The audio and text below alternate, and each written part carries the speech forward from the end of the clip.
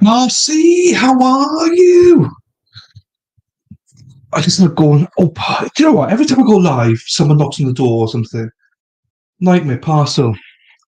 But it was my alternate corner uh, thing for the phone. Nice to see you, Marcy. Lovely to see you, actually.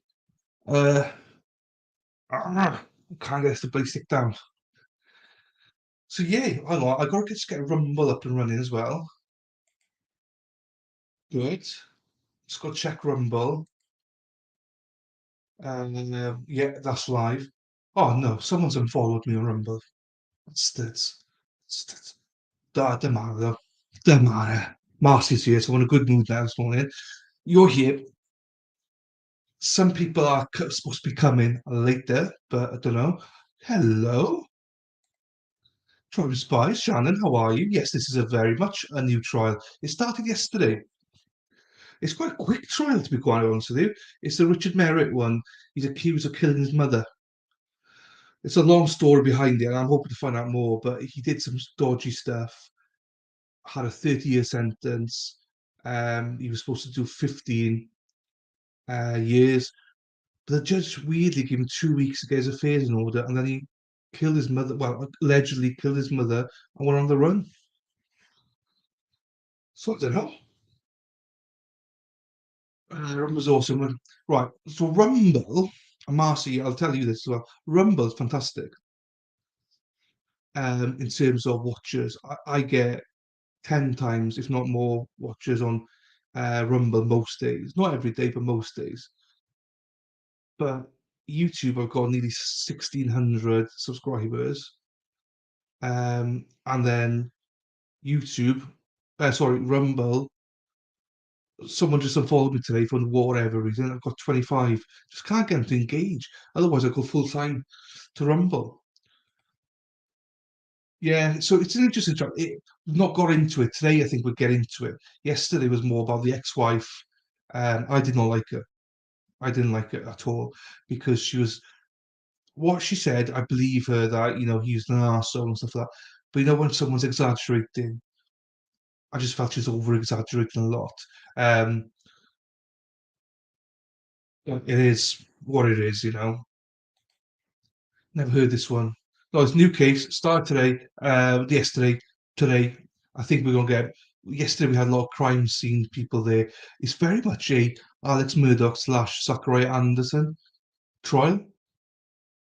DNA and they can't. Well, so far they can't find the blood. There's not enough there, type of thing. So yeah, Rumble's got, like Crime Spies on Rumble. She's got like 130, 140, 50 followers, so she's doing well over there. I just can't get traction, but sometimes I get like 85 viewers. We're here. I'm lucky if I get 5 viewers. Marcy, it's unbelievable. I just can't get traction on YouTube, but my other videos seem to do well. I always get about what, 300, 400 viewers, which is not like great. Don't get me wrong, but I'm happy with it. Maybe she's. No, I think I'm on my own a little bit. Spider Girl thought the same as me. She's over exaggerating, but Melissa thought that she was a great witness. I just didn't like, you know, um, I just didn't like the way she spoke. I want to see evidence rather than anything else. Um, Bomb diggity. Hey, don't say that word, Shannon. You're gonna get me closed down on YouTube. You are. 160. Oi, oi, 69, 169, Shannon. Well done, congratulations. That's amazing. That's amazing. I did tell people yesterday to go and watch you. My StreamYard collapsed yesterday. Um, but in fairness to them, they did reach out to me on Twitter or an email to see how they could help me fix it and stuff.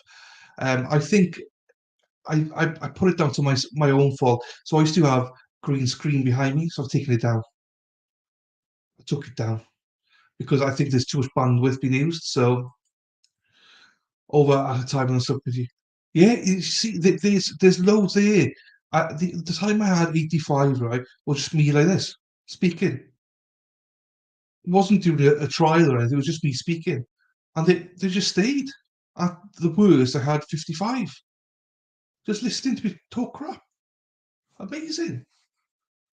Fuck YouTube. I don't blame you. Yeah, I'm starting to get like that. I don't know why people like. There's so many live streams going on at the minute that you just it is what it is. Do you know what I mean? People prefer the people who are either experts or they've got a lot more followers and stuff like that. So I can't get traction. But Shannon, we got Marcy here. Marcy's here. First time. Well, I believe it's the first time. You may have popped in before, Marcy, but this is the first time I've seen you at the start. We got Spider Girl. She's working night, so she's probably asleep right now. Um, with Rumble, so we can speak. Yeah, that's true. I hate having to flip between the both. I find Rumble as well at the start very slow. I'm just whoring myself out. Yeah, I don't blame you. Yeah, I haven't done. I haven't done. I'm too scared, if that makes sense. I like YouTube. The reason I like YouTube is for this chat function, and it's integrated with StreamYard. If Rumble was integrated with StreamYard, now we're talking. Do you know what I mean? Maybe I'd convert, but it's just a nightmare. It's not the same. Yeah, it's a night. Well, I'm fine with one, but it isn't like you on YouTube as well. You can prepare like 10 in a row. Where on Rumble it's like one at a time. So that's a pain in the ass having to do that. And also you can only do it day ahead of time and stuff. So we got Shannon here and we got Marcy the Legend here, New Hampshire, representing Minneapolis. Minneapolis represented as well. Who else we got here? There's more people here. I know you watch Marcy, I know, but I didn't think I wasn't sure if you popped in once or twice to say hello before. But I do know that enough of that she watches after the fact as well. She pops in sometimes say hello. Um, Leah's supposed to be back today. Hopefully she joins. But again, it's 9 o'clock in the it's 9 o'clock in the morning in the US in most places. Central's 8 o'clock. So no worries. I'll come over and give you a like later on. All right. Um, but thanks for popping in, Christ Boys. Lovely to see you as always. Who else we got here? Don't be shy, guys. I know there's more people here that maybe don't want to say hello because it is a bit scary to say hello sometimes. Yeah, 8 a.m. there. I know, I know. So that's what I mean. It's a bit early this trial, but in Minneapolis, you see, Minnesota. See, I got it down. I got it all down. I have Minneapolis. They're going to do. Oh, I don't know, Carrie. I've not heard of that one. I know you're doing a trial next week as well. So I think this was going to be done by probably Tuesday, Wednesday. Then I'm doing Aaron Hernandez. But anyone wants to watch a live one, hopefully they go and join you, Crime Spies. Minneapolis. Minneapolis. You see? Minneapolis. Oh, I said is when I Minneapolis. To Carowin's here. Carowin's rocking it. Christ, boys, you take a piss of me. Go and say that. Caerfyrddin. Caerfyrddin. Go and say that. Huh? Caerfyrddin, that's Welsh for Carmarthen for Welsh lessons today. So the Welsh word of the day is Caerfyrddin, which is called Carmarthen. So Carmarthen in Welsh is Caerfyrddin. And that's not. Caerfyrddin's probably about half an hour, 40 minutes away from me. Oh, I know, I know. Yeah, I know which one she is. Yeah, it was a close one, wasn't it? I remember I've seen her on Twitter somewhere. Right, now what's going on here now then? What's going on here? Right, law and crime. Right, yesterday, right, just checking. Oh, here we go. Sorry, I was going to say Atlanta is Eastern time, isn't it? So here we go. They just popped in live. So share screen. What else is here? Look, we don't buy Carowin's lovely. Marcy the best. I'm so excited to have Marcy here. Marcy, thank you so much for joining us. And I understand you to go at any point. It's all good. Anyone else, just say hello. Don't bite. Right, let me get this bloody thing up. A stream, I mean, not nothing else. Um, Here we go. They told us it was 9 o'clock start, so here we go. Right. To be fair, Chris, but she may have gone because the few people dropped out. So, oh, I got 3 people watching on Rumble as well. So we're picking up pace on Rumble. Rumble normally we have 20 odd, but never at the start though. Never at the start. Caraway, how's the mugs going? I hope the missus likes the coffee one. Literally the only Welsh coffee one I've sold. So iechyd da boy.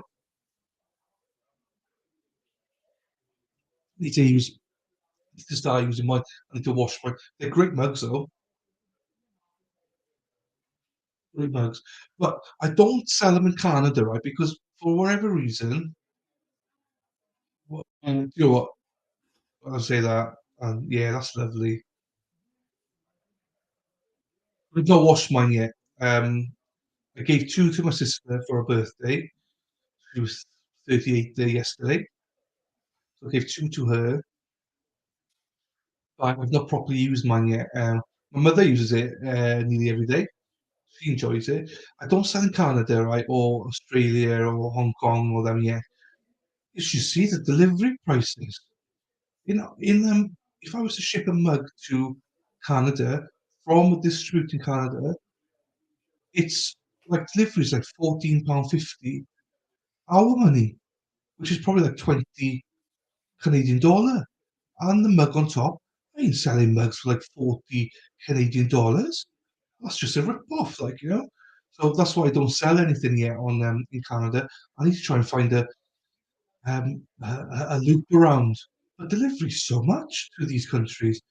I'm sorted for America and for UK, but that's about it. Oh, we're losing everybody. I think we've lost everybody on stream. Right.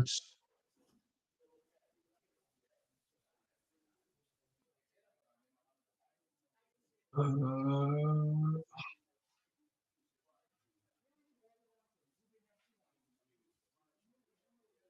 oh, thanks, Crime Spies, if you're still there. Thank you. I'm just going to give Crime Spies a like now as well. There we are. The message,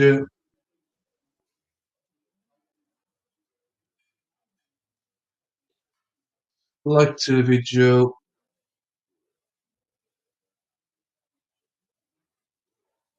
and right, I need to go out with it because of bandwidth, stuff like that. Right, there's fine. So it's a pain because I can't get Rumble onto this chat, which I hope to change that, you know. Um, it's a shame. It's a shame. All right, just gonna tweet out that we're now live as well.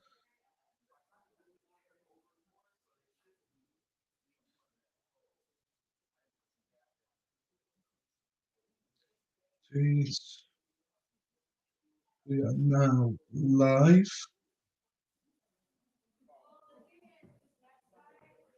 Marcy, Crime Spies.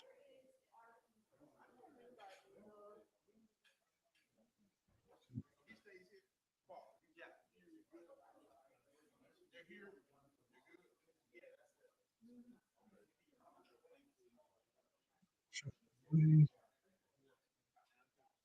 need to get a link. Oh, I also get the link.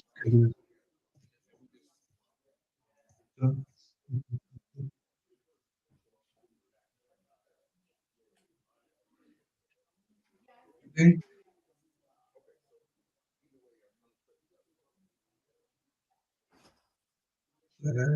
get rid of some of that stuff.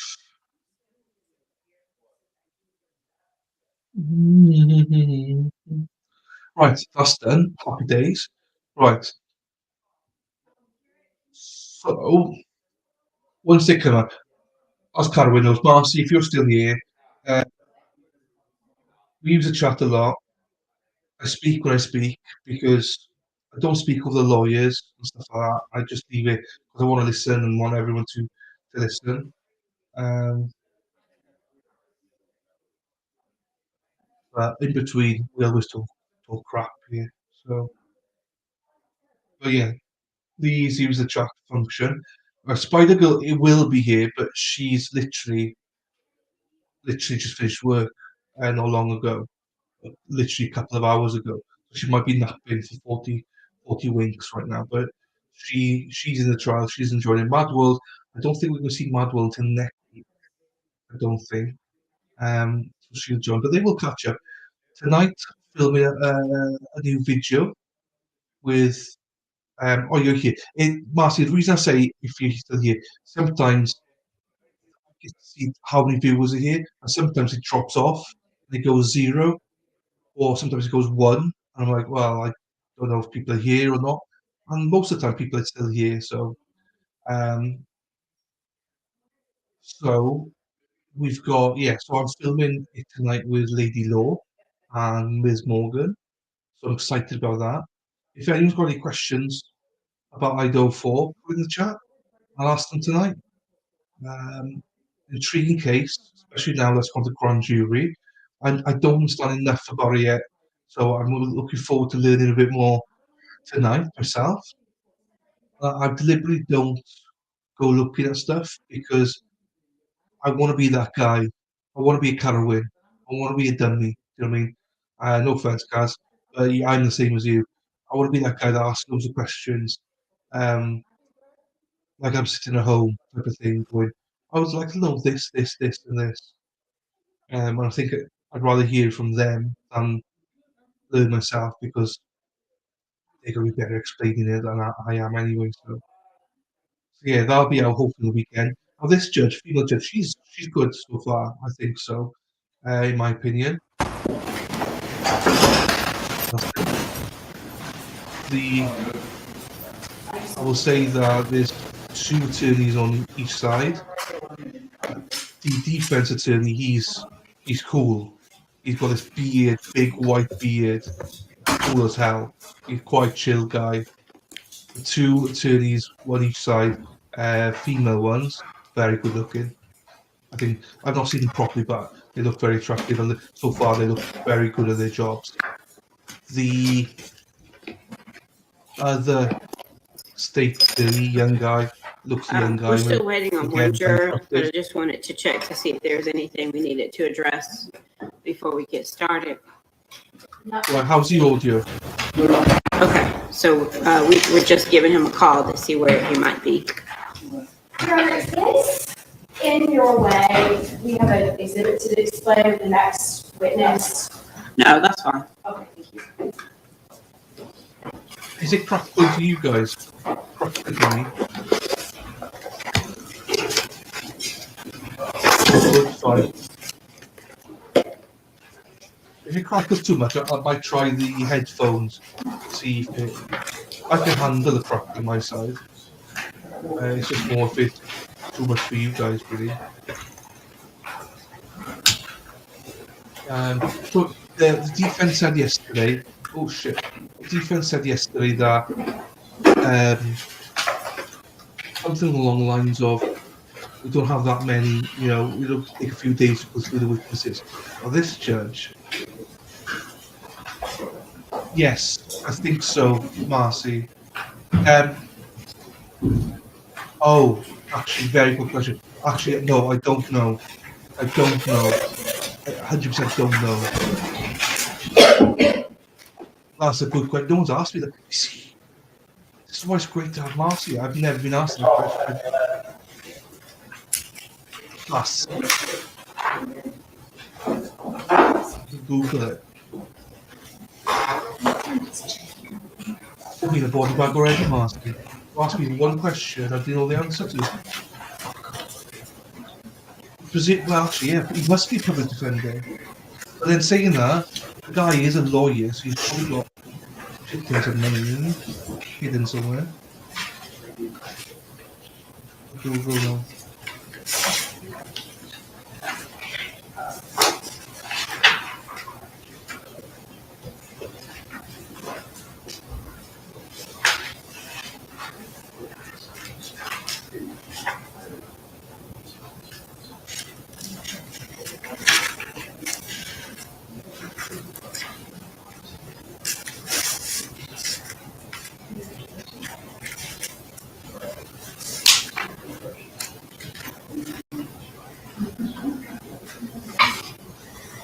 It didn't say, I can't find it.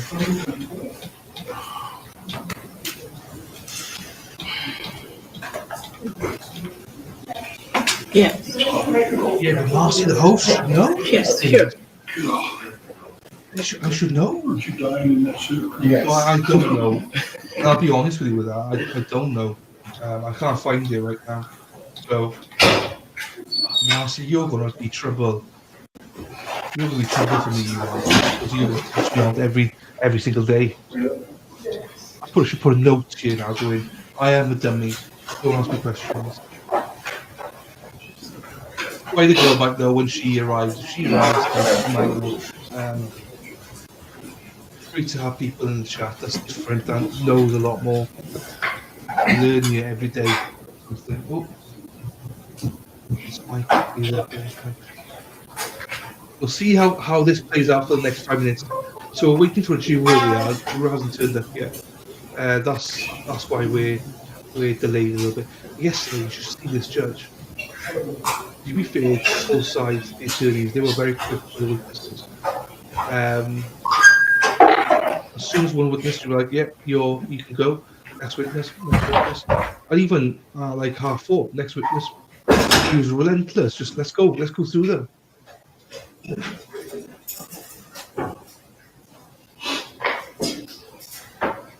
I like that. I like fast, quick pace. I don't like slow trial. I think this is going to be very quick. Whatever else is here, say hello. It's Marcy and Carolyn at the minute that's here. Please say hello, Jack. Yeah, join. I know it can be a little bit scary to say hello and stuff like that, especially if you don't know other people. Especially when you got a guy speaking to a mic that you may not understand. You might need subtitles. Oh, I get it. It's easy to watch sometimes, but you don't have to talk. I don't expect anyone to speak in chat, but stay if you want to, guys. That's all I'm saying. If you ever want to say hello, we welcome everybody to say hello. Everyone's lovely. Marcy's asking you all tough questions already. Carwyn doesn't because he's like me. That's what Carwyn's from. Basically, we used to live right next to each other, basically. We live probably about half an hour from each other now. So you've got 2 Welsh idiots in the chat. You got a brain box like Marcy asking the tough questions. So, yeah, we're like opposite sides of the spectrum to it. Let me go Rumble. Oh, I forget my Rumble every bloody time. Rumble, say, I will remember you today. If you want to chat in Rumble. Okay, so he's here now. Are we ready to get started? Yes. Right, let me know if it's too crackly. Oh, then they leave. Let me know if it's too crackly. I can put my headphones on and see if it's better that way. We won't go until we get into it a little bit.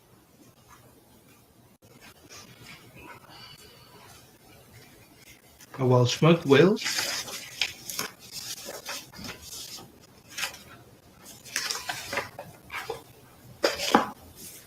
These kind of windows. I speak a lot, so if you're doing other stuff, I just use me as background noise. You don't have to use me as a chat. But I find it like because I can see people coming in and out. People come in for like 5 seconds and then leave. They never understand that. But it is what it is. Nothing we can do about it.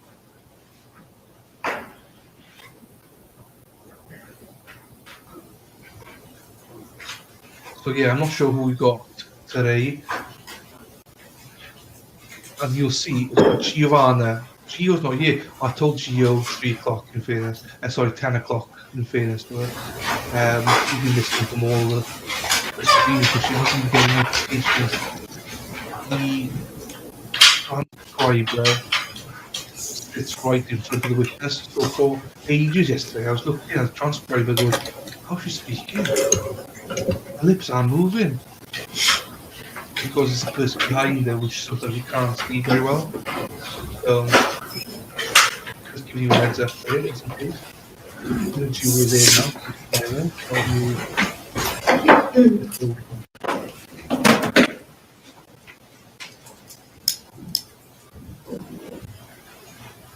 just on the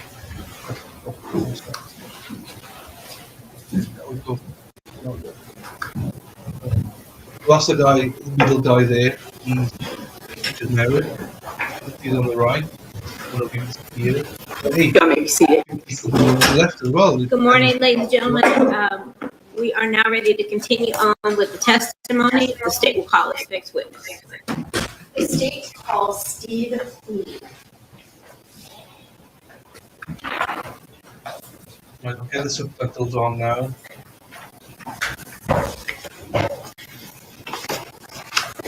Okay, once again, this starts speaking up, subtitles up. Again, let me know about the audio. I'm not checking my sound as well. What am I doing? Checking on when you alternate corner. Yes.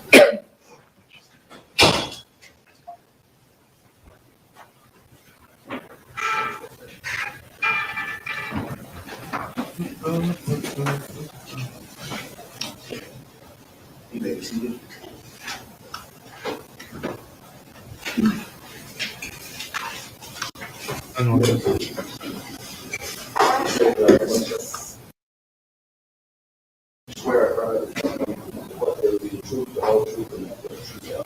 I do. I do.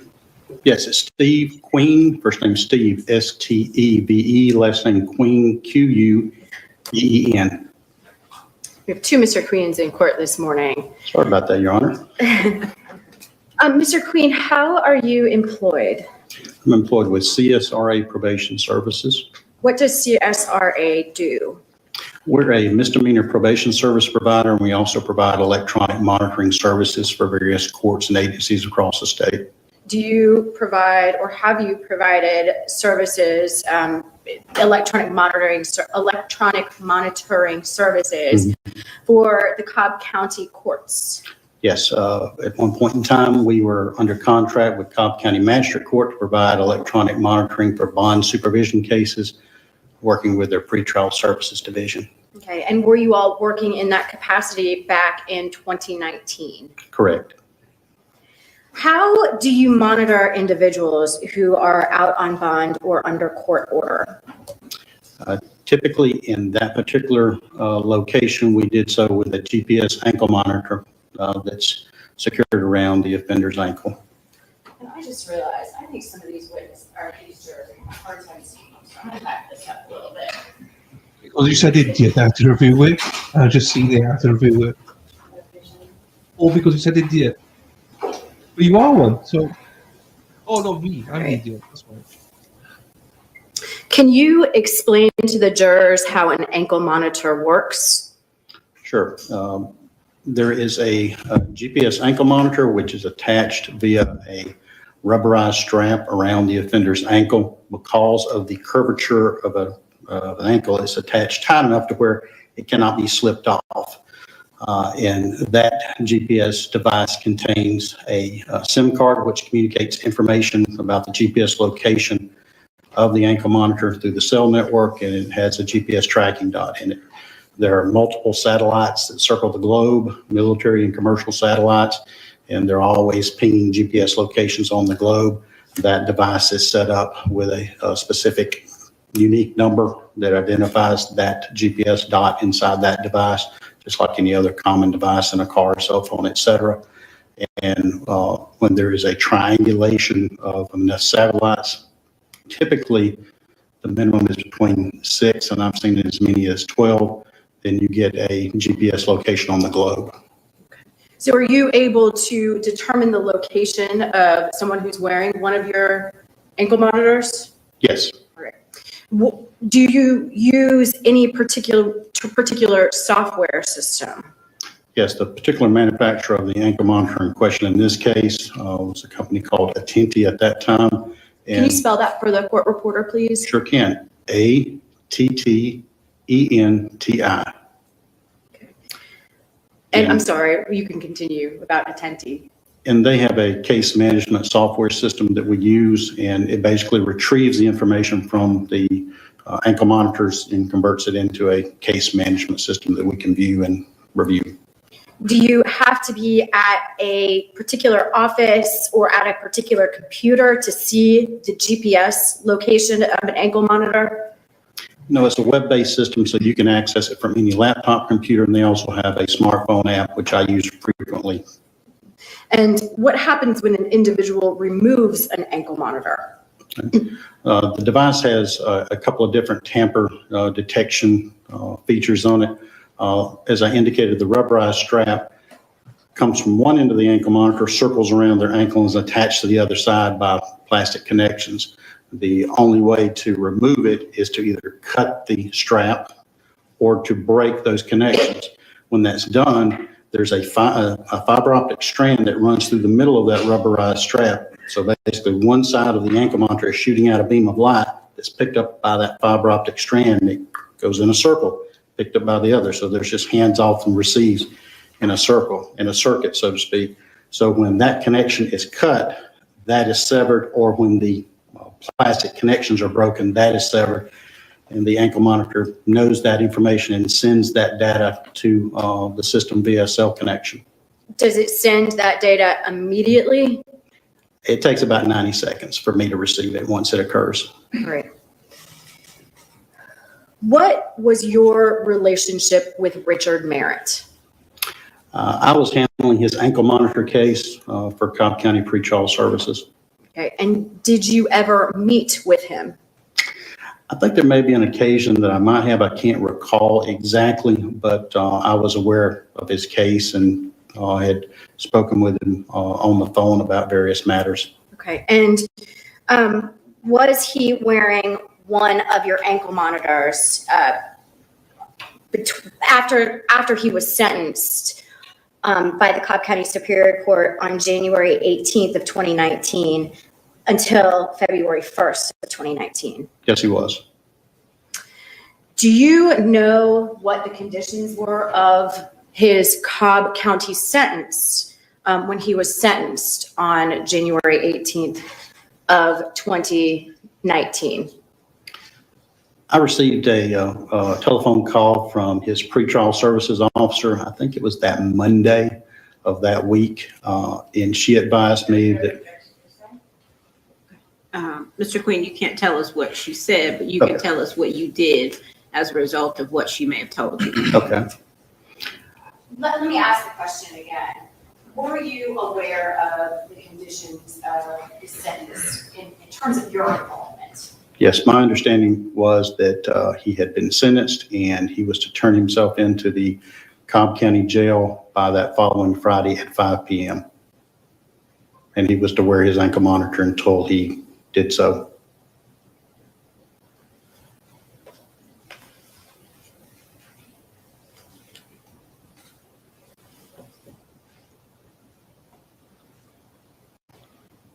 The lawyers have to do all the screen stuff themselves, which is annoying because they're slow doing it. We'll get there. We do get to see a lot. I didn't thought she saw another laying down die yesterday, but I didn't see that. So I hope we don't see that. This is a cross between argument and Zachariah and essentially.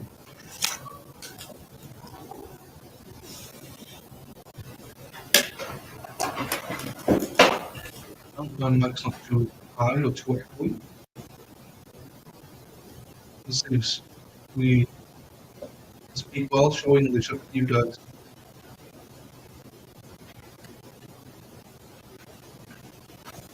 I'll just let you stream.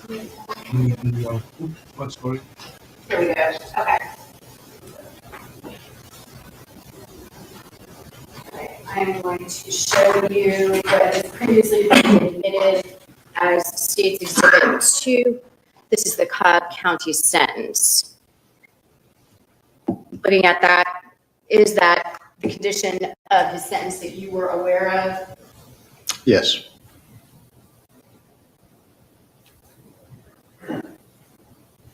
And what does it say at the top of this page here? The highlighted portion?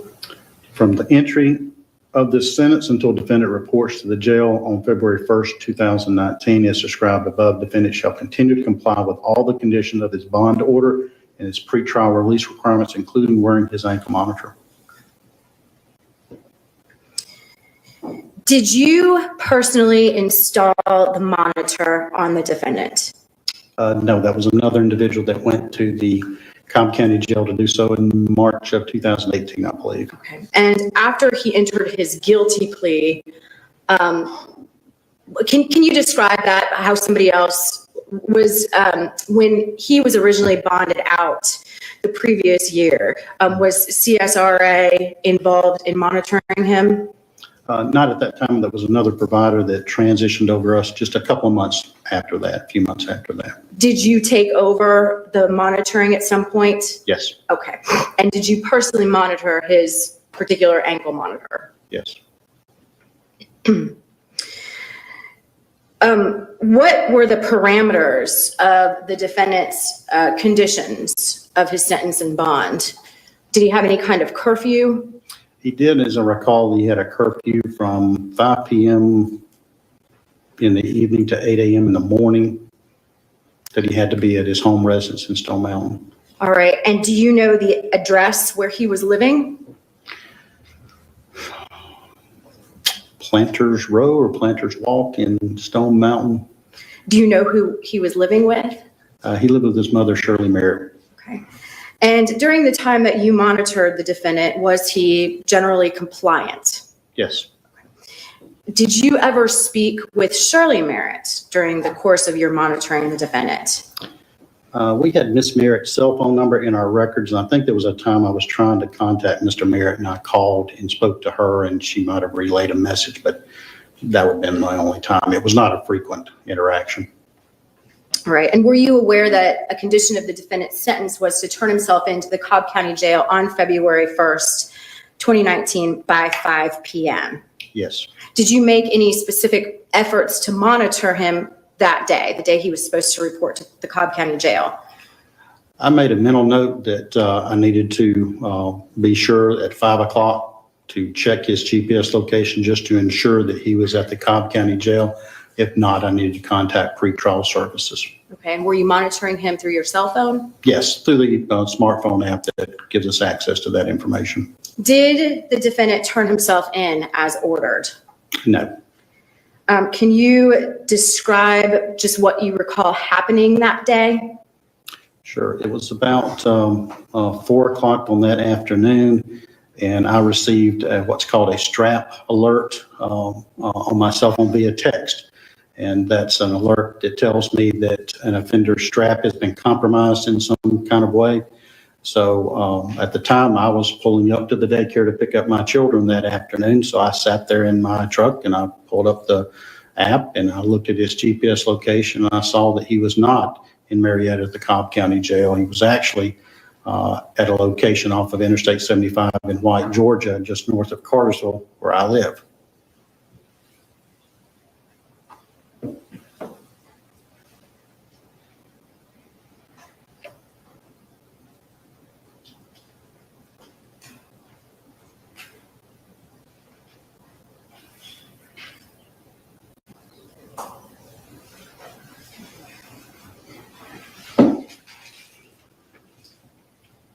Did you obtain the attendee records for the defendant's ankle monitor for the day of February 1st of 2019?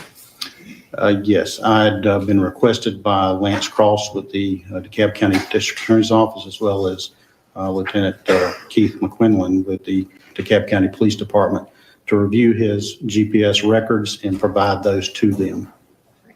Your Honor, at this time, I'm going to move to admit States Exhibits 51 and State Exhibit 52 via the business record exception. This is the attendee records, including the map that was provided by attendee showing the defendant's ankle monitor whereabouts the day of February 1st, 2019.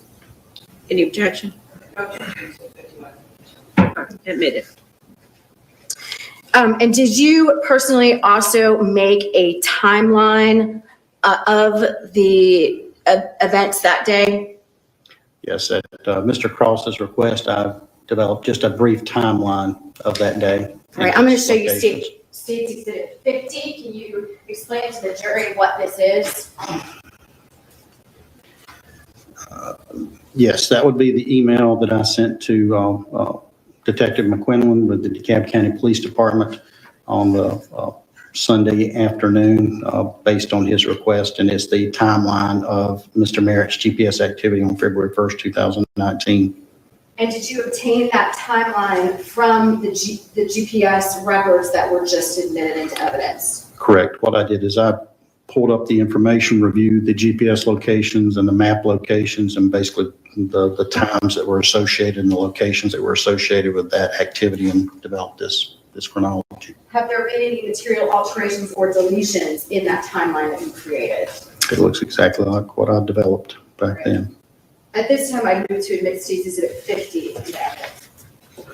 That's the clarification on you're saying what the author justified generating the content of that document.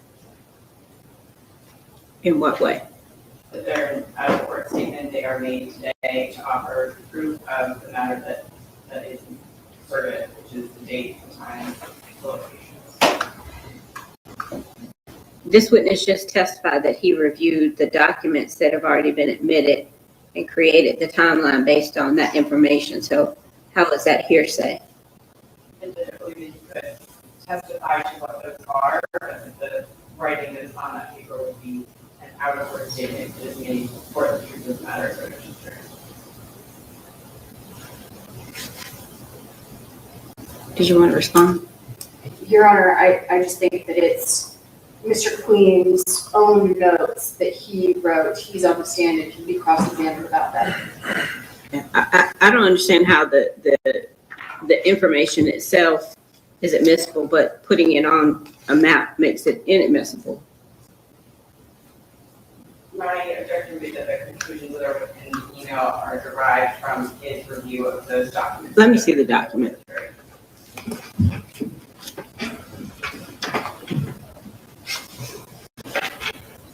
I love this, Judge. No messing.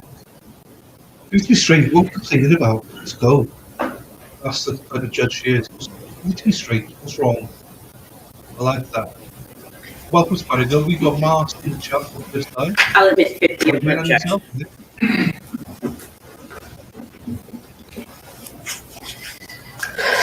All right, Mr. Queen, I am going to show you page 1 of the attendee records, which is State's Exhibit 51. I know it's a little bit hard to see, but this first column that I've highlighted, can you explain to the jury what that shows? Yes, this is basically out of the case management system, a report that we can generate that'll indicate each GPS location that is taken from the ankle monitor of an offender's that is wearing, and it gives the date and time stamp of that GPS location, the speed, if there is any, if it's in movement, the direction it's heading, the latitude and longitude on the globe, and a geocoded address to that latitude and longitude. All right. And what is shown in the second and third columns of this record? As I said, that would be the speed and heading of the ankle monitor if it was in movement. And is that in miles per hour? Yes. And what about this next row, these next 2 rows? What does that show? That shows the latitude and longitude points of the GPS location of the ankle monitor at that time. And finally, what are we looking at here in the last row on the attendee records? The system will take the latitude and longitude that's indicated there, and then it will match it up to an address that is recorded on the globe. Mr. Queen, if we look at this first page, the address is listed all the way from the first to the last entry as 1590 Planters Row in Stone Mountain. What is significant about that address? As I recall, that's the offender's address at the time, his home address. And back to the first row, which you described as the date and time stamp, is that recorded in Eastern Standard Time or DeKalb County time? Yes, it is. All right. What time did the defendant leave home initially? Let me actually go back. We've admitted State's Exhibit 52. What is that? This is a map that the system generates using Google Maps, basically taking the information that's on that report and putting it on a map view so you can visualize it that way. And what do these green, I know it's hard to see, but they're arrows. What do those green arrows represent? The green arrows typically indicate the location of the GPS ankle monitor at the time, as well as the direction that it's heading if it's in movement. If they're a circle, that means they're stationary. And if we look at the top left corner of the exhibit, there is a line of red arrows. What do those represent? When the arrows or the dots turn red, that means that ankle monitor has some type of alert or violation. And in this case, these red dots indicate that that's when the strap had been severed. Okay. Was there movement after the strap had been severed? There was. Okay. And who was that movement by? That was me. I'm going to show the jurors State's Exhibit 52A, which we are going to use as a demonstrative aid.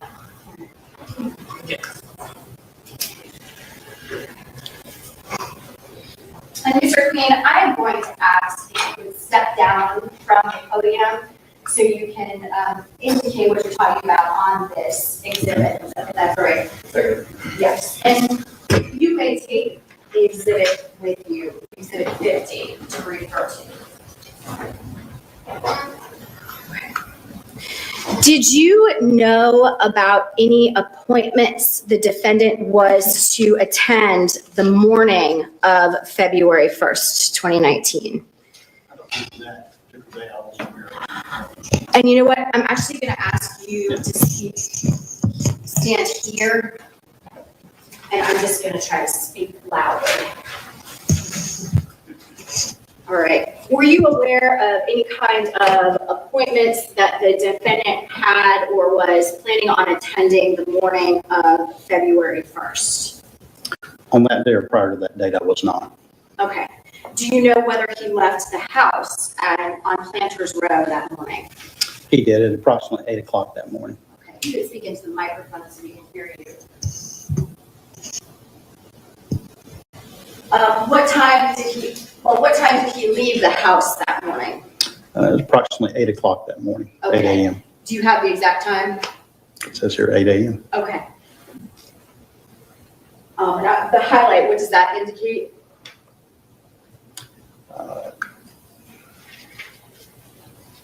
Is that the time that he left the house that morning? It looks like the departure time or where the address begins to change and indicates movement.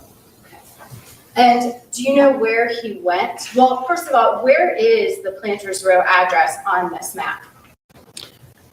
Right here.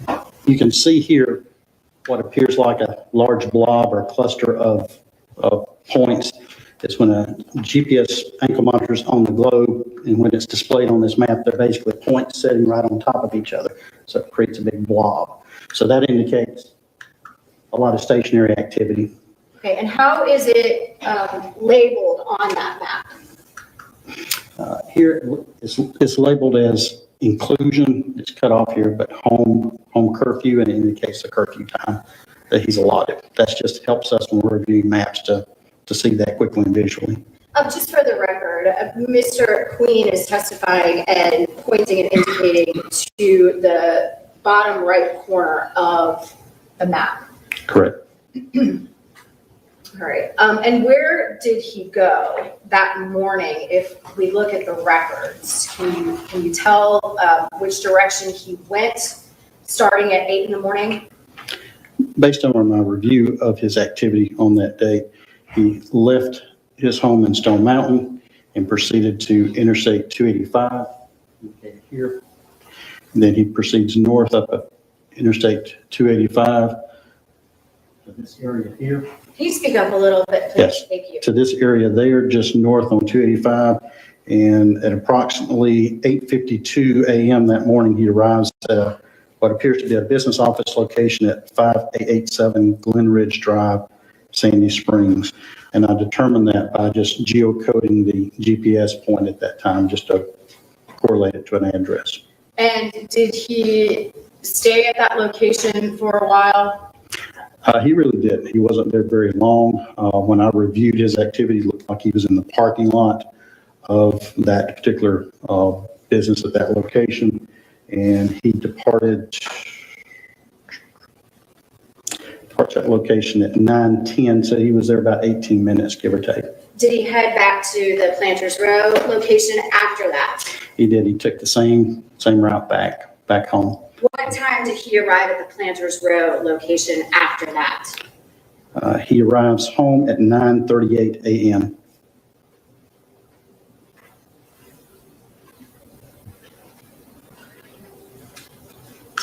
Is that the timestamp that I've highlighted on the screen? Yes. I know it's hard Yes. to see, Mr. Queen. All right. Did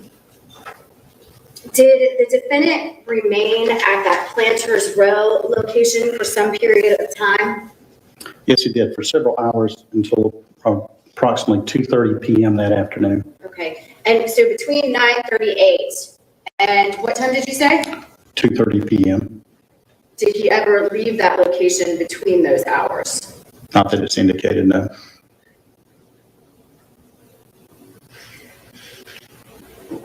So this highlighted portion of the attendee records, what does that indicate? Once again, that indication you can see to the right that indicates the geocoded address. That's just those GPS points being at that location minute after minute. Okay, is that the time that he remained at the Planters Row house? That's correct.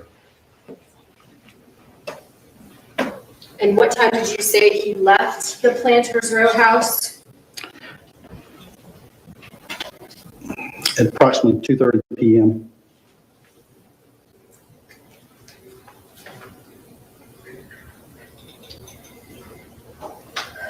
Where did the defendant go after he left the location? And do you have a precise time for the time that he left the location? Based on my review, it was at 2:35 p.m. that I can verify that he's away from the That he's location. away. Right. Okay. And that's typically done by looking at the first GPS point that's outside the residence location and typically on the roadway in travel mode. Looking at this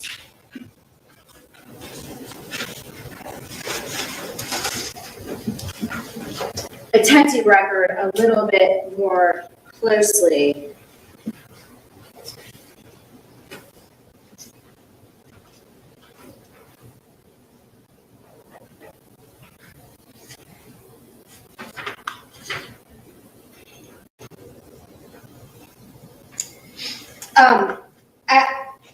looking at page 9 of this attendee record a little bit more closely, it says Planters Row until about 2/3 down the page. What is the last timestamp at Planters Row? The last timestamp noted here is 2:29 p.m. And then what happens after that?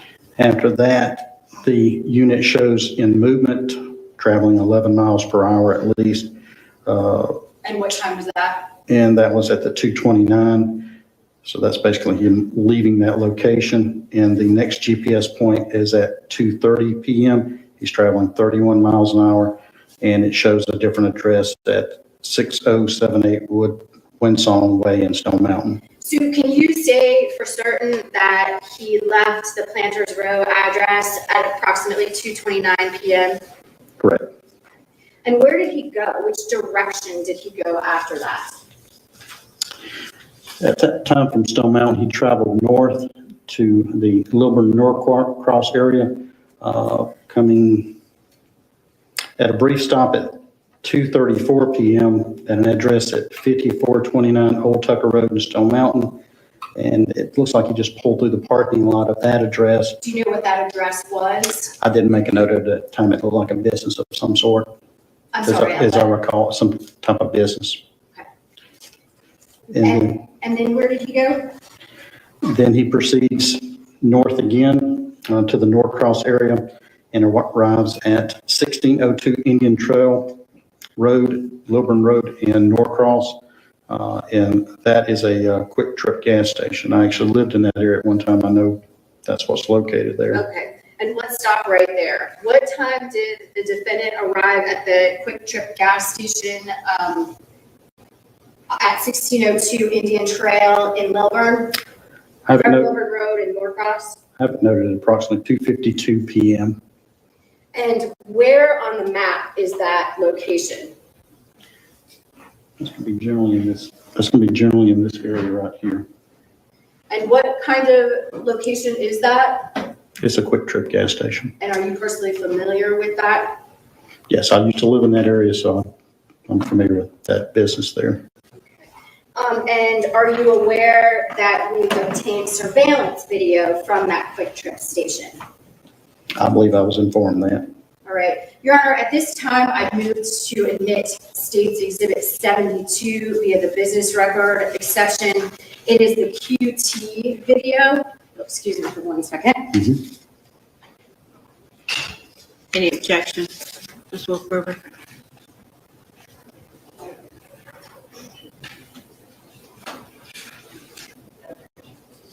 Admit it.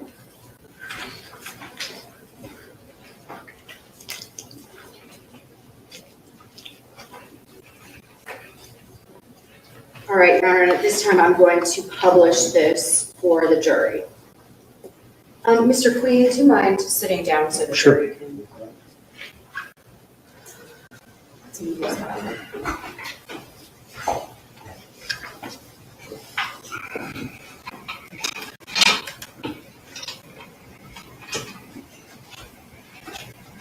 All right, this is State's Exhibit 72.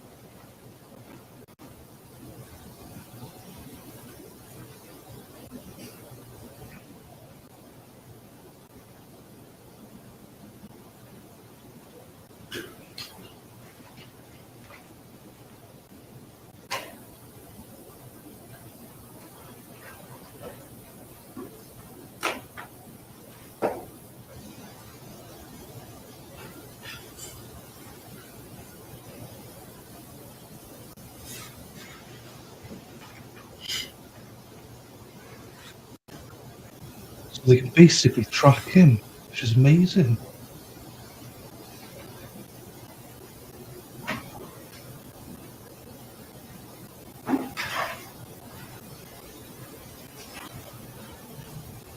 Not a mini story now, isn't it? He arrives, he goes into the store to see what he buys. There's cameras everywhere. Unbelievable. If you couldn't get away with murder, you could be incredibly lucky. You could plan it down to a T. With all the cameras in the stores and, ring cameras and on the streets and people with phones, and you can piece stuff together. It's unbelievable.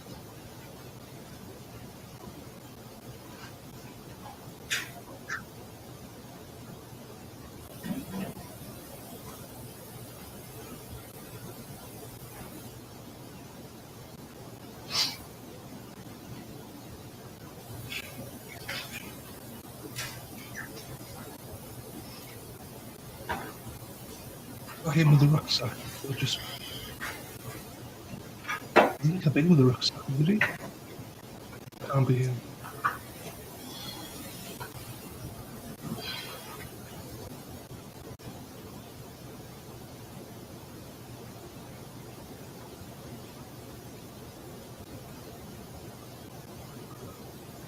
He must be coming next or something. Got him in the background now.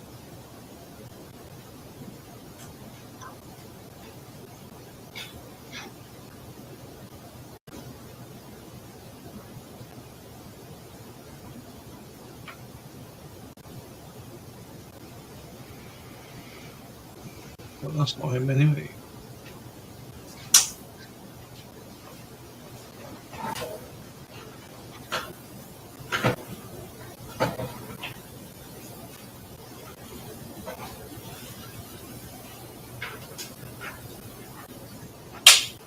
He must be coming up in a bit now.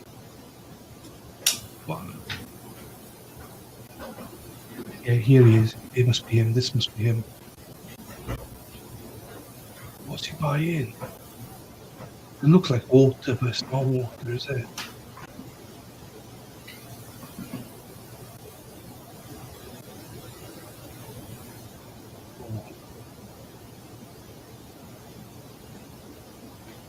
They'll have a receipt for that. So true, isn't it? They're always watching. Like even on the street, someone's mobile phone there.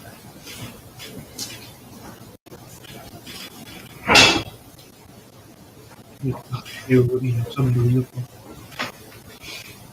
Even if you think, oh, they're masks, at one point you're going to take that mask off.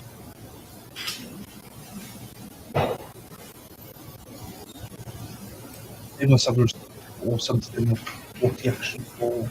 We'll find out now.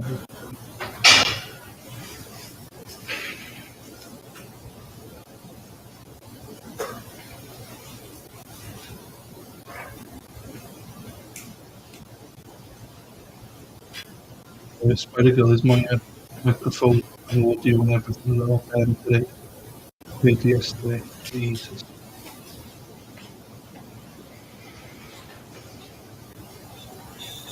And whoever's on YouTube Rumble, please say hi. I know we're off Marcy, kind of weird and Spider-Girl here.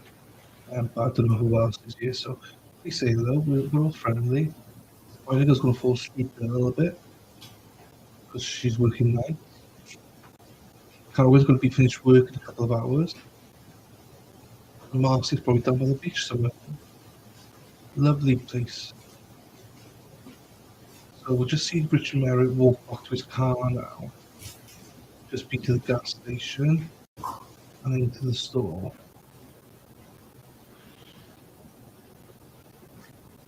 We're just discussing how the cameras everywhere.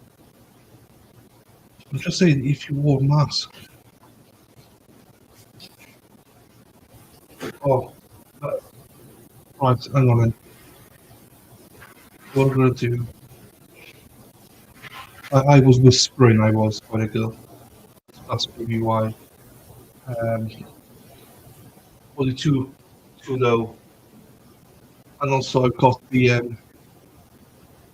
trial right up. I'll bring it back down a little bit. So we'll see how that is. How's my audio now? I'm back to speaking normally now, rather than whispering. Hope that's a bit better now. It's really hard because you can't hear yourself, do you know what I mean? So,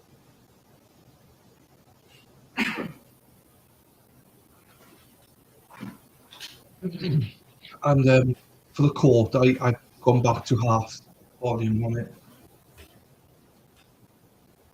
So everyone can adjust their own volumes as they wish. And because of all the complaining Spider Girl made yesterday about all the ads, I've now gone back to YouTube Premium, so there's no ads. And I'm only joking, Spider Girl. I was going to get it because I was the one annoyed, but still, it is better without ads.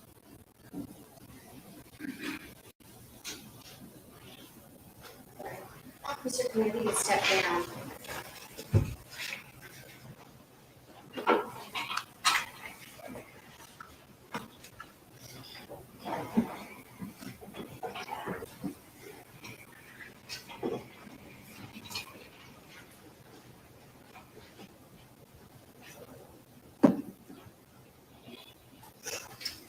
Just could you remind the jury where that QT station is located? It's in this area here. And what time did he leave the QT station? I have it noted at approximately 2:59 p.m. Which direction did he head after that? If you could please indicate on the map. Yes. He goes north again a short distance to Interstate 85, enters the interstate that way, and then travels south. And then where does he go? He travels south to Interstate 285 and then gets on the top end perimeter around 285, traveling towards Interstate I-75, which is indicated at this location. And where did he go after that? He travels north on Interstate I-75 from the perimeter Atlanta area all the way up through Cobb County, past Kennesaw, past Ackworth, past Emerson, is indicated here, past Cartersville, and then continues up to this location here in that vicinity, which is just north of Cartersville in a community called White. And where is on this map the Cobb County Jail where he was supposed to turn himself in? I think it's right. Okay. And does that say, just for the record, does that say inclusion and then Smyrna underneath? Correct. It's actually, you can see a portion of it out here is labeled Cobb County Detention Center. It's indicated by that square right there. Did he make any stops on 75 North? He did not until he reached this part in Bartow County, just north of Cartersville. And his first stop was at, when he exited the interstate, was at 4:07 p.m. He gets off the exit and goes to the parking lot of an address at 2310 US 411 Cartersville. And that's a Waffle House at that location. And where approximately is that on this exhibit? Right there in that cluster of points right there. What time did he leave that Waffle House? He left immediately after at 4:08 p.m. and enters the roadway at I-75 and continues north again. And then what happened? He continues north, this one exit, and exits Interstate I-75 at the Cass White Road exit. Where is that? They're indicated at the most northern points that you can see on this map. What time did he exit I-75 onto the Cass White Road exit? That was at 4:12 p.m. And what happened after that? At 4:14 p.m., I received a strap alert indicating that the strap on his ankle monitor had been compromised.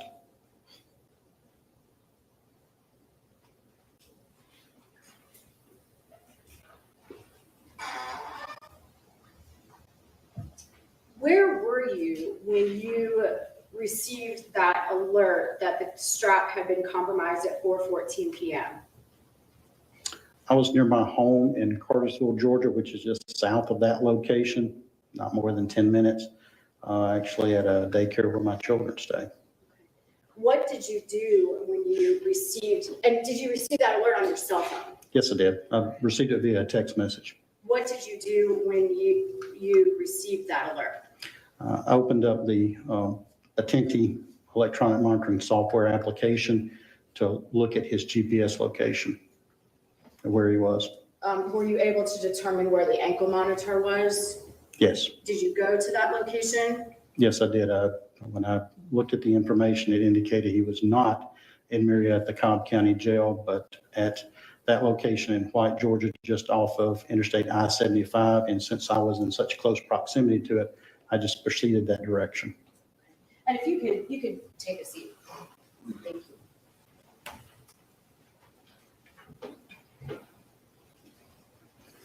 Can you just help me move that?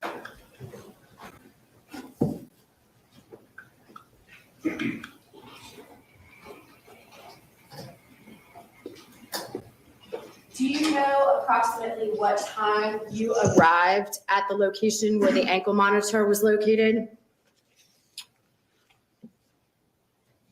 It was probably 20 or 30 minutes after that, so around 4:40 p.m. Did you have police officers respond to that location as well? No, I did not. What type of location was that? That was a TNA truck stop. It's actually a large truck stop, and on the other side of the road is a pilot truck stop right off that exit. I think it's the last truck stop before you get into Atlanta.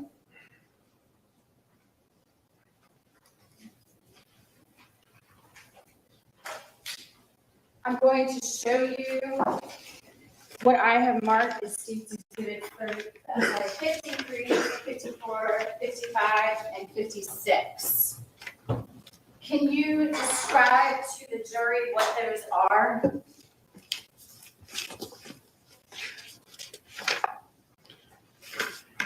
These are aerial photographs of the TNA Travel Center truck stop there off the Cass White Road exit in White, Georgia. And is that the truck stop where you found did you find the ankle monitor? I did. The GPS location indicated it was going to be in the corner of the parking lot of that truck stop. So when I pulled into the truck stop, it wasn't hard to tell where it was. There was a lamp post in that corner where the GPS location indicated. Right under it was a trash can. Okay, and do those exhibits that I just showed you fairly and accurately represent what that area looked like at the time? Yes. All right, Your Honor, I'd move to admit State's Exhibits 53, 54, 55, and 56. Did the GPS records show that the defendant actually severed the strap of the ankle monitor while at that truck stop? The alert we received through the case management software doesn't tell us what it does, just that there's been a compromise in the strap, and you actually have to get the ankle monitor and look at it to determine what caused that. Okay. Looking at State's Exhibit 53, can you just in general describe to the jury where you found the ankle monitor? Yes, if you see the parking lot that's to the right, that's just adjacent to the truck stop, and the bottom right-hand corner, you see a little notch in the parking lot. Can you stand up and demonstrate behind you where that's located? I didn't even know it was behind me. Look up. Right here. In this corner here, you can see the top of a lamp post, and underneath that lamp post was a trash can. Okay. What are we looking at in State's Exhibit 54? That is a photograph of the lamp post with the trash can in the bottom of it in the corner of that parking lot. Did you take this photo? I believe I did. And what are we looking at in State's Exhibit 55? I went over to the trash can, opened the flap, and I could see the ankle monitor inside it, so I just removed the top of it and took this photograph of the ankle monitor laying in the trash can. Oh, I'm sorry. Next to that. And what is this in State's Exhibit 56? That is the actual ankle monitor I retrieved from the trash can. Okay. And had the strap been severed? Yes, Okay. Did it appear that it had been severed with an instrument or by hand? I believe it was cut. So it was cut with a knife, a pair of scissors, something like that. What did you do after you recovered this ankle monitor? I just took possession of it and then I left that location. I did drive through the parking lot. I didn't see Mr. Merritt or any signs of him. And then I traveled from that area back to my home with that ankle monitor. Did you report the violation? Immediately when I received the strap alert and looked at his location and saw he was not at the Cobb County Jail, I could only surmise he was not turning himself in as the court order required. I contacted his pretrial officer and notified them immediately. Okay. When did you learn that Shirley Merritt had been murdered? The next morning, I received a call from Kenya Jackson, the pretrial services director, letting me know that I was probably going to be receiving calls from authorities in DeKalb County wanting to know the location of Richard Merritt and that his mother had been murdered. Okay. And did you assist DeKalb County officers and detectives in investigating this case? For the most part of that day into the next day, yes, I did. Okay. I have no further questions. It's the female defense attorney. So it'd be good to see here. We had the guy yesterday all day. And how's my volume now, Marcy? Is it all right? Spider Girl, my volume okay? Compared to the audio, was it too much? I mean, Sure. I was whispering earlier on. Oh, here we go. She's a 50 as well. See what I mean with the transcriber? She's right there. Mr. Queen, do you recall when you started monitoring Mr. Merritt? It was in the summer of 2018, I think around June. Okay. And you said that you had taken over from another provider, is that right? That's correct. Okay. And we've been talking a lot today about the records specifically from February the 1st. Correct. But you would have records from the entire time that you monitored Mr. Merritt, right? That is correct. Looking at those records from February 1st, there was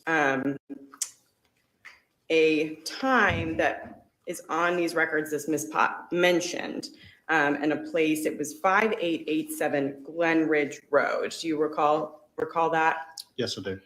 And on your direct testimony, you mentioned that it was a business location, is that right? That's what it appeared. And I think you said it looked like a parking lot? No, it was a business and it looked like that his GPS location mainly was in the parking lot. Okay. But you weren't at that location that day, No, right? I'm just reviewing the case management record and the GPS points to determine that. So you don't know whether Mr. Merritt was in the parking lot or went into that business? I wasn't there, so I don't know that exactly. Okay. And you said it was about an 18-minute visit? Approximately, yes.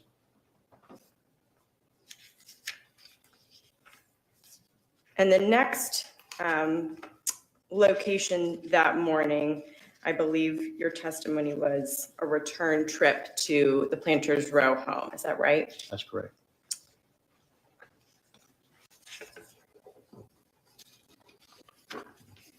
Let the record reflect that I am going to publish Exhibit 51.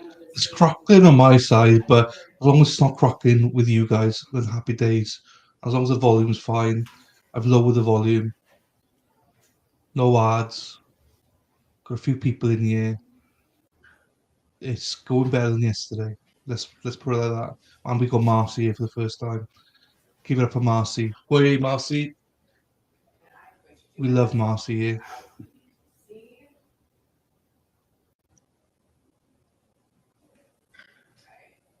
Now you Oh, see my transcriber. pen right here. I'm gonna zoom in a little bit so everyone can see. This is where you received the return to Planters Row, is that right? That's correct. Okay.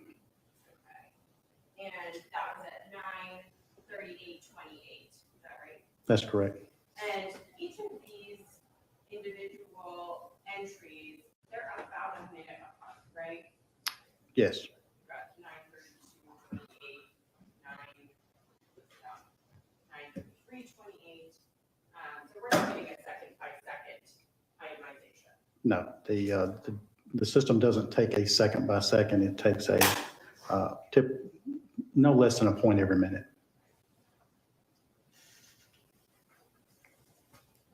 And at 9:38, that's the first that you learn of the 1519 return to the home, right? That's correct. But we don't know if that's in the driveway or in the house. You don't know where that is exactly. Not exactly, no.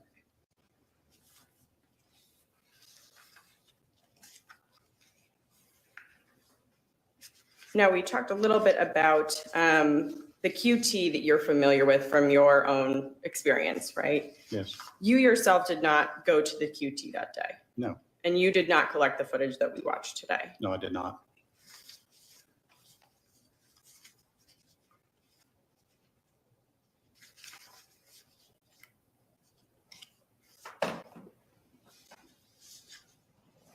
Now, you did go to what you have identified as the TA truck stop. Yes. And you went there after you received an alert on your phone of a sort of violation, is what you said. That's correct. And how fast do you receive those alerts? Like, did you say it's 90 seconds? It can be as quickly as 90 seconds.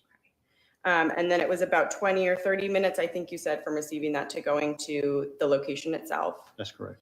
And do you have the coordinates of the trash can? The exact coordinates? I'm sure they're probably in that report, yes. Okay, so if I gave you the report, that you'd be able to point out the exact trash can? I could probably come pretty close. May I approach, Judge? Mhm.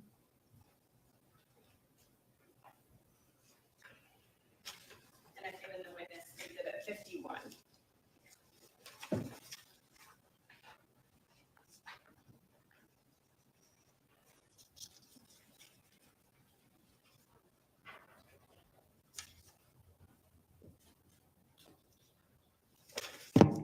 Oops, sorry.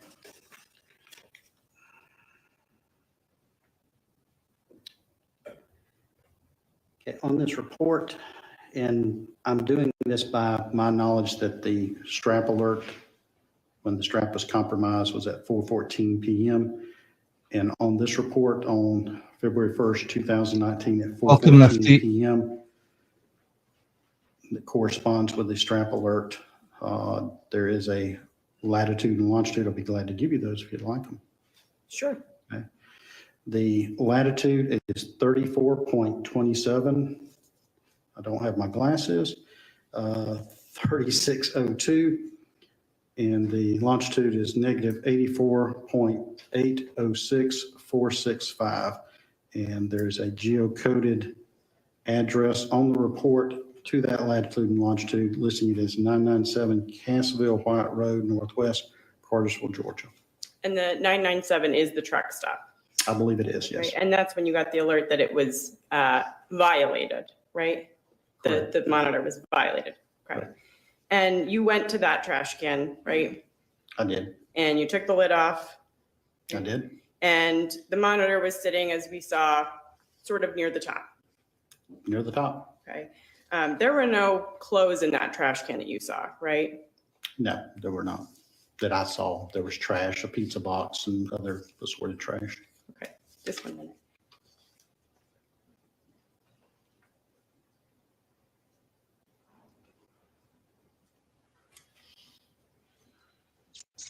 Lefty's here. If you've got any golf questions, And Mr. Lefty's the Queen, guy to ask them. You've been working, it sounds Good like, in job. this field for some time now, Since 1990.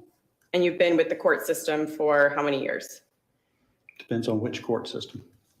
All the court systems Since 1990. since 1990. So you know from your work what happens if somebody violates their conditions, right? Yes, Then there would be a report created often, correct, and that would be given to the courts, correct. and someone can be violated based off of that report, That's right? correct. And in this case, you didn't write a report, right?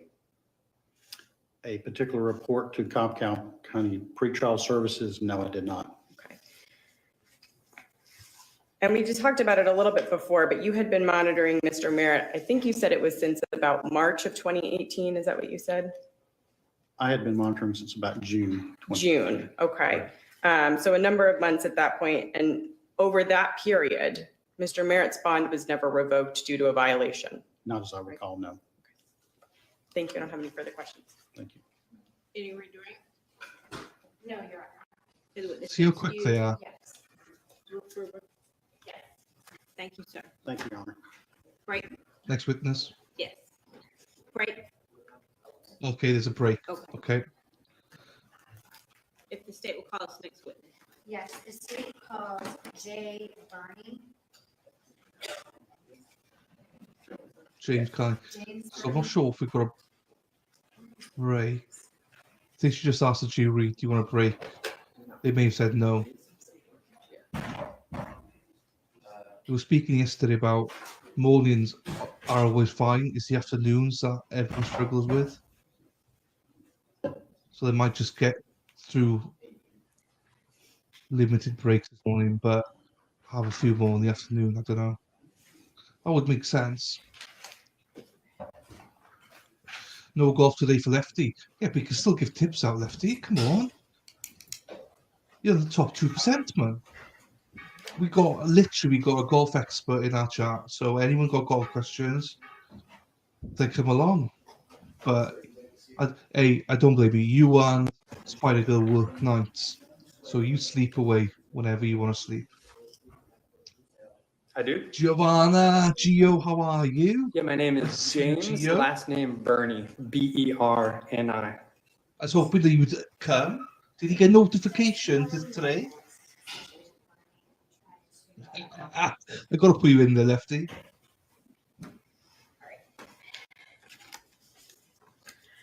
How are you employed? I work for the Federal Bureau of Investigation, or the FBI, Okay, how long have you been with the FBI? since 2007, so almost 15 years.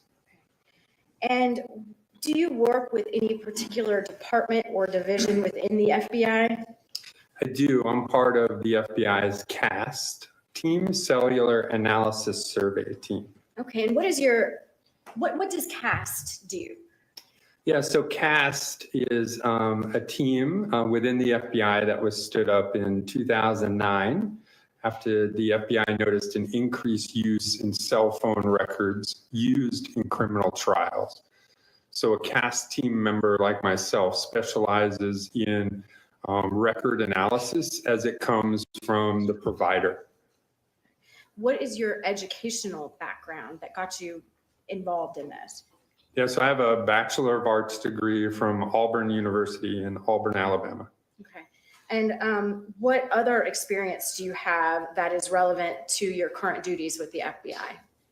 So I spent 10 years active duty in the United States Army. The last 6 years I spent doing military intelligence work with the National Security Agency, or NSA, where my job was basically to track Department of Defense high-value targets using their communication devices like cell phones, satellite phones, things like that in Iraq and Afghanistan. And does CAST work only on criminal cases? They do not. So anytime that we need to locate a device, it could be, a runaway, it could be a suicidal kid. Anytime we need to locate a device, we can use this technique, and CAST is employed to do that. What is historical cellular record analysis? Yeah, so by law, all service providers have to keep a record of every device on their network, and they do these on what's called call detail records, or CDRs for short. So think of a CDR as like your old school phone bill when we used to get those, right? It would have our number, the other number we were in contact with, the date and time of that call, and then the duration. You know, was it a 30-second call? Was it a 10-minute call?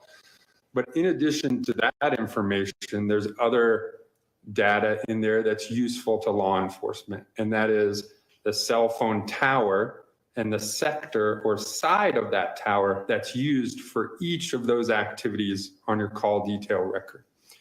In addition to the call detail record, the providers have to keep track of every tower in their network, and they do this in what's called a tower list. And so a tower list is a unique list of all of the towers in the country. So T-Mobile, for instance, has to keep track of every tower that they have in the network. And each of those towers is uniquely numbered. So it's like a fingerprint within their network. So for instance, if we're looking for tower 123 in T-Mobile, there's only one location of that. And that tower list provides the street address or the latitude and longitude spot on the earth of where that tower is, and then the breakdown of its sectors. So it'll say sector 1 points in this direction, sector 2 points in a different direction. So historical call detail analysis is basically taking the call detail records, the when an activity occurred, putting it together with the tower list, the where. By putting those two things together, we can get a general location of where a device is when it has an activity on the network. And have you gone through specialized training for historical cellular record analysis? I have. And who generally puts that training on? So that training is run by the FBI, but we get trained by both private and government contractors, in things like radio wave theory. How does the radio wave move through space? We get training on the cellular devices themselves. We've talked to Apple, we've talked to Samsung and Google, right? We also get training on towers and why towers are in a certain spot and why they're, not in other spots. But some of the best training we receive is from the cell phone providers themselves. So AT&T, T-Mobile, Verizon, they come in and they teach us how their network works. From the time I hit that green button to place the call to my wife to say I'm coming home until that call ends, they tell us, hey, this is what happens in the network. This is how that call is then represented in our records, and then how we can use those records to find a general location. So we get a lot of great training from the providers themselves. Okay. And do you conduct trainings in this field yourself as well? I have. So I've instructed at what we call the basic historical call detail analysis class, which is where we teach federal law enforcement agencies, state and local agencies on the basics of call detail analysis, like what records are available, how to review them, those kinds of things. I've taught probably about a dozen times in like 6 different states. I've also taught at International Homicide Investigators course. I've been to London to speak at a law enforcement symposium over there on call detail records. And you sort of answered this question a few minutes ago, but just to kind of reiterate, in your job, do you utilize call detail records to locate people? I do. Again, this is my full-time job and has been since January of 2019. So I'm reviewing records and responding to emergency situations on a daily basis. So if I'm not in court, I'm probably looking at records or assisting local agencies. Can you say approximately how many times you've analyzed call detail records to locate somebody's whereabouts? Yeah, probably, again, several hundred times probably using this technique. Okay, and you said that you've been through training with several different cell phone providers. Are you familiar with the cellular technologies utilized by these major providers in the United States? I am. And are you familiar with their records keeping practices? Yes, I am. Have you ever testified as an expert in this field before? I have. Can you say approximately how many times? Yeah, I think this is my 49th trial in 9 different states. Okay, and have you presented the results of cellular analysis that you've performed in court before? I have. Okay. Your Honor, at this time I'd move to tender Special Agent Burney as an expert in the field of historical cellular record analysis. Any objection? He will be so recognized. Okay. Agent Burney, were you asked to review any records in this case? I was. Specifically, were you asked to review any cell phone records? Yes, ma'am. Okay. How many cell phone records were you asked to review? So in this case, there were 2 cell phone records, and then I was also given GPS locations from a ankle monitor. Okay. And did you formulate any opinion as to the location of the phones in this case on February 1st, 2019? I did. Okay. And what methodology did you use in forming your opinion? Yeah, again, as I discussed with the historical call detail analysis, basically taking the CDRs and the tower list, putting those together to get a general location of where a device is when it had an activity on the network. Okay. And is this methodology generally accepted in your area of expertise? It is. Okay. Did you create a report as to your findings? Yes, ma'am, I did. Okay. I'm going to show you State Exhibit 88.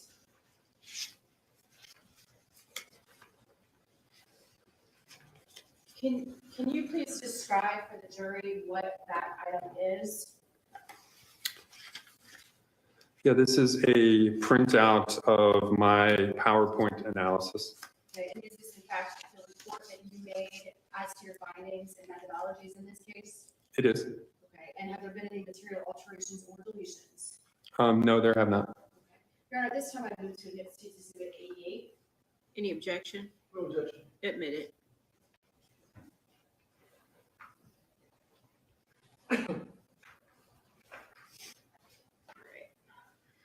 I'm going to start by going over just your report page by page. This is page 1 of the report. Can you describe to the jury what we're looking at here? Yeah, so this just shows the devices I was asked to take a look at. So again, there's 2 phone numbers, one 404-358-8254, an AT&T phone number. And then the second device is 770-378-2989, again, another AT&T device. Also included in my analysis is the GPS locations from an ankle monitor from a Tenti. And who provided these documents to you? Your office did. And what were you asked to do? I was asked to review the records as they related to specific dates and times of interest, and that'll be annotated in my report here. Okay. Let's look at page 2. Can you describe to the jury what this is?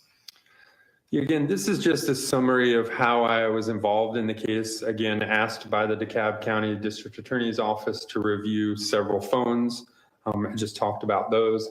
And then the methodology, again, using the call detail records and the tower list. And then also that this report includes global positioning system or GPS locations as they came from an ankle monitor.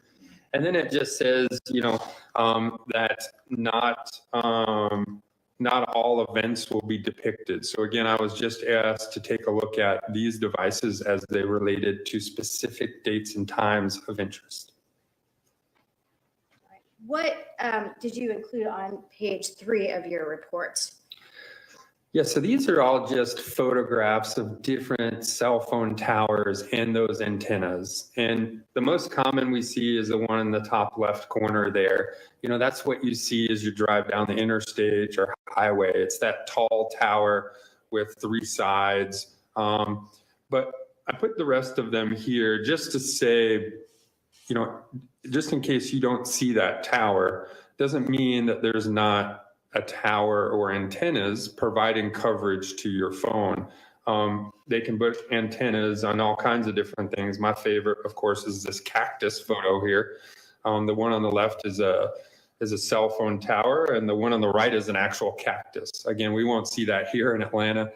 This is from Phoenix, Arizona, but they can make antennas look like lots of different things.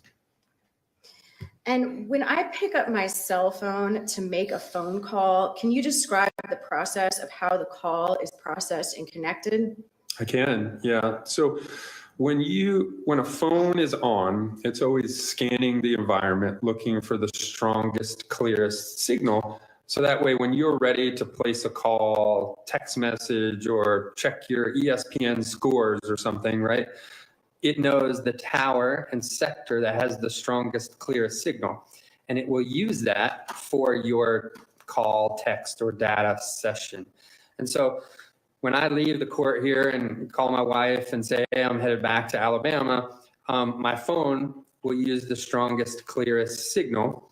And that tower number and sector will be populated in the records and show that that's the tower used by my phone at that time. When that call is ended, it's terminated. That call is terminated, it's finalized in the reports. And then my phone again is waiting for the next activity for me, the user, to do. And again, it's scanning, always scanning, looking for the strongest, clearest signal. Is the tallest, clearest signal always going to be from the closest tower?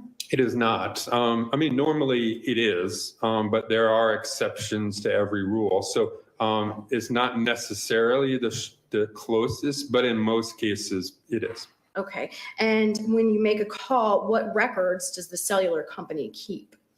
Yeah, so again, they'll keep the call detail records, or CDRs, for whatever activity it was, be it a call, a text, or a data session.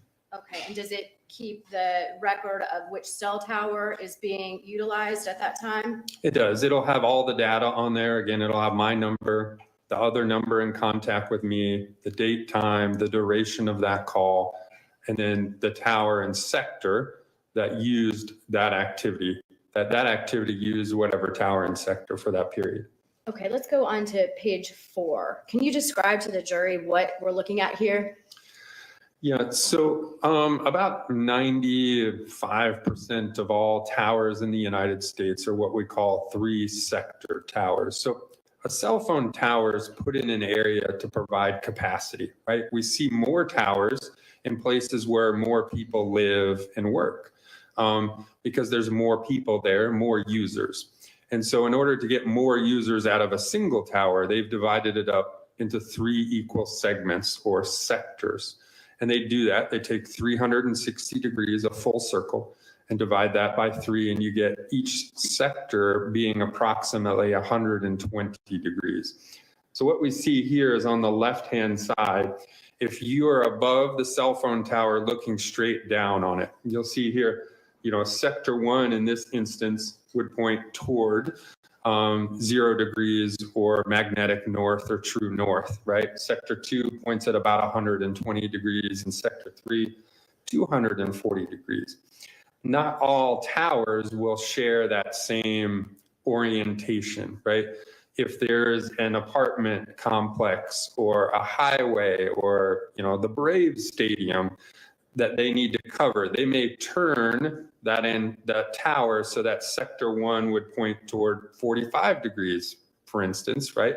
And then that would move sector 2 to, like 165 degrees. But that information is in the tower list. So it enables me to see the orientation of each tower and sector that's used. Okay. Looking at I think we're on page 5. Can you describe to the jury what you've annotated here? Yeah, so for the next couple slides, you're going to see maps. You'll see the phone activity visually illustrated on a map. And these are just how it's going to look. So if you look at the top part, this will show the tower and sector that's used. So As you can see, it's kind of a V with a shaded area. If you look at that, the two arms of the V where they meet together at the bottom, that's the cell phone tower that's used. And the shaded area of the V just shows what side of that sector is being used for that activity. It doesn't mean that that phone's in the shaded area or the shaded area is the coverage area for that tower. It's just merely stating, hey, we're looking at the north side, this open side here of that tower. On the bottom part, what you'll see is what we call a call out box. And so for each tower used, there will be a call out box that describes the activity on each of those towers. So if we look at that on the bottom, it says CID, that's cell ID, that's the tower number. So that 732330 is that specific tower or the fingerprint, unique fingerprint of the network. That only exists one time within the AT&T network. And then that -9, that says the sector or side that was used. Also in the call out box, you'll see the date on there, the time in local time, and then whether that activity was an incoming or outgoing call or text message. The number here, 145, again, that's the middle of the sector used. So in this case, it used sector 2, and sector 2 was pointed in 145 degrees. So that kind of south and east side. And you'll see it makes a little bit more sense when we look at the maps here in a minute. And then the last number on there is the other phone number associated with that activity, be it a call or a text message. Can you describe what this is on page 6? Yeah, so again, my report includes GPS location as it came from an attendee ankle monitor. And so what you'll see are these red dots with kind of the open area at the top. At the base of the dot is that GPS location that was provided by the device itself. So you'll see those in my reports in addition to the cell phone information. All right. Can you describe what is on this map? Yeah, so all of these polka dots are AT&T cell phone towers that were used by AT&T or operated by AT&T at the date and time of this incident.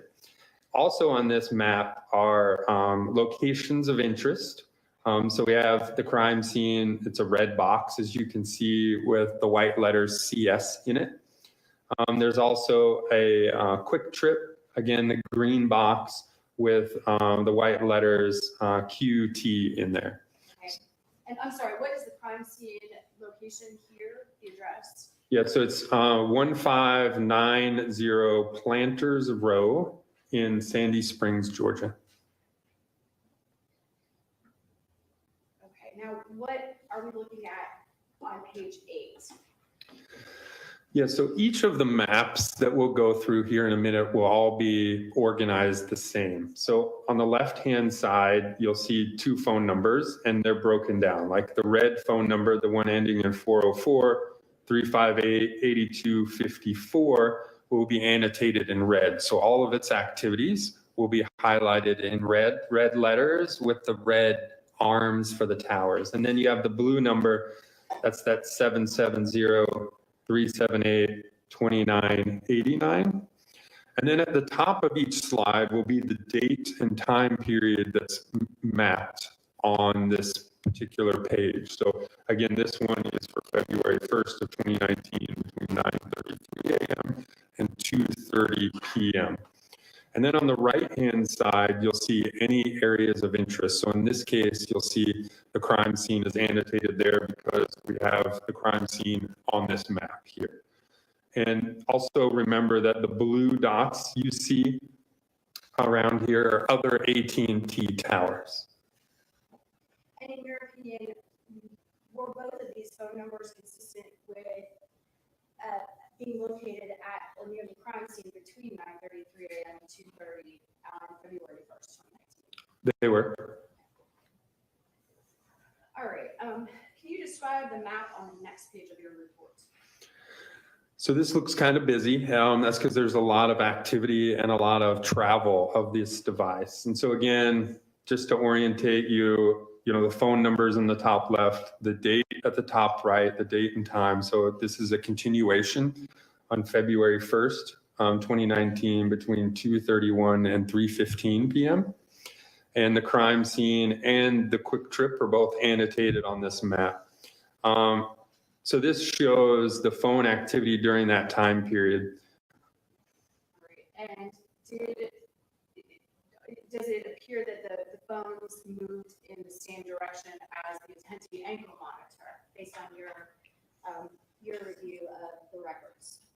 They did. You can see on the bottom kind of the orange squares that have a number. So if you look in the bottom right, there's 1, and then it says GPS. That's the data from the attendee ankle monitor. And then the time underneath that is the local time of that activity with that specific latitude and longitude. And so you can see here it starts at number 1, 2:31 p.m. And you can see that there's a location down near the crime scene. And then we can kind of track them as they move north and west. And then if you look at the top left side of the screen here, you'll see a number 43 that says 43 GPS. That means that there were 43 by the ankle monitor, and you can see them all throughout here. And then that last one is at 3:15 p.m.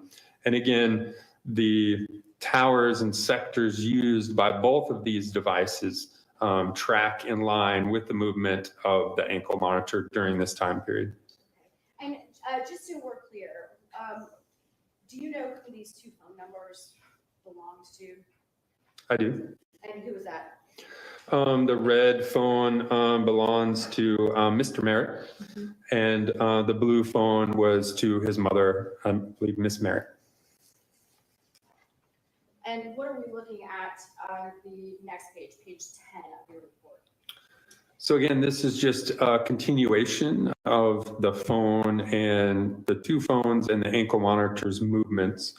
You can see this is between 3:15 p.m. and 3:40 p.m. still on February 1st of 2019. And again, if you look to the right, you'll see number 1 GPS. That's the first locate during this time period of the ankle monitor. And then you'll see that those movements move, to the west and north for locate number 27 at 3:40. And you can see the towers and sectors used from the 2 phones track in line with the movement of the ankle monitor during this time period. All right, and what is on page 11 of your report? So this is, again, a continuation up until the last locates and last phone calls, but this is between 3:40 and 5 p.m. Also still on February 1st of 2019. And you can see on the bottom right-hand corner, again, we have number 1 GPS, and there's, it's pointing to a locate at 3:40 p.m. And then you'll see the ankle monitor locates again, move north and then move south a little bit. And the last locate is number 57, and that's at 5 p.m. And again, during this time period, you see the 2 phones, its activity track in line with the movements of the ankle monitor. Okay, and after this, we'll be able to determine whether those 2 phones were used. You see the blue annotation for Shirley Merritt's phone. It says that there was an incoming call at 4 o'clock. After that, what happened to the records and device? Yeah, this device wasn't seen again on the network. Okay. And what about the red phone or the defendant's phone, the 404-358-8254? It looks like the last annotation you have here is at 3:57 p.m. Were there any further uses of that phone after that?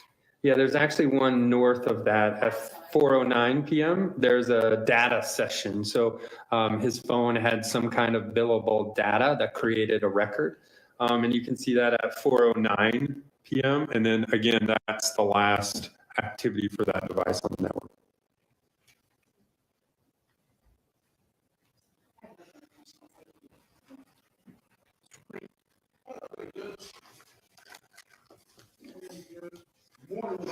Hey, good morning, sir. I saw you Monday, so doing well, thanks. Let's see. Just want to ask you a few questions. When did you get involved in this case? I don't have the specific date. Again, I do a lot of these, so I don't particularly remember the time period that the original request came from the office here. Was it within the last year or so? Yes, sir, it was. So you weren't involved back in 2019? I was not, no, sir. Back in 2019, you weren't asked to track these phones at the time which basically they were being sought after? No, sir, I was not involved in this case at that time. Okay. And likewise, you weren't involved with Attenti or any type of monitoring service in tracking this monitoring device back in 2019? No, sir. Okay. Sounds like from what you told us, you received data and records from the district attorney's office as to both the cell phone records and the Attenti records. Yes, sir, that's correct. And you've used your expertise and experience in order to, I guess, track those devices through the various networks and map them for us. That's correct. Now, with the AT&T, you told us, because that's primarily what you do is cell phone records, right? Yes, sir. But obviously, given your degree of expertise, you can do ankle monitors. That's correct. But let's talk about the cell phone for a minute. With the cell phone records, you basically get the call detail log and you use your various forms of expertise, computer programs, in order to map those records. That's correct. And oftentimes you have to do it for a certain period of time, on a certain day, certain hours, correct? That's correct. And that's what you did in this case. Now, AT&T, as you said, why is it significant for AT&T to get it right? Do they get it right because of police? They do not. Why they're worried about it? No, again, these are business records. And so these records are kept as course of business through whatever provider. So in this case, AT&T. So the thing you have to remember is that AT&T uses these records to optimize their network, right? It's a multi-billion-dollar industry, and we pay a lot of money for our phones and for our service to AT&T or Verizon or whoever we have. And if we're not happy, we go to the next provider, right? So AT&T wants to keep accurate records like these so that they can optimize their records, so that they know where are people placing calls from? Do I need another tower there? Where are there dropped calls at, so that maybe I can go check to see what's wrong there. So again, these are business records used by AT&T. Because AT&T, they're more concerned about the millions of customers being satisfied and paying billions of dollars every year. That's correct. Than, I guess, thousands of police, law enforcement agencies around the country asking for information to help do criminal investigations. I mean, that is correct, but at the same time, they're mandated by the FCC or Federal Communication Commission that they provide and maintain records for assistance with law enforcement. So again, we have great relationships with all of these providers, and they're with proper legal compliance, like a search warrant, then obviously they're willing to help us solve crimes. I mean, so. Now with AT&T, you told us about the way in which basically you have a tower and you have a device, and there's an interaction between the tower and the device. Yes, sir. And oftentimes, basically the tower is divided into certain segments in order to make it help facilitate more interactions with devices. Yes, sir, that's correct. Okay. And now, most commonly, we see these three sectors, correct? That's the most common, correct. We used to see like 4 and like 6 before, didn't we? We have seen 6 previous. They kind of got away from the 6 model. There was a little bit of that. But yeah, the 3-sector tower is the most common, although there are what we call omnidirectional. So there'll be like one small antenna, like the cactus example. That one cactus provides omni or 360-degree coverage in a certain area, like a park or things like that. So there are different kinds of antennas, but the majority of which that we use on a daily basis are these 3-sided ones. And as we talked, I believe you mentioned this pot. I grab my cell phone and I turn it on. Does that cause an interaction with the tower just by turning it on? It does. Okay. And so is that noted in the cellular records? So in the call detail records, that is not annotated. There are other records that are kept for shorter periods of time. These records are called timing advance records, and they're kept for days, not a year like Verizon, CDRs, and AT&T keeps call detail records for like 5 years. But there are other records that have some additional information on them. But again, those are kept for days. Because obviously if AT&T is like to notate every time I turn on my phone, we're talking about possibly hundreds, thousands of times in which there would be an interaction per day. That's correct. It would be very voluminous, a very large number, and they'd have to have storage units and databases for days. And probably as a matter of economics, it's just not feasible for them to do. That's correct. Versus instead of having this call data, call data basically recognizes when I talk to somebody, which is what's important anyway, because they want to know what type of my usage is.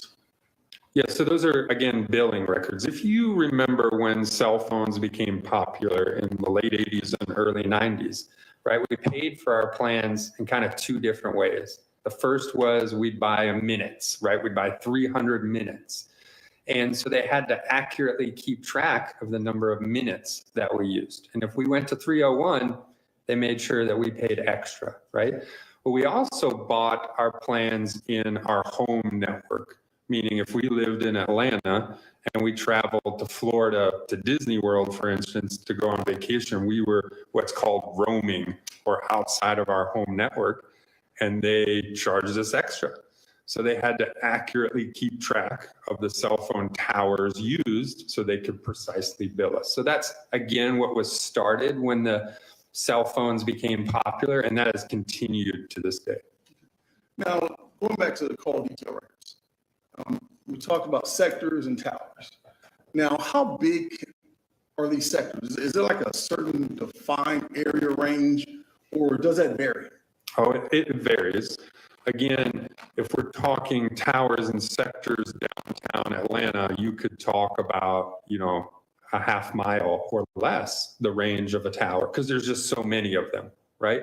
But if you're talking a rural area like near Macon, Georgia, or somewhere in some farmland in Wyoming, your towers are going to be farther apart, and you could have 5-mile coverage range. It all depends on the capacity that they need, is how close they put those towers together, and then they down tilt and change the coverage area based on the towers in the area. Now, you told us that even though you may have, I guess for lack of a better term, called a ping within a certain sector, how precise is that ping? So if you're talking about like the tower and sector used, so again, it depends on the towers in an adjacent area. So if I have a tower and a sector used in downtown Atlanta, I can look at all the other towers in that area and I can go, well, it's not on the east side of Atlanta if they use a tower in the west, because there's 30 towers in the middle, right? And he would have used one of those if he was on that side. So again, depends on the tower coverage area and how close towers are together to how big that area is. But again, I'm talking a general area. I can't say that the device is at Wendy's at this point in time. I can say that it's in a tower and sector that might cover the Wendy's, the Home Depot, the whatever in a certain area. So we're talking a matter of feet, miles? Yeah, so I can't say where a device is using call detail records. I can't say where a device is within a matter of feet, for sure. Typically in a matter of miles, if you were to look at the whole coverage area. But again, I'm not here to pinpoint that device. I'm merely here to say that device was in a certain area. And in this case in particular, it moved to a different area. So it used a different tower and sector. Now, let's jump over for a sec. Let's talk about Atenti with this monitoring system. Now, does Atenti own towers like AT&T? They do not. Okay, so how does it work with them? Because obviously we're still talking about global positioning. So is it going to a tower? Is it going to the sky? How are those being, I guess, recorded? Yeah, so the way ankle monitors work in general is that the device itself will get a GPS location based on satellites, hopefully sometimes off of towers, but most of the time off of satellites, it'll get the GPS location. And then that location is sent via the cell phone network to Atenti, right? So it's kind of like a cell phone attached to a person's ankle, in this case, where that device is getting GPS locations most of the time from satellites, but then it's transmitting that information through the cellular network. So it's using the cellular network just to send the information, not necessarily to generate the location of where that device is. Okay, so I want to make sure I got you right here. So the location is generated by the device. That's correct. And the cellular network sends it to somebody else. Yes, sir, that's correct. So it's more like a highway which is used in order to get information from point A to point B? Yes, sir. Okay. So then with the device being on a person, what type of range and precision do we have with that location? Well, I mean, again, most of the locates are generated via GPS, and we use GPS probably every day. I know I used GPS to get here this morning, and it gave me turn-by-turn directions on how to get here. So in most cases, those are very accurate as we use every day. Because I'm looking back at your map, which we have here before us. Generally, when we look at the cell phone locations, we have the two devices which appear to be moving pretty much in tandem.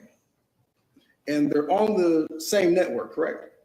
That's correct. Yeah, they're both AT&T. So the assumption is that those two devices would somewhat consistently use the same towers and the same sectors, more than likely. Yeah, if it's at the exact same time, correct. And again, it depends on how quickly the devices are moving.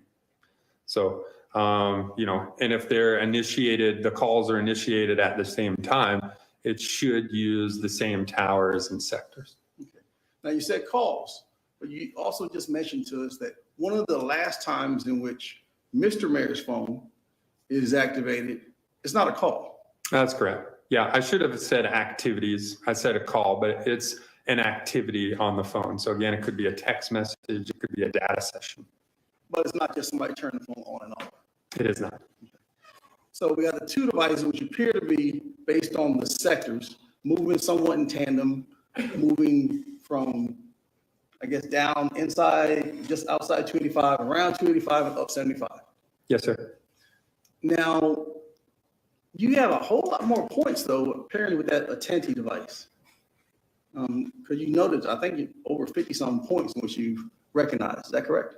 Yeah, there's way more locates from an ankle monitor versus, again, activities generated on the device. Now with the ankle monitor, is that based upon basically the device like always putting out a signal, or is it a timing issue? How does that work? Yeah, so in our training from ankle monitor companies in the past. It really depends on what's going on the device. So obviously, if the person's sleeping and the device is stationary, there's not going to be that many locates that are sent. But as the device is moving, it's trying to get an accurate location of that device. It's sending more of those more frequently when a device is moving than when a device is stationary. So that makes sense that if someone is actually moving, particularly in a vehicle, then basically every however many minutes, that vehicle may be moving hundreds of feet. Yeah, again, it depends. Some of the ankle monitor companies will set it to like every minute if it's moving. It depends on the proprietary information of the ankle monitor itself, but a lot of times we'll see it every minute, sometimes again, more frequently than that, depends on movement. And let me go back to the cell phones for a minute. Mapping the cell phones and their movement. Generally, looks like, as I said, it looks like around 285 and up 75 going north, right? Yes, sir. Now, I noticed with a 10T device, pretty much the way you mapped it, your dots are pretty much right on the expressway. Now, is that a coincidence or a map like that? So again, the GPS is going to be pretty accurate. A lot of times, again, we use it to get to places every day, right? And so it'll tell you where Starbucks is or McDonald's or whatever else and be pretty accurate.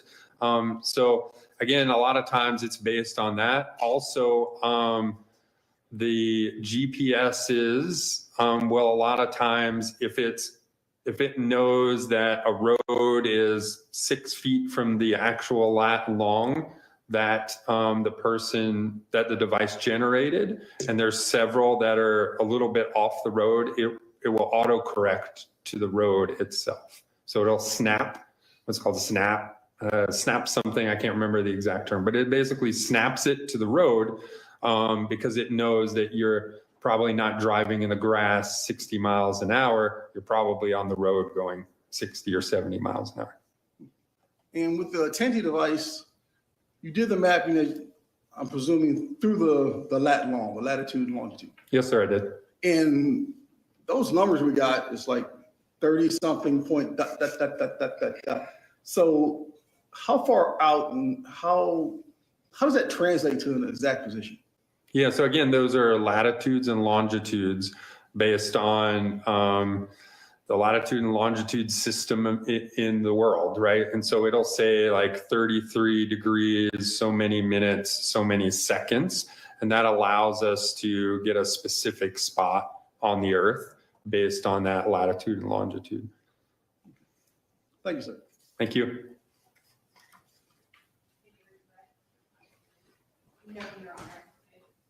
Yes. Yes, Your Honor. Thank you, Your Honor.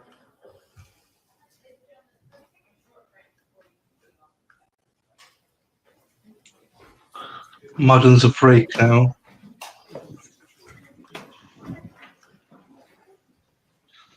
Quick break, 10 minutes probably.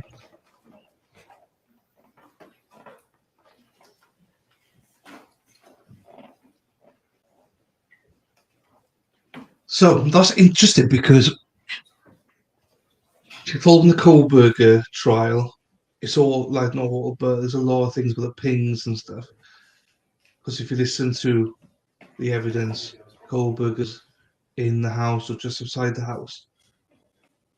Well, actually, I haven't got a clue where he was. It's like a 14-mile radius or something that they use. Yeah, I'm not taking a break. So Actually, before we come back, I just want to update the court on scheduling. scheduling, oh good. Our next witness is, oh, thank you. Our next witness is Ms. Richardson. She is on her way right now, like you mentioned this morning. We had to shuffle some flights around due to Dr. Cunningham getting bumped off of hers. We have two witnesses today. I would ask that the court take the issue of the Rule 22 up when Ms. Richardson gets here prior to the jury coming back in.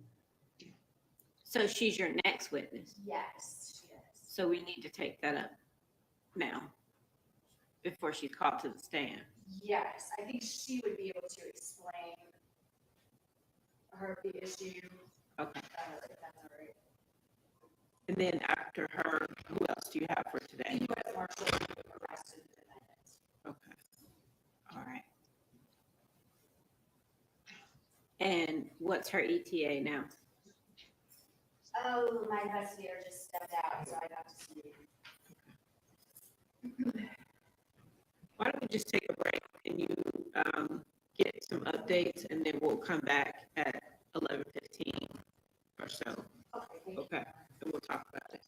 I may just let the jury go early for lunch. Thank you. Nah, so it's 10-minute break. Go get your coffees, teas, whatever you need to get. And, leave the stream, go and just come back. So you heard there's about 3 witnesses. I'm not sure if they mean 3 witnesses today or 3 witnesses in total they have left. That's going to be interesting. One's on a flight there right now. Another one's like a marshal, but they don't know where she is. There's the next witness.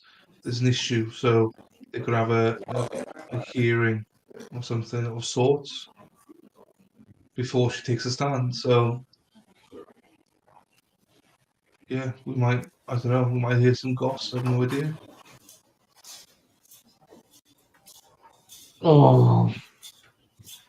Thank you to those who have liked the video and subscribed on both YouTube and Rumble. Appreciate you guys.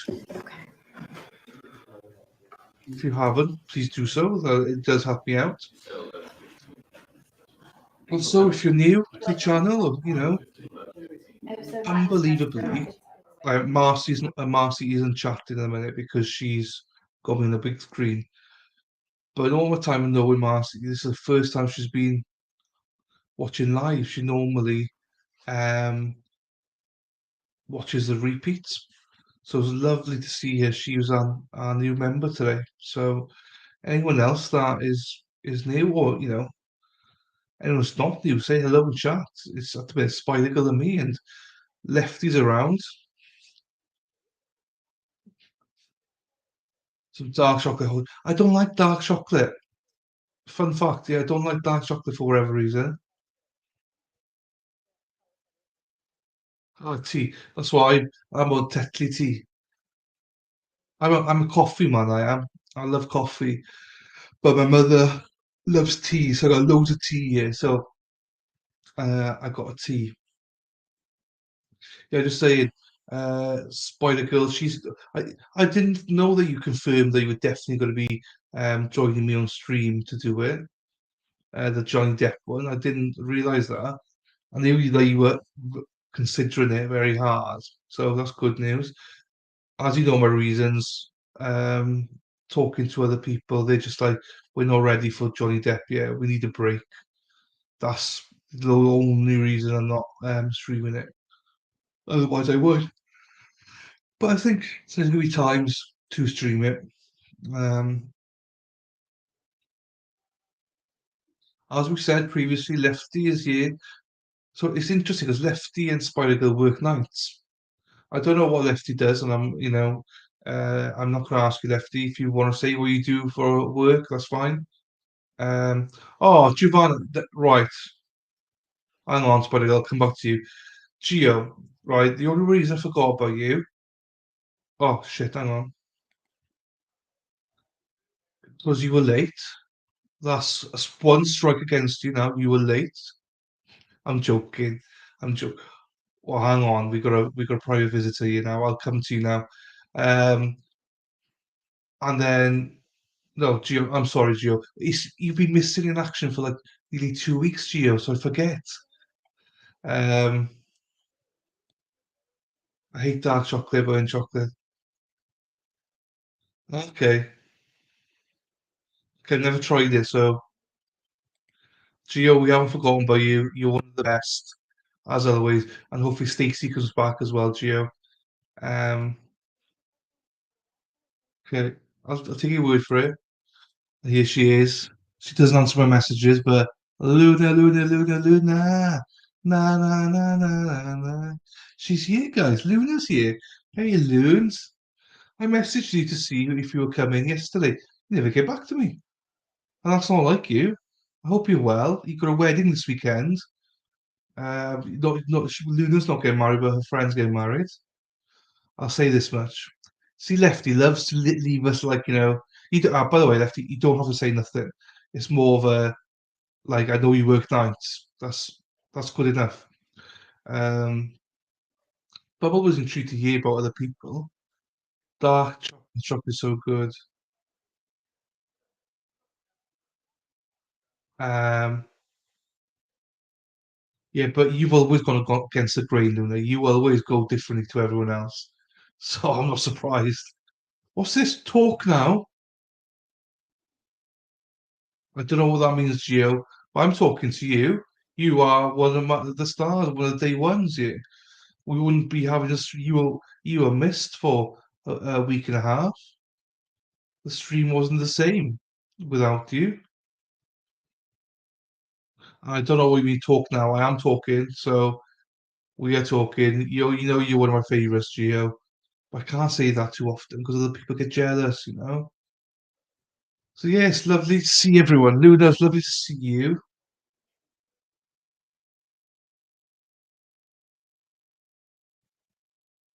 I'm good. Luna, do you know Gio? Have you met Gio before?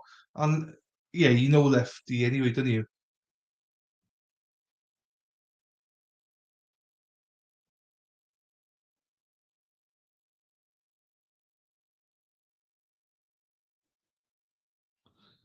Um,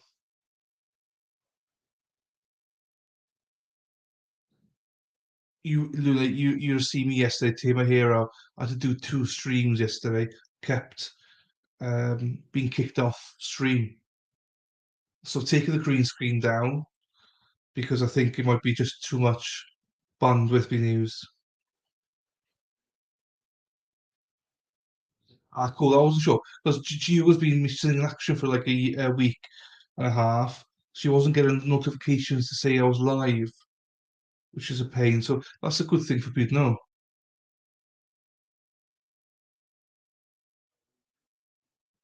Why am on? You are on. Yes, you are. You are on, and we love the fact you're on. Hey, Luna and everyone will know that all I did in my other streams for a week and a half was talk about you and Stacey, wondering if you're okay. Because you don't have Twitter, I can't contact you, you see. You are on now, you are on now, and you're very welcome to be here, Gio. Always a great contributor. I think we both agree that transcriber's a nuisance in front of the witness, though. Nightmare. Yeah, if there's anyone else here, we got Geo, Luna, Lefty, Spider Girl. Have to go up now just in case I missed anyone. I think Carwin's gone. That's 4 people accounted for. There's a few more here. If you're new or if you're not new, just please feel free to say hello in chat. Same on Rumble. Please feel free to say hello in chat. We don't bite. We're a friendly lot most of the time. Yeah, there's loads of day oneers here. We got expertise galore here. We got Giovanna with Italian, any Italian questions. Got Luna with any OnlyFans questions, even though she does not have an account on OnlyFans. Let me just stress that. It's just she reminds me of an OnlyFans model. That's the only thing. She doesn't actually do OnlyFans. We got Lefty, who's a golf expert. Got Spider Girl, who's a Johnny Depp expert. Got Carwin, if he's still here, but I think he's gone, who is a darts expert. We got loads of people here with expertise.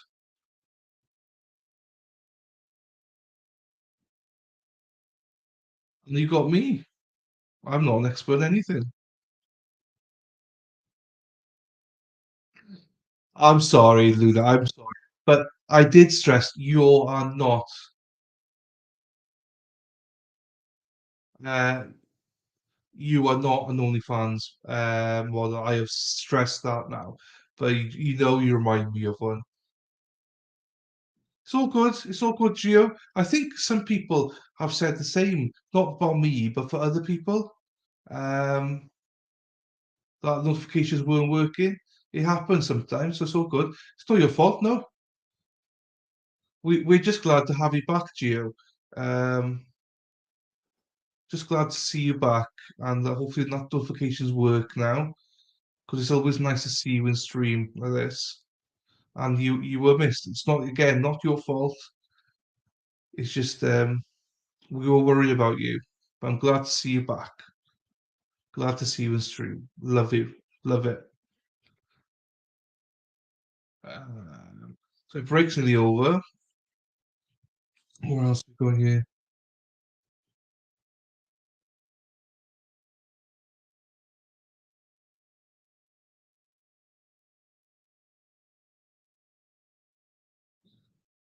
Jesus. On TikTok, I posted some TikToks ages ago. Now people are commenting.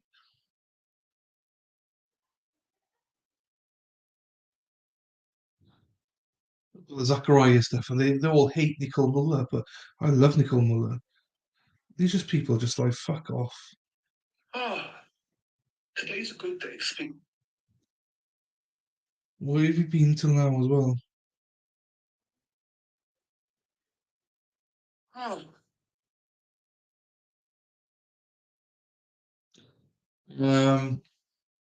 So yeah, they should be back any second now. Once the judge, she's normally quite punctual, but she did delay at the start because they were chatting about stuff.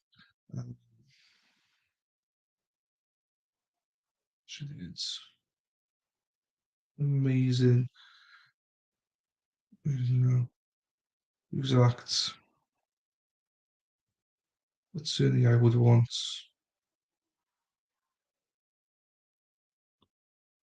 to defend me. Each to their own.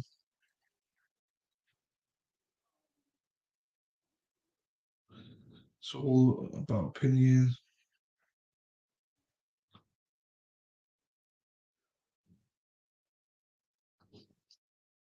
People hate defense, so I don't get these notifications.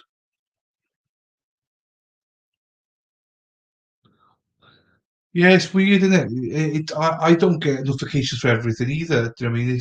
It is weird. I think Gio thinks I was blaming it. I'm not blaming Gio whatsoever. It's frustrating when that happens.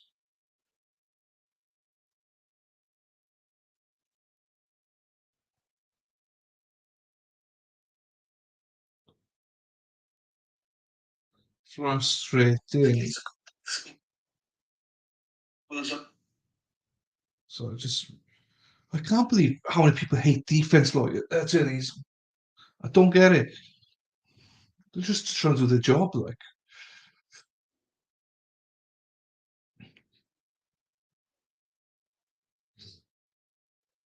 Yeah, you might have to use the notifications again for this new phone.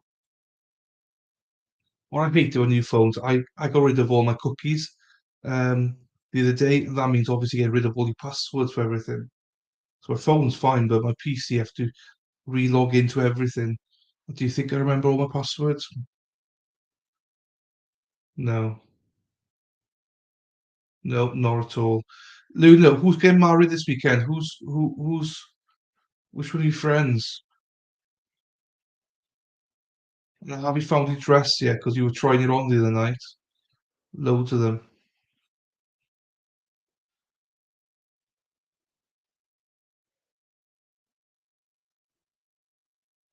Yeah. Oh, same here. Yeah.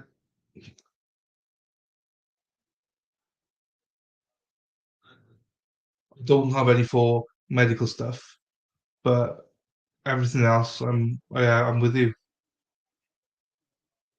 You have to have variety, don't you? Do you know what I mean? It's not just one channel and that's it. It's nice to have loads of different channels. Um,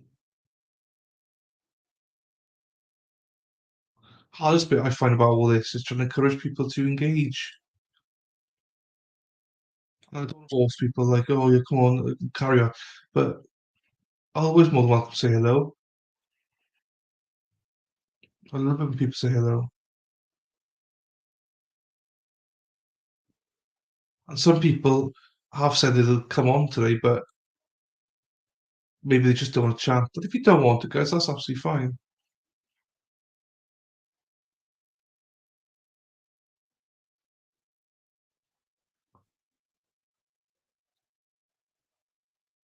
Yes.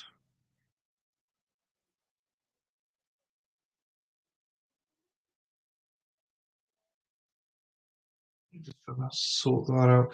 Yeah. So Spider Girl also try on YouTube, not YouTube, Twitter, get rid of the HTTPS www dot and get rid of that, and it should post on Twitter links and stuff.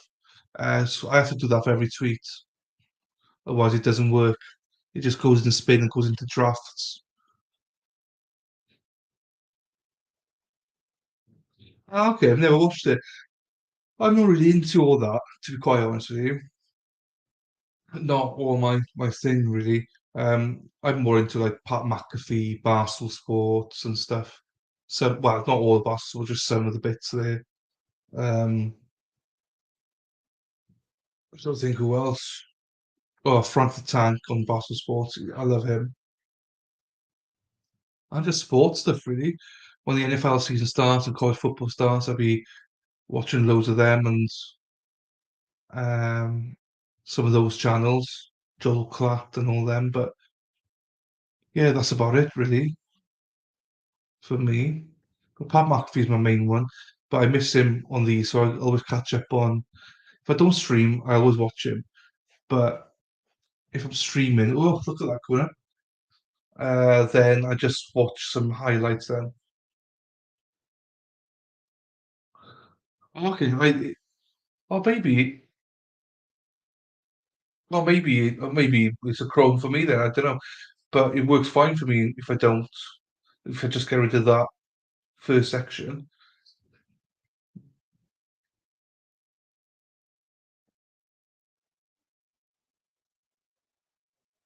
Um,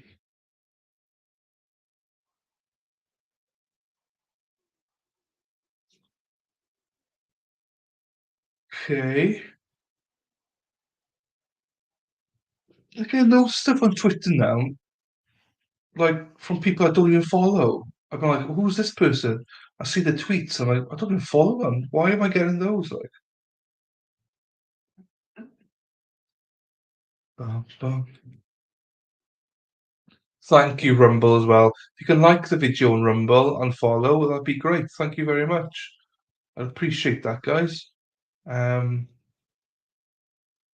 Always a good following. We're on break at the minute, and same for YouTube. If you can like the video, because 8 people liked it now. Thank you very much. I appreciate that. But there's more than that here. So if you could like it, I'd love it. Love it, love it, love it.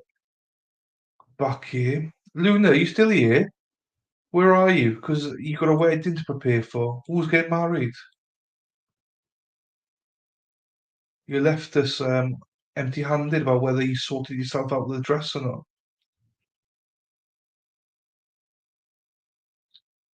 So yeah, well, they're supposed to be back at 1:15, so they're 9 minutes late now.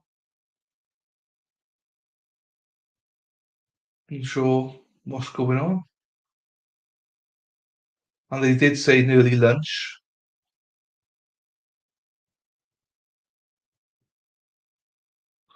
I get that too. Yeah. Oh yeah, I don't understand it. And I get lots of stuff. I call girls and stuff. I think since I put in like I covered OnlyFans for a week and OnlyFans Courtney Clenny, I just get loads of like models and saying, "Oh, cam girls." So oh, they're pretty and stuff, but Jesus, get off my timeline. And they follow me as well. Like I don't follow any of them back.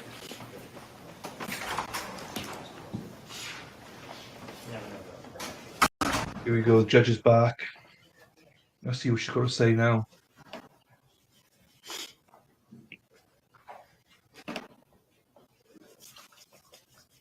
Thanks to everyone for being here. I really appreciate that. As I always say, feel free to chat.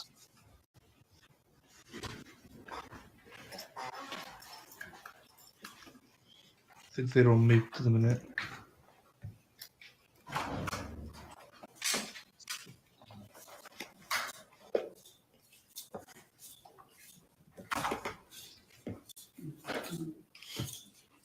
Thank you for liking, guys. I appreciate that. I really do. Both. Oh, All right, so both from Bill and YouTube. when Sorry, do you I'll try think that the now. next witness will be Thank here? you. She landed at 2:50, so in the next hour. All right. So what I may do is let the jury have a little bit of an extended lunch, and we can stay here and sort of discuss the issue. And then I'll hear from her when she actually gets here, if you want me to. Okay? All right. Great, man.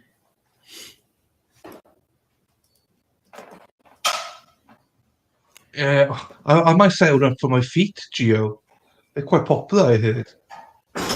But every time I cover OnlyFans, And I just so get. that you all know, there was apparently some kind of a leak in the jury room next to us, so we can't go in there. And that's the reason that it's so warm in here. So we may Room is have gone. to eventually move to another courtroom if they have to do work. But we're trying to get them to do the work this afternoon and evening once we're finished. They were very loud. Yes, and I've told them they need to be quiet because it is distracting for the jury.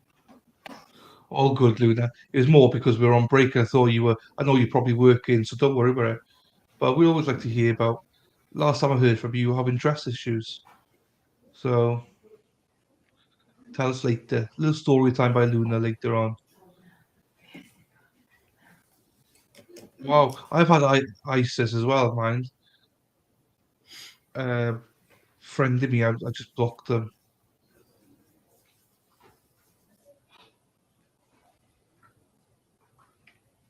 I mean, yeah, they pick up everything. If you say something, I mean, I don't help myself with some of the stuff that I say. Like, I went through, not phase, but that's what Luna remembers this, but I was calling Matney her, because she kept saying Luna Shark. So I kept saying, Luna Shark, what's Luna Shark? Is that her porn name? And that's when I started losing access to Twitter. And a lot of my posts, I can't see them anymore. All those posts, I can't ever see them anymore. And that's when I started getting cam girls and stuff on. And saying about her studio being like a porn dungeon. And all these women started following me and stuff. So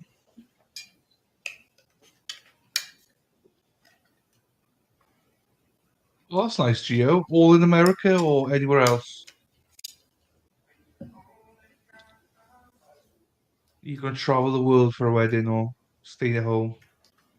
I've not got any weddings lined up for a while, I don't think.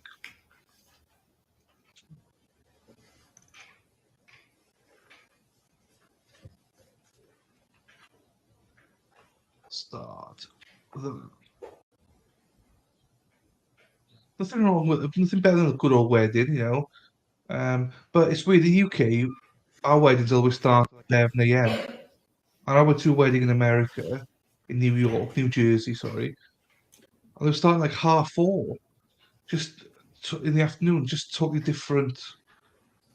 Like in the UK, you could not take any photos, and the bride and groom could never see each other until they're in the aisle. With in America, everyone's taking photos before the wedding.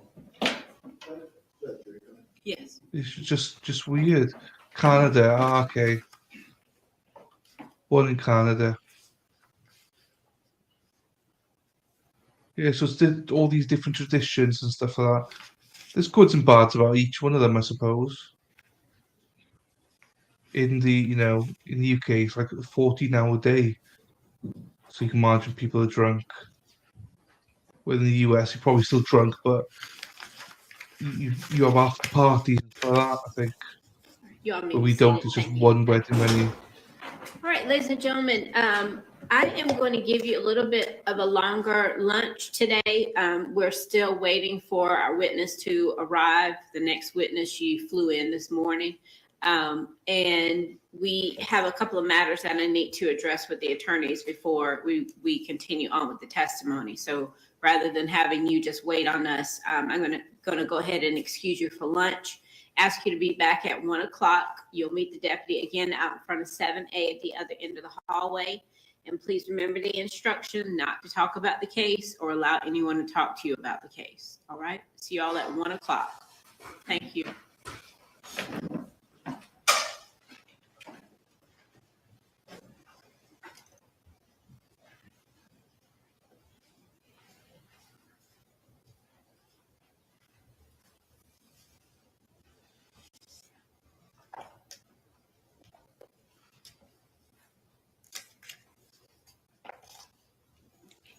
Fair enough. It is a bit far, isn't it? My last wedding was actually, I think, in America, Yes. in New Jersey. So I get it. That's mine. That's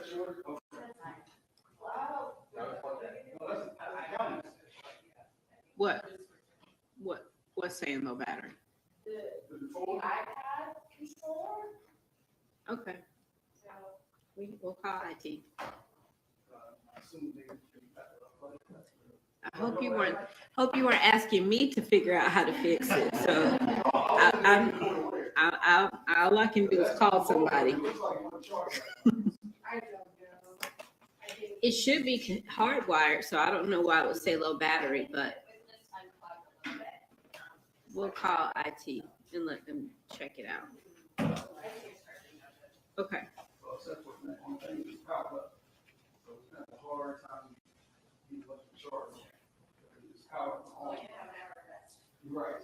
Okay. So let's talk about Miss Richardson. Ms. Pot, do you want to start? Yes, is this, I just want to make sure that this is not, I don't know if this part of the proceeding is being recorded by media. Yes, the Rule 22 says that anytime that I'm on the bench, it's being recorded. Your Honor, Ms. Richardson is a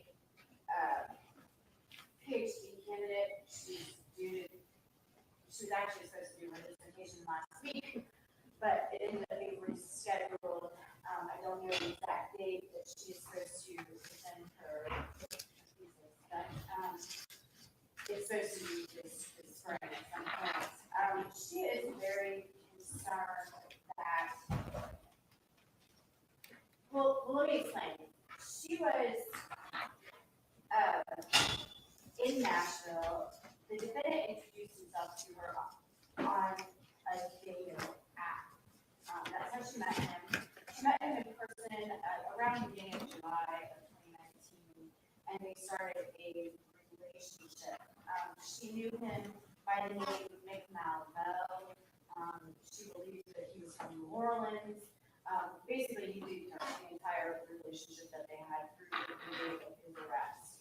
She is concerned that she will not be published or invited to participate in any studies if her face is out there.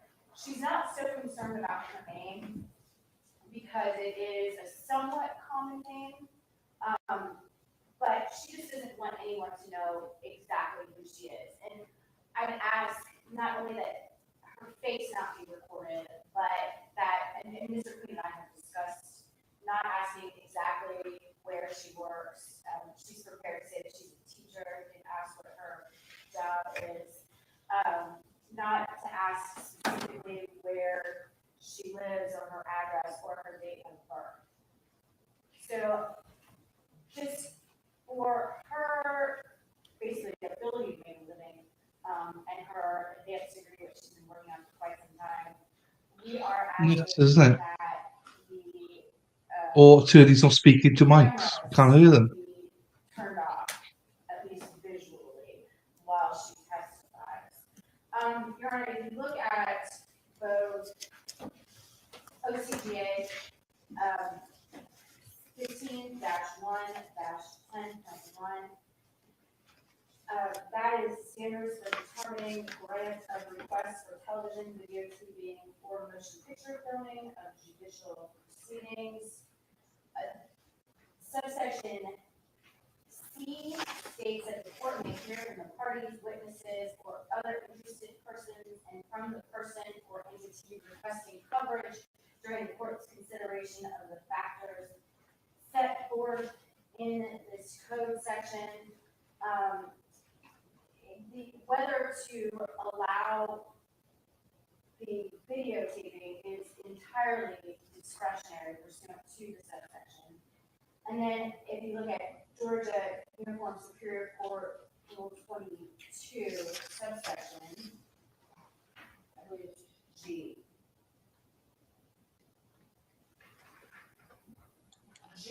Basically, the witness doesn't want to be shown on TV. Denial or limitation of recording.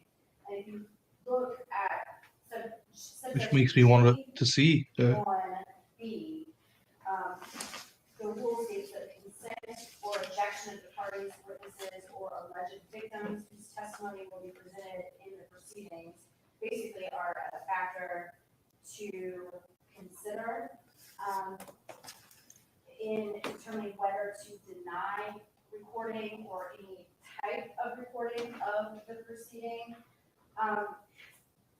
And it lists out some of the factors to take into consideration. They are whether the proposed recording will promote increased public access to the courts and openness of judicial proceedings. D is the impact upon the integrity and dignity of the court. E is the impact upon the administration of the court. F is the impact upon due process and truth finding. G is whether the proposed recording will contribute to the enhancement or detract from the ends of justice. I don't believe that not recording Ms. Richardson's face would cause any kind of violation of due process, nor do I believe that showing her face would enhance the public access to the courts or openness of the judicial proceedings or the integrity and dignity of the courts. Subsection H says that any special circumstances of the parties, witnesses, alleged victims, or other participants, such as the need to protect children or factors involving the safety of participants in the judicial proceeding is a factor to consider. Again, this may not be an issue of safety. She is concerned. She managed to not be filmed by the news media, and her personal information did not come out initially when the arrest was made, and she was very grateful of that. She is very concerned about where she lives and the news basically being in her front yard. I states that another factor is any other factors affecting the administration of justice in which the court may determine to be important under the circumstances of the case. And then subsection 2 discusses the limitation of recording. That subsection states, upon his or her own motion or upon the request of a party, witness, or alleged victim, a judge may allow recording as requested, or may, only after making specific findings on the record based on the factors in the preceding paragraph, impose the least restrictive possible limitations, such as an order that no recording may be made of a particular criminal defendant, civil party, witness, alleged victim, law enforcement officer, or other person, or that such person's identity must be effectively obscured in any image or video recording, or that only an audio recording may be made of such person. And again, I believe that this is the least restrictive manner in which to allow the proceedings to be recorded, because of course, everyone will be able to hear what Ms. Richardson has to say in her testimony. and I have no objection to the media seeing the, images and exhibits that we plan to tender through her testimony. But I just don't believe that it will enhance justice in any way, to allow the cameras to be on.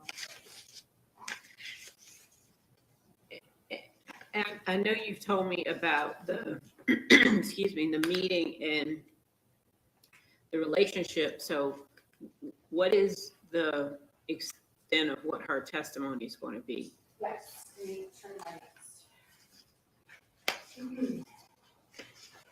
Okay, she is going, and I wrote this out very specifically because she's very concerned, so I know pretty much exactly what she's gonna say. I'm gonna ask her name, age, where she lives, and she's gonna say she lives in Nashville, in the Music Row, Vanderbilt neighborhood. She said that she met the defendant online and that he introduced himself as Nick.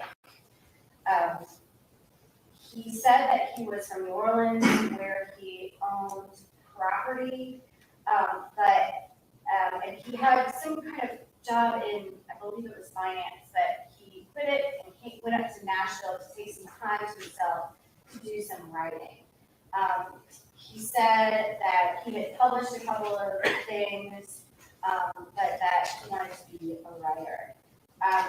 He said that they did meet in person on July 9th of 2019. At the time, the defendant had kind of longer hair, and I got photos of him at around that time and during the course of their relationship. She will identify the defendant and explain how he has changed his appearance since then. She's going to talk about how he acted during the course of their relationship. You're right, Spider Girl. Go out on dates. Started out casually, and it got more serious, after several weeks.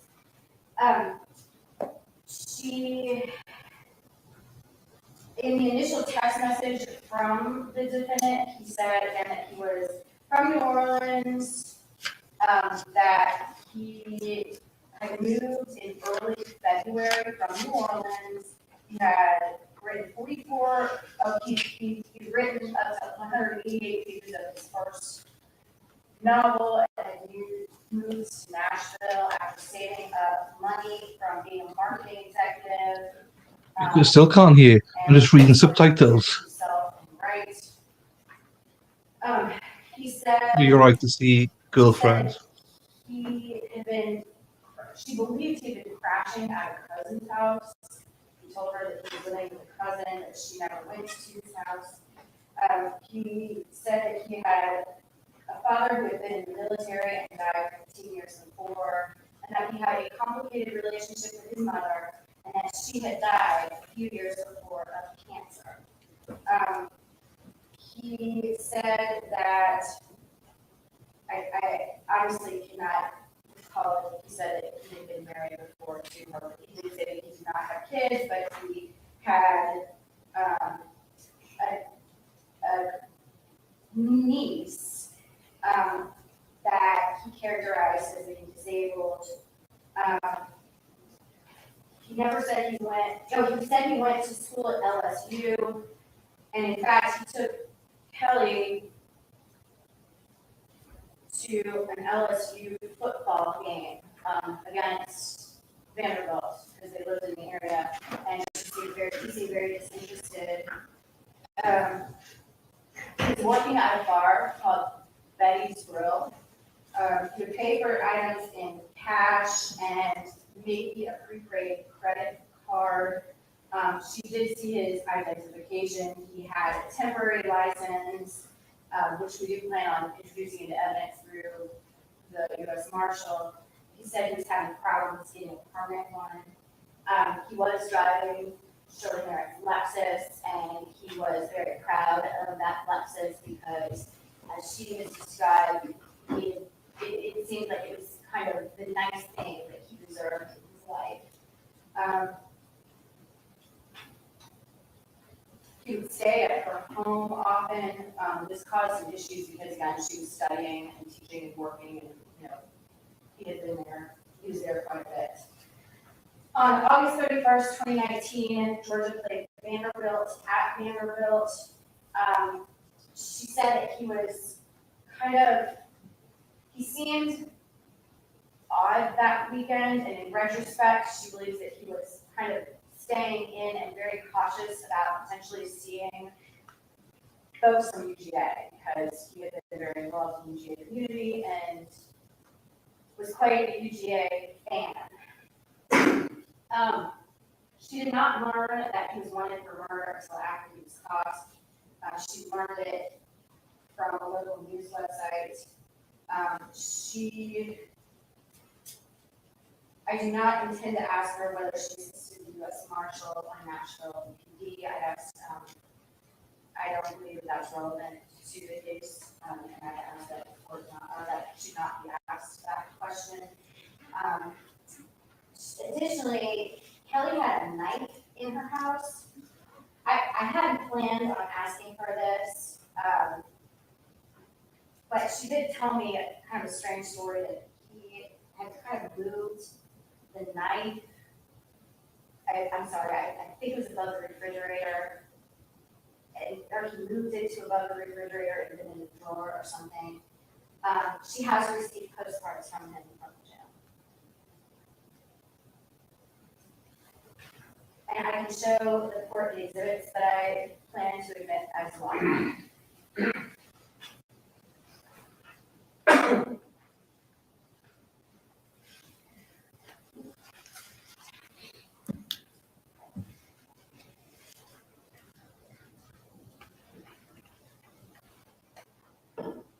Judge, as to the issue, showing her face, not showing her face, I told Mr. Peters multiple times, that you asked me, the defense has no position, that's court's discretion. So we're in no position as to her face. Now, Ms. Peters, excuse me, Ms. Clark, Ms. Clark did bring up one issue related to, I guess, presentation of evidence. So just so that we're clear, before we move on to specific parts of the evidence, you're indicating that you don't have an objection to her face not being shown. I don't have an objection to the face being shown, not shown, we're in no position on that. Okay. Judge, we do have concerns regarding text messages.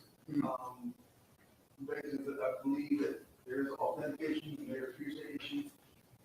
As to those text messages, which Ms. Pot just referenced, that's most.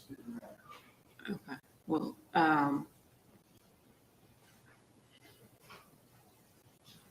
I think we do need to make a record when she gets here. I, at this point, would be inclined to just instruct the media not to show her face, but her testimony would still be available to be recorded and disseminated. So, but I do think we need to make a record. The cases and the statute talks about there having to be some established reason for the court to deviate from the provisions of Rule 22. So we can address that more when she gets here. And just for the record, I am making this motion on her behalf, but I also can provide, if the court deems it appropriate, I can provide copies of the exhibits to the media if that would help alleviate any kind of issues. All right. Why don't we talk about the text messages since we have some time? May I provide copies to the clerk?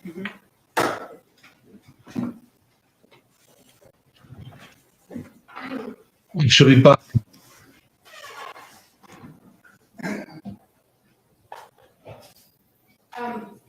These are marked as the defendant states exhibit 73.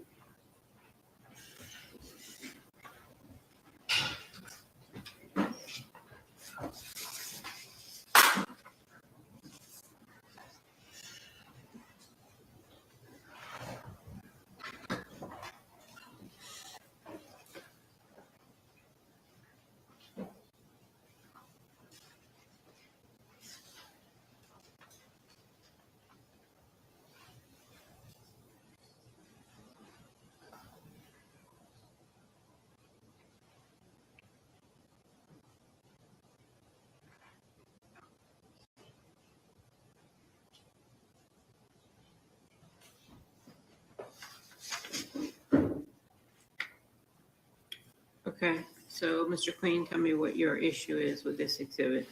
Judge, we have not, received, we have the text messages. We have not received, a certified or any type of business representation as to the authenticity of the record. The authenticity of these screenshots? Correct. So, And we don't have a phone bill, we don't have anything where, that's how we will call. so why can't she just identify the screenshots? Well, the screenshots are also, the hearsay within the screenshots. Okay, what's the hearsay? Hearsay is allegedly from this person, Nick. And we have no way of authenticating that Nick, in this case, who's supposed to send the messages, is the defendant. But if she can testify that that's how she was introduced to him and that's the name that he provided, that's who she communicated with, and that's who she knew as Mick, and Mick is this person in her phone, what other authentication is required?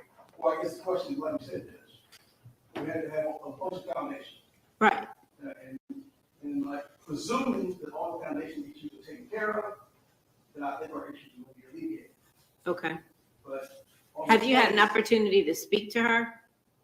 No. Have you tried to? We've reached out to, actually, yeah, we did speak to her, way back when.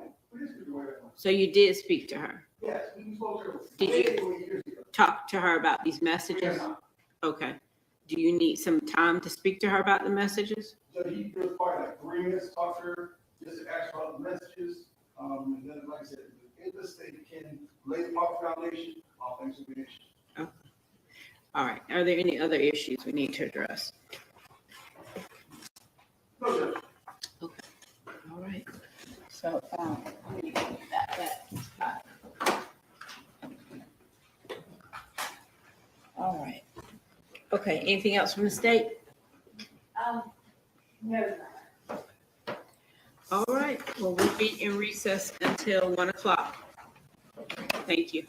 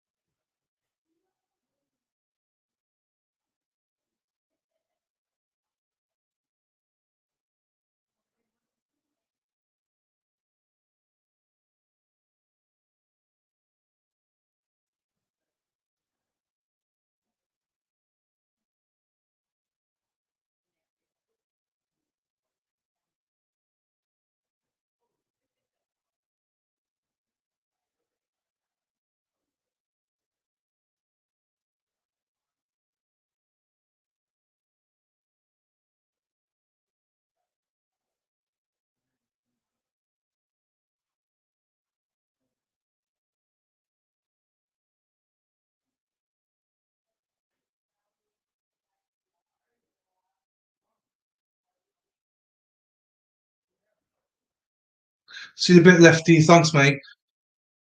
See you later, Spider Girl. Oh, are you off now, Spider Girl?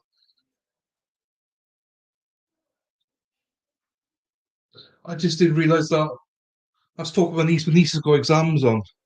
She's FaceTime in, so just want to see how they were going.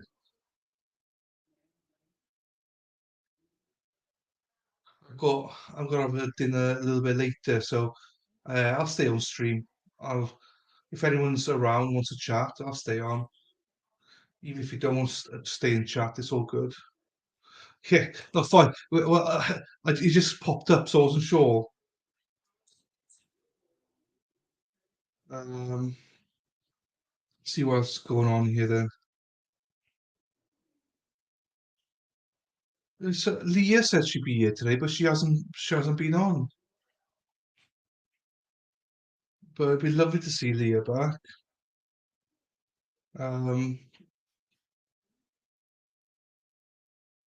Don't know what's going on here.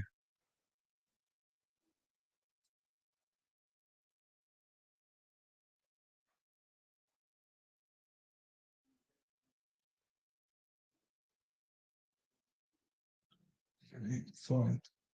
So yeah, hopefully there's a few people on Twitter that they said that they're new, and they said they were looking for like new trials or to come on to a channel. Um, but maybe they found another stream. But it's always nice to have new people in. But I can imagine it's a little bit intimidating to say hello when you don't know anybody, as well. So we're doing quite well though. And then Rumble, how many are there? There's still people in Rumble. You guys are the best in Rumble. You guys are genuinely the best. You just stay around. Whenever there's anything interested on, you're never there. But then when there's nothing on, you're just here. I really appreciate if you can or able to um like the video and if possible, give me a follow Rumble. I am thinking maybe in the future going full time on Rumble. Um, but I need a lot more followers if I'm going to do that. And if you want to give Rumble chats or whatever it's called, you know where the dollar sign is there. Feel free to give a rant. And it's got loads of options, $1 all the way up to, I believe, let me check. Let's see how much it goes to. Not that I'm ever gonna have anyone donate that much, but $500, I believe. Can you type any in? No, $500 is the most you can send. But yeah, obviously not expecting anyone to give $500. Um, and the rant will stick for 2 minutes if it's $1. Oh, and if you could send $100, it sticks for 1 hour. And if you send $500, your rant sticks there for 5 hours. Okay, I didn't know that. Did not know that. That's something interesting. I think they take how much do they take? I think they take 20% of everything you give on there, and I think on YouTube is 40%, which is mental when you think about it. Yeah, I'm having a late dinner tonight because for me it's 5 o'clock. I'm not going to have my dinner right this second. For you guys in America, it's 12 midday, so it makes sense. But um, I'm just going to have like a bacon sandwich for dinner, I think. So with that, I'm not going to have to really cook that much. So probably when they get back, I'll just start off for 5 minutes just to cook it, and then I'll eat it off stream, but still listen. Do you know what I mean? So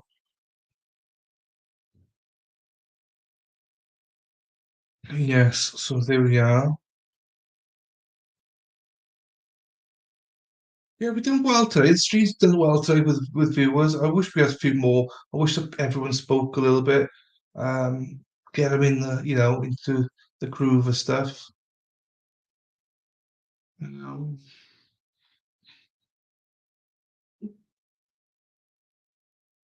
Do, do, do, do, do, do,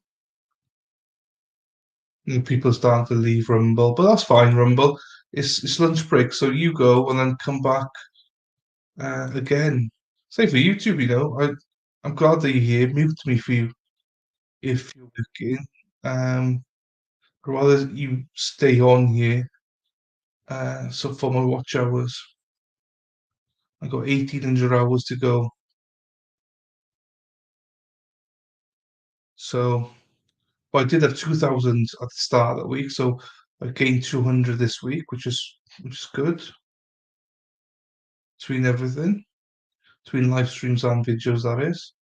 So that's not too bad. It's not too bad at all.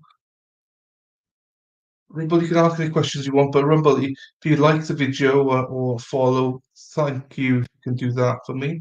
Same on YouTube if you. Wow, that's a bit cheeky. Eh? I had 9 likes. Someone's unliked themselves, which is like, why? Why would you unlike yourself? Unlike it. I don't get that. Huh? That's nuts. That's nuts. I've lost someone's like because they just gave me a like and then took it away. I had 9 likes. Oh, go back to 9 likes.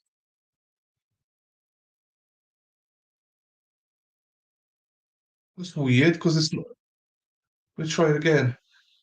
Because on my page it's at 8. I'm pretty sure that someone just liked it. We did have 9. We're still 8. Oh, no, 9 now. That's nuts. Oh, I've gone down to 2 viewers. That's why. Okay, that's fine. People don't like me talking. Maybe I don't know. I say just put it on mute because there's nothing going on. Just put it on mute and happy days. I don't expect people to listen to me or anything. Just good for me for my watch hours. That's the only reason I know some people like my voice, so thought I'd just speak. You can clip it then. So yeah, all right. I'm just browsing now, browsing everywhere, see what's going on. Yeah, that's fine. Geo, that's fine. See you later, Geo. All right, yeah, have a nice break now. All right, I'll see you later on. Yeah, that's fine. I mean, I presume they did because it says court is on lunch break. So hopefully Spider Girl. Oh, you don't look at the screen, do you? So I was going to say, no, I'm just going to stay on for the next hour.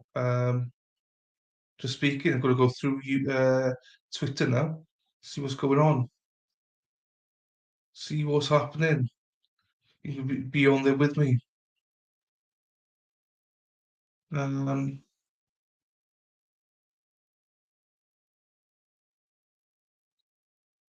okay.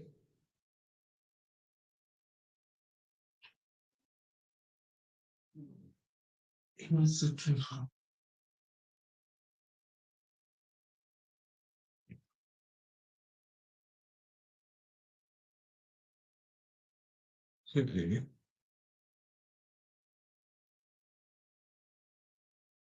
Jesus, there's a few cases coming up. So what do we think?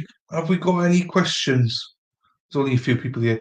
Have we got any questions for Lady Law and for Ms. Morgan tonight when we record the Idaho 4? Anything particular? I mean, we're going to be covering the grand jury stuff and things like that. But is there anything particular that you might want to find out from them? Considering that I'm hosting, so they don't have much options what gets asked of them. So yeah, if you could think of any questions, then let me know. Just type it in chat.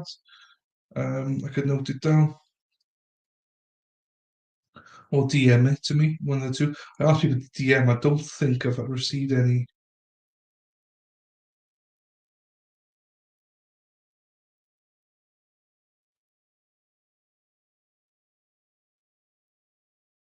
Okay, let's have a look at my DM.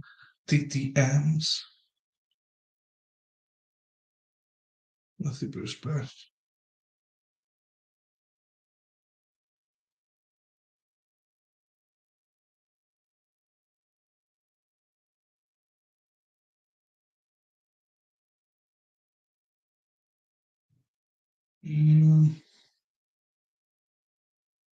No, I don't think there is. So many messages, like junk messages, that is, not actual messages.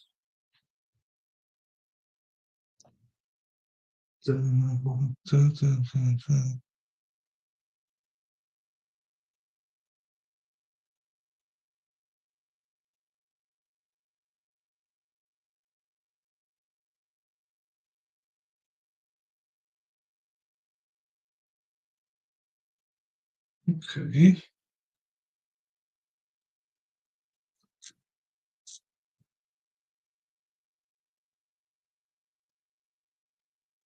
That's that. There's not much going on Twitch land. Um,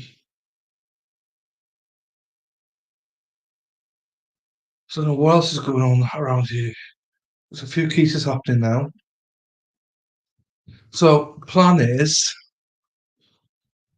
there might actually only be 3 more witnesses for this case for the defense. They might get a defense by arrest today. I don't officially know that, but when the judge asked, I thought they said there's 3 people left: the girlfriend or ex-girlfriend. There's a marshal, US marshal, and there's somebody else. Look at that. That's just I don't even touched it. The power. So it's 3. Yeah, so 3 left there, unless there's more of that, but they're not till next week. But if there's only 3 left, they're arresting, then that means the prosecution will be putting their stuff together. They probably, I don't know, will they need a day? Say they take a day then and close an argument on Tuesday.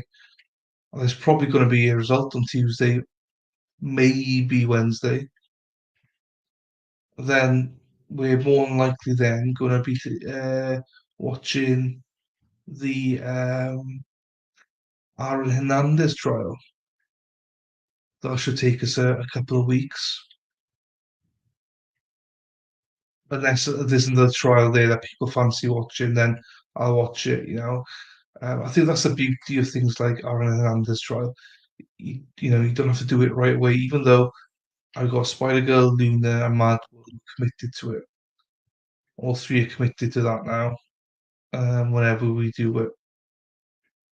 I'm extremely tired. I've had a long day today. Well, not a long day, but it's one of those where get up, went out for a walk for just over an hour, had lunch.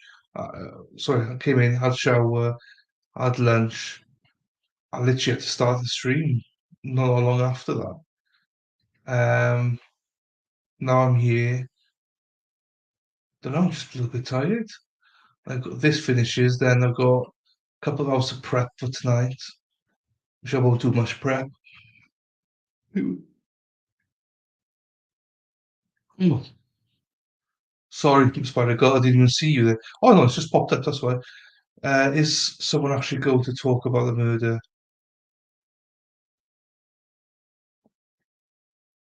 Yeah, I suppose you're right. Well, it is the prosecution's case right now, so yeah, we've not really heard anything about the murder. We've heard about the weapons and bowling ball, sorry, and a knife through her face. And we've heard about him and his ankle thingy, tracker, and how he broke out of it and blah blah blah, and he didn't go to hand himself back in. Like, that's a weird one to me. I understand why he didn't hand himself back in. I can't understand that, right? But not to just go around. I mean, if you're not going to hand yourself back in, oh, hang on. Surely it's because you've got to do something to yourself. So, because you know you've either got 15 years in prison. Can you face the 15 years? If you can't, it's all going to run because you just made it worse for yourself. Um, especially if you've just killed your mother, potentially. You think that you do the same job to yourself because it's you know you're going to get caught. I don't think he was going to run for all that long. Just I don't know. I don't know, especially with the tracker. Why did he go that direction with the tracker, knowing full well that he's.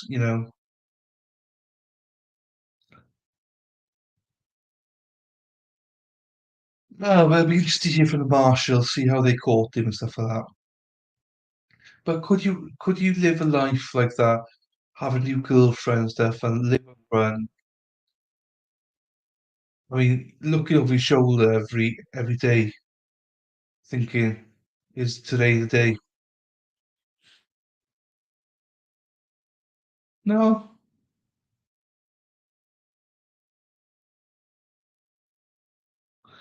Yeah, no, I don't think we've heard. Well, I mean, we could have heard, but maybe I was sleeping. But no, I don't think we've heard anything.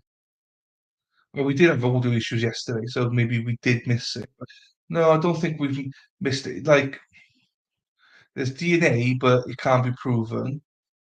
They didn't test the DNA for blood because they weren't asked to do that, which is just so sloppy. I think they just presumed it was him, so they were like, "No, we don't need too much info. It's fine."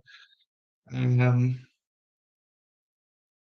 Look, they're like speculating only here. It's like look, is that he probably did do it because there was no house invasion, there was nothing taken of value or anything like that. Um, Chances are, yeah, he probably did, but it's not been proven yet. You know. Um, Yeah, and he'd be on the run for fraud, you're right. So it's not just for murder. He would have been running away for fraud. But it's just weird. Why would he kill you? The only thing I can't get my head is you go back to jail. Why would you kill your mother? Why would you do? It's like 81, 82. She'd be but around 92 when you come out, I suppose. So, but what kind of guy puts a knife? You got to put that through your mother's face. That's like next level shit. That is. It's your mother. Do you know what I mean? So I don't know. So yeah, no, I don't think maybe it's they're not covering it until Monday. I'm saying they're going to arrest today, but they just may have only these witnesses available, or maybe even they know that these witnesses are going to take all day. So that's why they're like, no, that'll be Monday. They haven't stipulated anything. I don't believe. So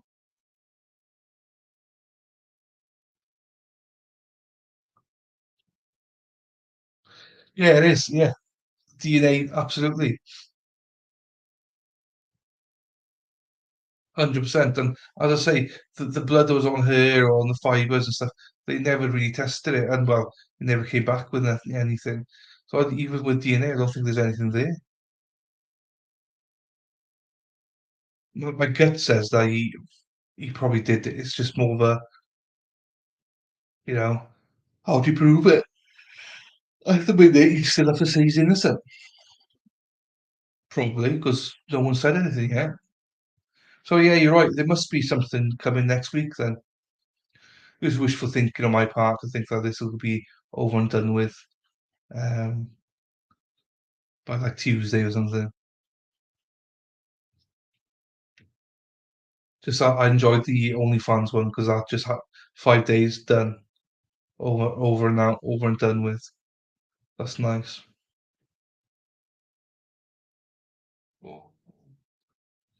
Oh, I'm yawning. I'm just tired.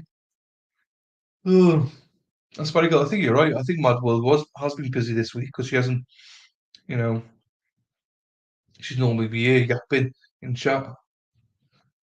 Um, yeah, no, they did, but come on, they got to actually prove that he did it. So he's going to speak about the ex-girlfriend and the marshal who caught him, I imagine. And there's one other person, so there must be another day of testimony to actually lay it out how it all happened. But we've not been privy to that yet, anyway. So everybody, yeah, rock your body, yeah, rock your body right. All right.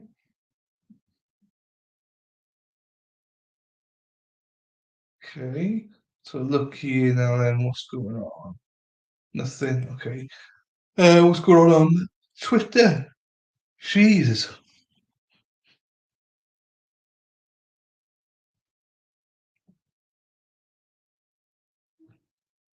Okay. So Jennifer Coffin Duffer had an imposter posing as them. So she's had to be verified.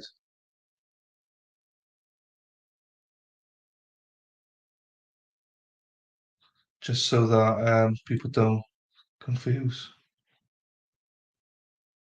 And they're going with FBI dot, I think.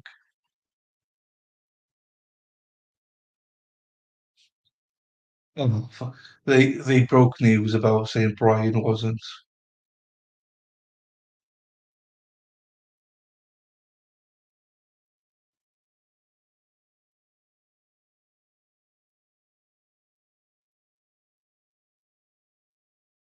Actually, it was pretty obvious it wasn't her account because oh actually no, it's not that obvious. Coffin Daffer F.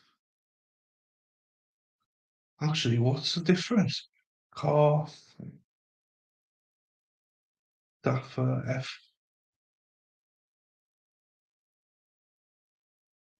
Jesus, actually. Oh no, that's why. Yeah. So that's why. Okay. So what they did was they put an I on there, um, or is that an L or something? I'm not sure.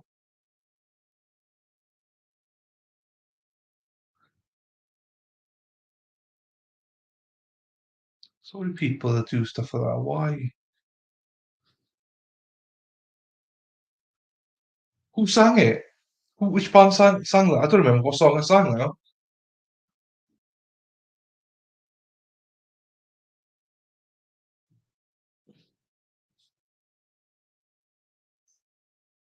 What did I actually sing? I don't remember now. Was it Rock Your Body? Yeah. Yeah, probably. Yeah, who sang that? I don't remember who sang it. Was it? Oh, I don't even know.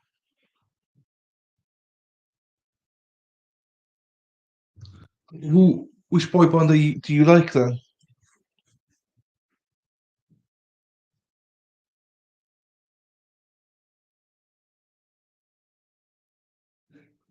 Man,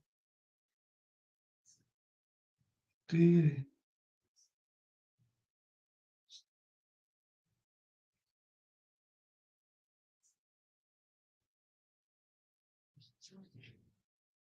Okay.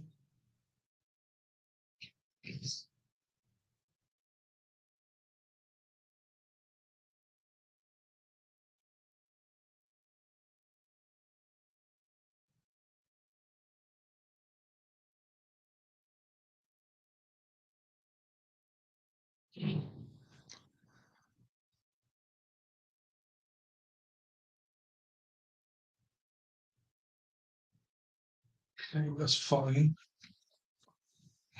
Right, so we got about 40 minutes left.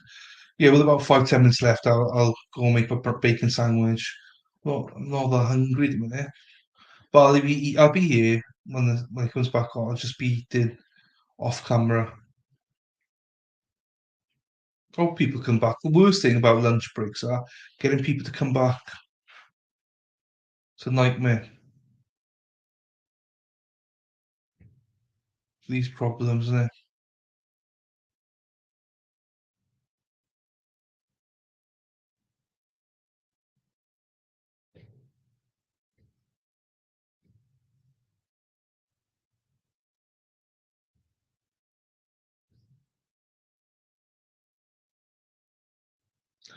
Thank you to whoever liked it on Rumble. I appreciate that.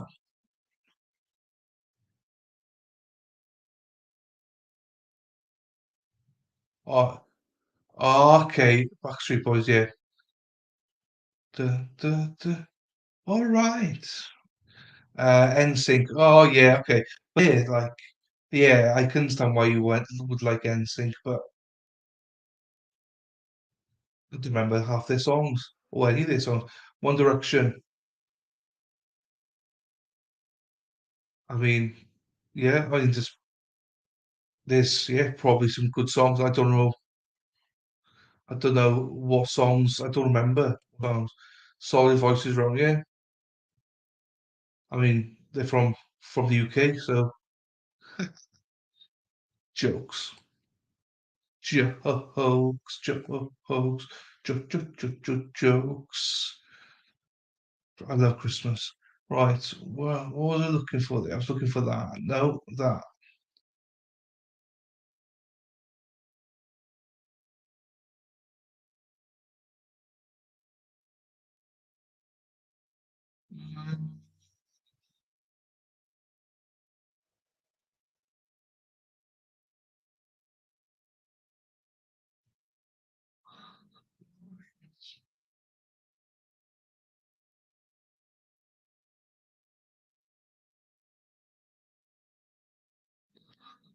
Okay. So no, yeah, I didn't think we'd be speaking about NSYNC, Backstreet Boys, and One Direction on my stream. It's not really my forte, if I'm being honest. But hey, we're always here for it. Always, always. Who's the other one? Ah, Boyzone. Remember Westlife, Irish bands.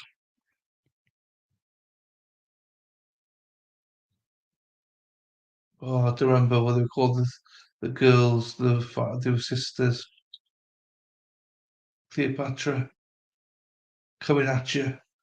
Oh, I don't remember the name of the band now. Cleopatra, coming at you. Oh, I don't remember. Irish, and we can see them now, black hair and stuff, but forgot the names.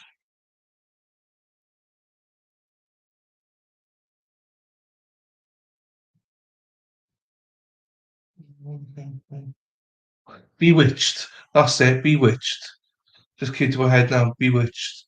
They were a very good-looking band. Sisters. Was there a brother in there as well? I don't remember.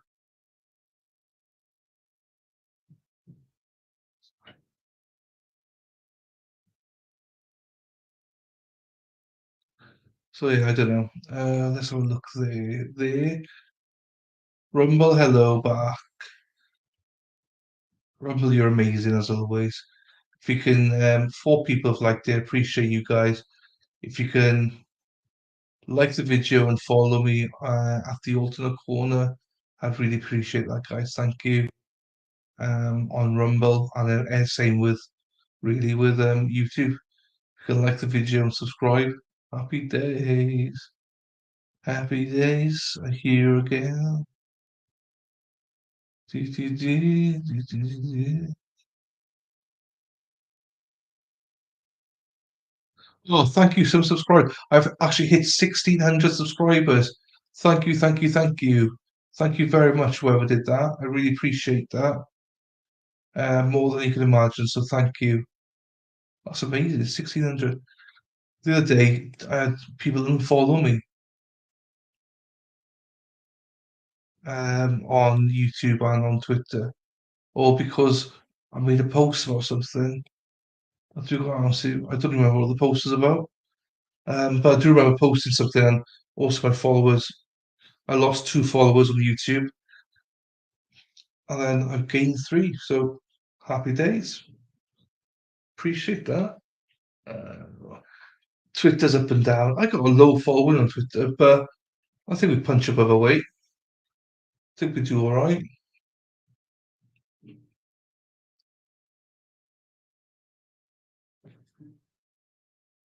So you love all time. Yeah, you do that. Yeah, I love country. I love country. I'll be honest, and I like the geeky one. Oh, I don't remember what it's called now. Cool. 90s hip hop. Well, you go and grab some food, Spider Girl, and come back. You got 35 minutes. Well, you got more time than that. You know what I mean? But yeah, grab some food and come back, and I'll keep talking. I might actually fall asleep for a little bit. Nice little kip. I need to freshen up after this if we're going to record tonight. So, anyone else here that wants to say hello, wants to chat? Give me a topic to chat about. We just done Boyzone, not Boyzone, no, Westlife, NSYNC, One Direction, Backstreet Boys. So, if anyone's got a topic that's not political, not religious, then put it in the chat. Or if you don't, but you just want to say hello, then pop it in chat as well. Same for you, Rumble. If you go anything, pop it in chat, guys.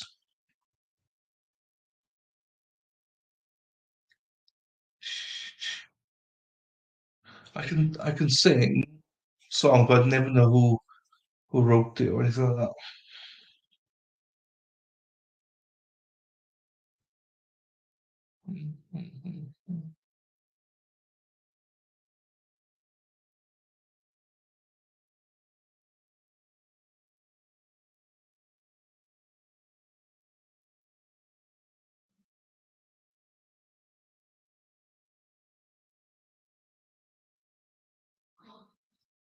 Mm, it's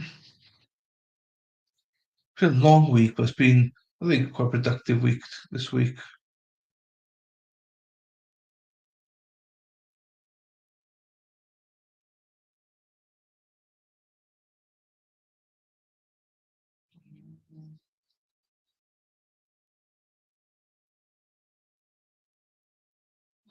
So we're just looking for some stuff. Yeah, so if anyone's got a topic or want to say hello or whatever, please feel free to do so. I'm only saying that because I don't know who's here. So if you've got your mute and stuff like that, then absolutely fine as well. Appreciate you giving me watch hours.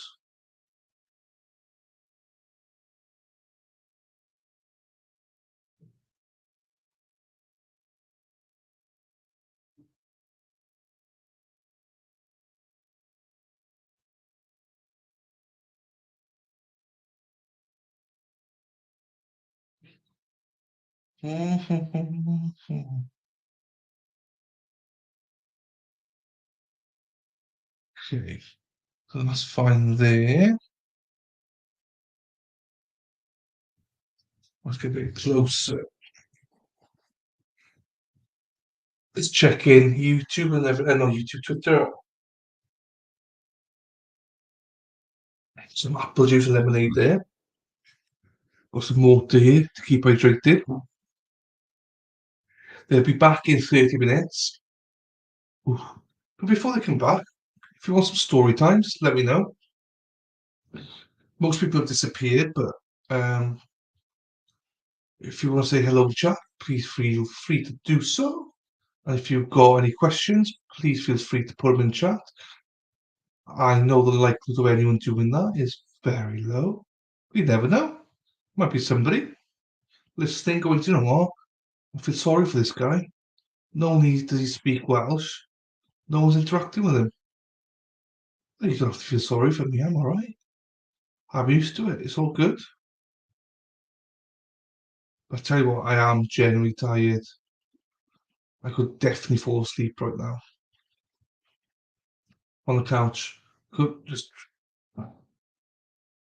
snoring. Leave the mic on so everyone's got to hear it.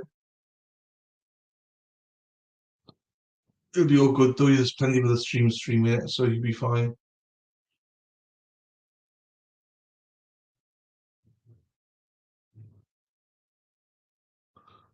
Yep, yep.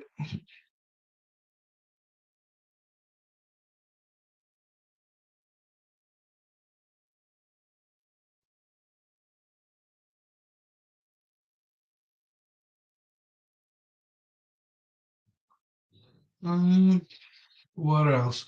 Anything going on in Twitter world? Twitter first. Generally feel like I'm dropping off every time I stop speaking, so I need to keep speaking. Right, what else we got up here then? It's all good. I know Rumble. We will be back in half an hour, really, so it's all good. Mm,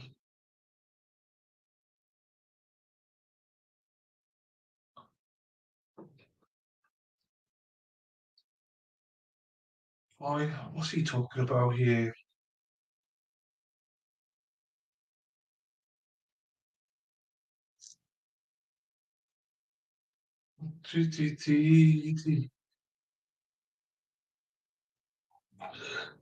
See some cars going past. People coming home from work. T T T T. Yeah. Okay. Huzzah.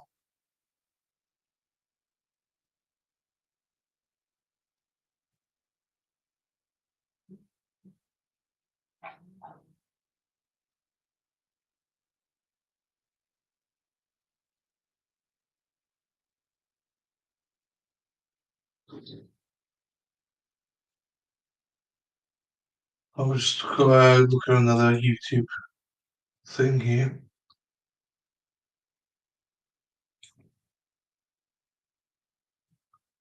So,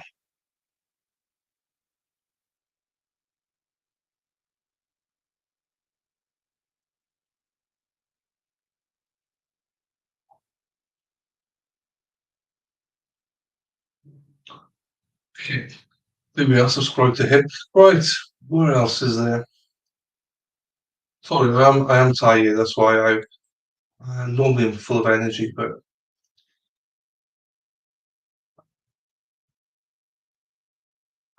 yeah, the Corey Richards one's case is a weird one. Why do I have all these people? I don't know who you are. Um,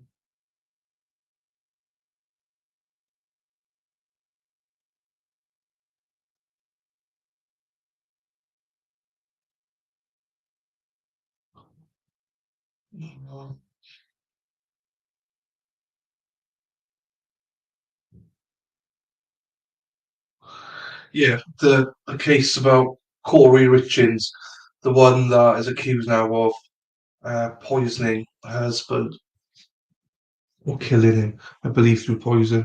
It's a weird one because she wrote the book and did a tour, and a year later they arrested her. That's just a weird one to me. Yeah, I don't know. It's 3 children she's left behind us. Oh, it's always harder when children are involved. So much harder with children involved. No, potentially they lost a father and a mother, and still super young.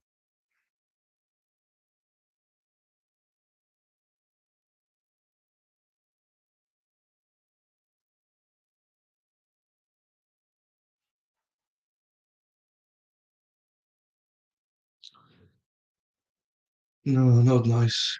That's okay, Rumble. That's okay. You come back afterwards. It's all right. I fully appreciate that. Don't worry. So that and it says 25 minutes or whatever it says. Hang on, let me just see. It says 25 minutes, but it'll be a little bit longer than that, so it's all good.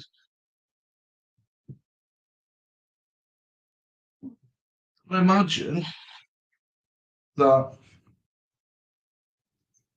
Oops.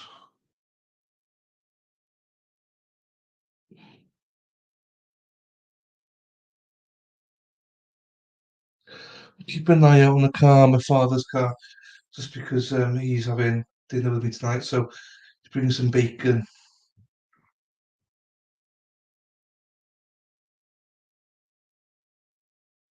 Mm, bacon sandwiches, maybe some egg. I don't know. We'll see. Once they arrive tonight, I'll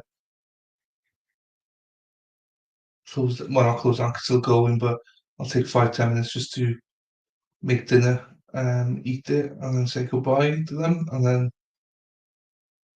come back home. I'll probably watch it whilst I'm here, and just not have my camera on and mute myself. I'm not sure people want to watch me eat. That's for sure. Try and you know turn the mics and the cameras off whenever I'm eating. But I never really eat on stream anyway, so it doesn't make much of a difference. So yeah, there's a few trials I want to go with, but I think Brian Corbin, someone said it might take another 2 years potentially before the trial's up and running. That's going to be mental if that's the case. Suppose we'll find out a lot more on Monday, I think.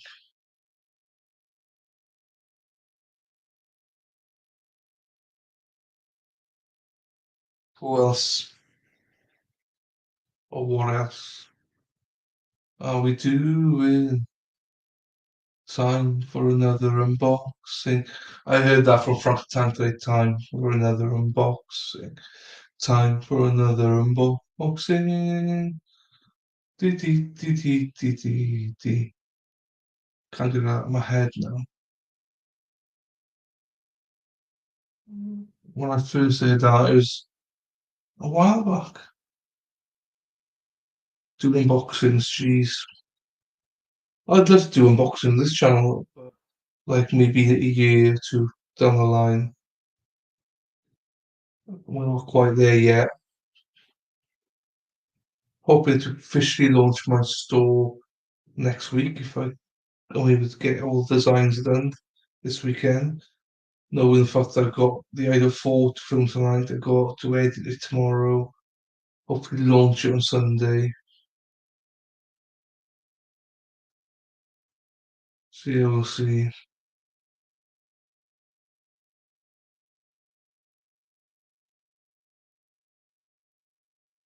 Oh, he's already gone there. So I'll 20 minutes left. Right, I'm going to see what time dinner is, and then I'll be back. I'll definitely be back because we're not ready for dinner.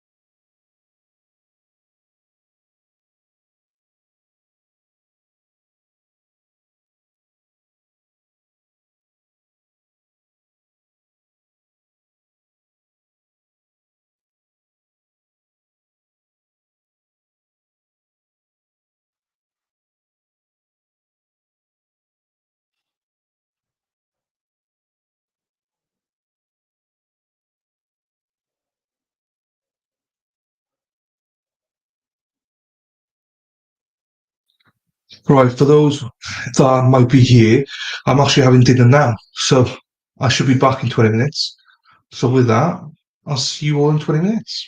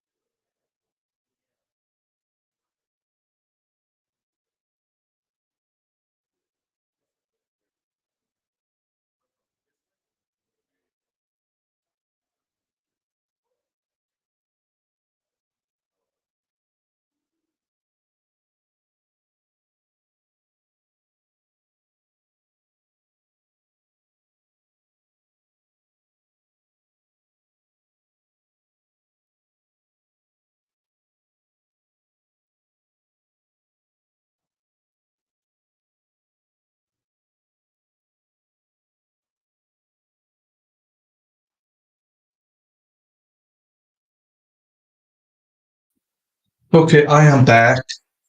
Literally, someone leaves just as I came back, but it's all good. Um, Feel much more refreshed now after that. Hello, Rumble. We're still waiting. They're still on lunch break, but they will be back now. Right, I'm gonna treat this bad boy out just to say that we're back live now.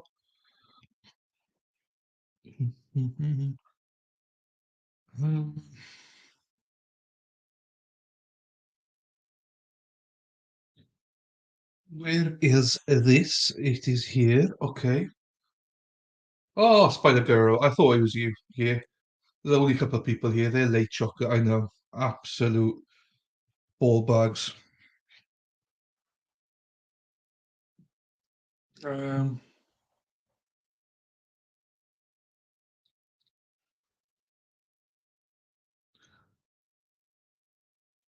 Jesus. Okay. For everyone. Yes, thank you, Jen. For everyone. Yes, thank you, Jen.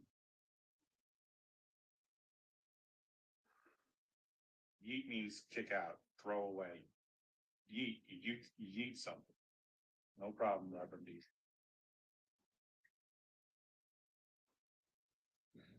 Okay. So here we are. Right. Oh yeah. I need to treat this out. Bloody hell. How does that happen? Uh. We are back live. Back live. Um,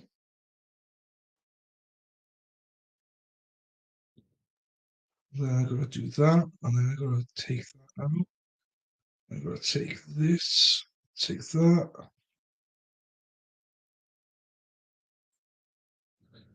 Okay, and then I'll copy and paste this.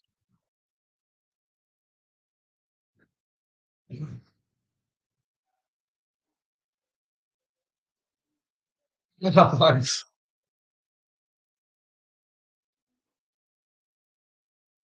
Appreciate that. Yeah, it's good. So yeah, no, I appreciate that because that means I still get the watch hours. It does help, you know. So every little help. I got about 1,800 hours to do. I guess it's disheartening sometimes when you see it because some people got it so quick in like a couple of weeks. So that's disheartening. But then it's like, well, do you know what I mean? It's a grind.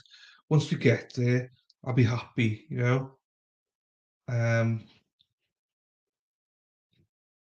it'll be one of those few we made it.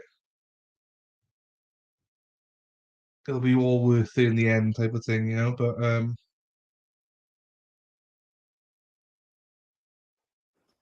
when you look up and it's like this now, you got one only Spider Girl here on YouTube. It's like, geez, I see everyone else got like hundreds and thousands of people watching. You do think, what the fuck are we doing?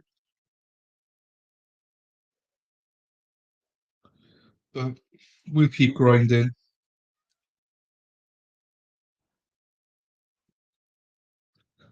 But thank you to you, Rumble. Rumble, keep please like where have you gone?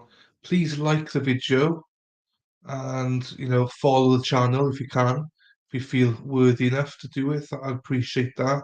It really helps me out, especially the likes and everything like that. We're doing all right. 185 people today, all in all, in Rumble.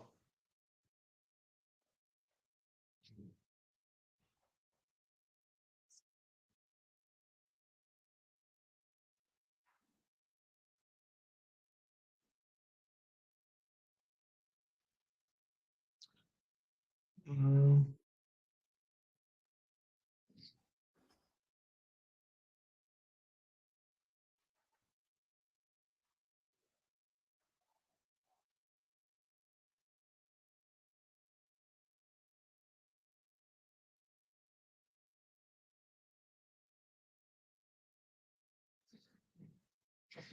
Oh, thank you. Whoever did it, I have seen someone just liked it on Rumble. Appreciate that. As I say, likes mean a lot to me, and if people can follow, if you're registered and you can follow, I appreciate that as well. I understand some people aren't registered and stuff. Um, but yeah, any follows, it just means that you get notified whenever I go live. I won't mostly cover trials and some um true crime videos and stuff like that. I'm just starting. I've been doing this for a couple of months now, so thinking about doing Rumble full time purely because it's more engagement, but in terms of more viewers, but engagement wise, it's no one speaks or follows and stuff. So that's why YouTube is very good. I also, despite a girl, I just got 1,600. I'm not sure if you were here. Was 1,600.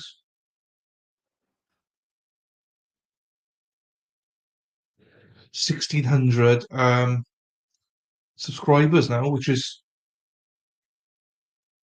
brilliant considering everything. So we had it over the break just now. That's amazing. So I appreciate everyone.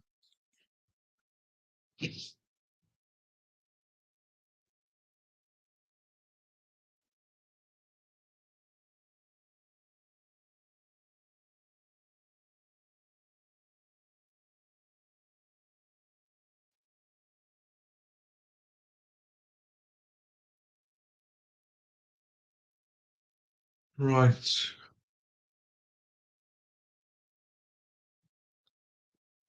Yeah, I don't know why they're taking so long. This judge is normally pretty precise. So it must be the witness hasn't arrived or something. There must be something with them. Thanks for quote tweeting as well, Spider Girl. I appreciate that. And I'll retweet your quote tweet.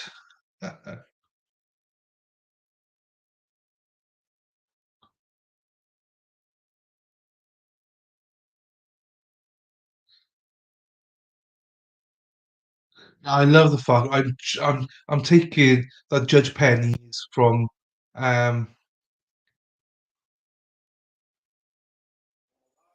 you don't number your tweets. How do you number your tweets? What's number your tweets, mate? Yes, sir. Oh, thank you, tweets. I do sometimes. I forget a lot. I appreciate it. Thank you. The live stream is so straight. I do forget a lot. In the courtroom after the camera's off. Morgan has a go at me all the time about it I as well. think there's some kind of a delay, because I noticed that too. There may be a delay in what's actually being presented versus what's happening. So are you looking at it online? No, just the information that I received. Fine. Hashtag, yeah, I got it now. I clicked in the end, so appreciate that. So tell me some more. I received information from, Staff Attorney Campbell confirming that, family members were watching live streams, and then, they were aware that there was, talks or the mics were recording during the breaks and application. Okay. During which breaks? The hot mics that they hear, from the courtroom on the YouTube channel. Okay. All right. Well, are you saying that, okay, so I'm trying to understand, are you saying that it's being recorded and broadcast on the website, or?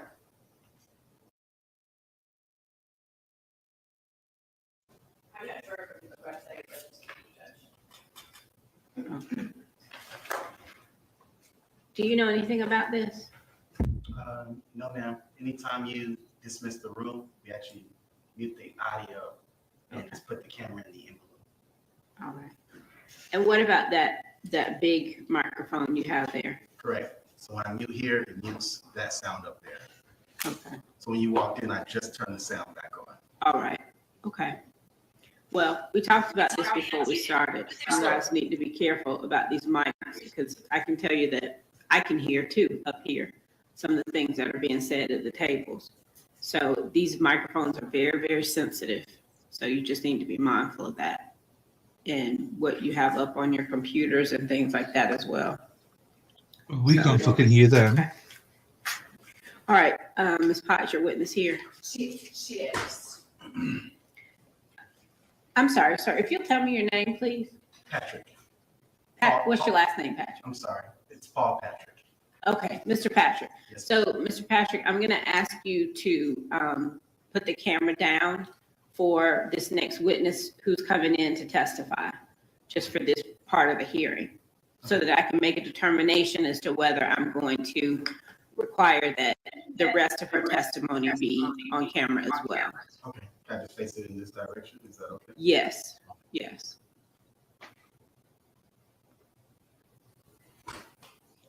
Do you want to have him face it this way, bring her in, and then have him turn it? Because she got to walk, or she can walk behind you. She can walk behind you. Okay, If I could just have a minute to let her know what's going on. yes. Is that what it is? Yeah, I heard noises as well. I heard them chat. That's how we knew about a lot of the stuff. But I'm not complaining about it either. So I don't think there's anything bad they were discussing. I'm glad they got her on this.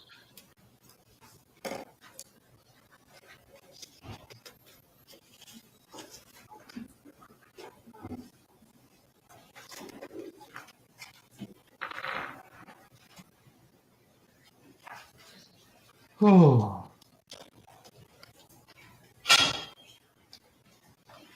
So he's going to have a hefty time in jail, in prison anyway, because he got 15 years. He did a run there. Oh. Was that the witness?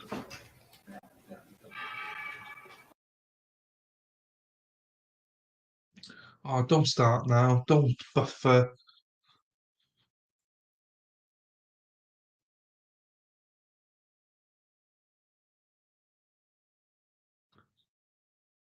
Yeah, 100%. Oh, hang on. I need to bloody... Hang on.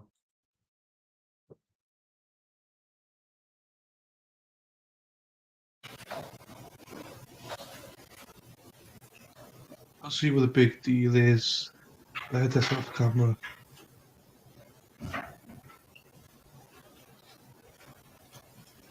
I don't... Yeah, Okay. no, I thought that I just afterwards. check the clerk's file just to see if any objections have been filed by anyone or any other parties. And I don't see anything that's been filed into the clerk's file for me to consider. So Objecting to her being off the camera. defense doesn't have any objection to the request, then I would grant the request and just ask Mr. Patrick that we continue what you just did, which is to allow her to walk behind you and turn the camera this way while she's testifying. But the audio will still be, still be recorded and can be broadcast. Neither side of, like, the defense are happy for it not to be seen. So she will be heard, but audio only.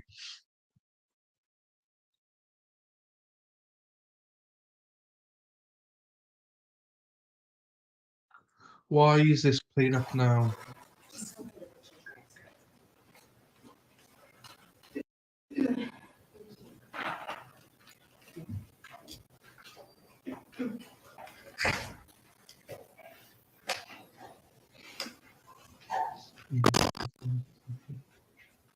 So just to clarify to everyone,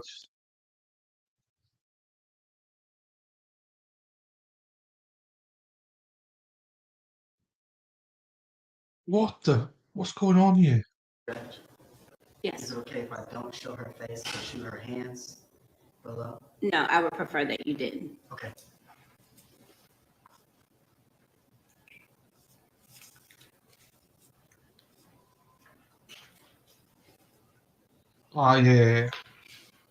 No one's objecting yet. She was saying she was going to see if she will actually agree with it. because technically she doesn't have to block. Yeah, but I mean, yeah, you're 100% right. It's just more of a, if the defense are fine with it, just fucking. But I don't hope this doesn't start a precedent either, because this is supposed to be open to everyone. I can stand a little bit here because she's probably embarrassed as well, and so I don't mind this witness. But for most witnesses, fuck off, get up there. Do you know what I mean?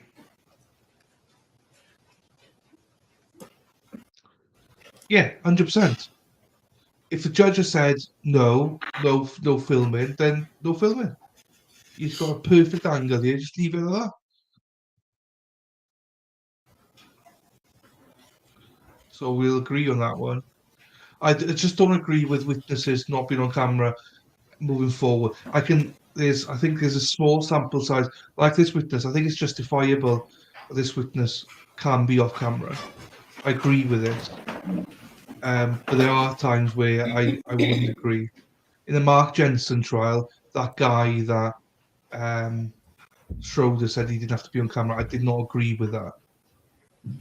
I do not agree at all with that, because he was in the media and everything, and he actually, well, I mean, he had an affair himself with the woman. You want me Bloody to hell. see it?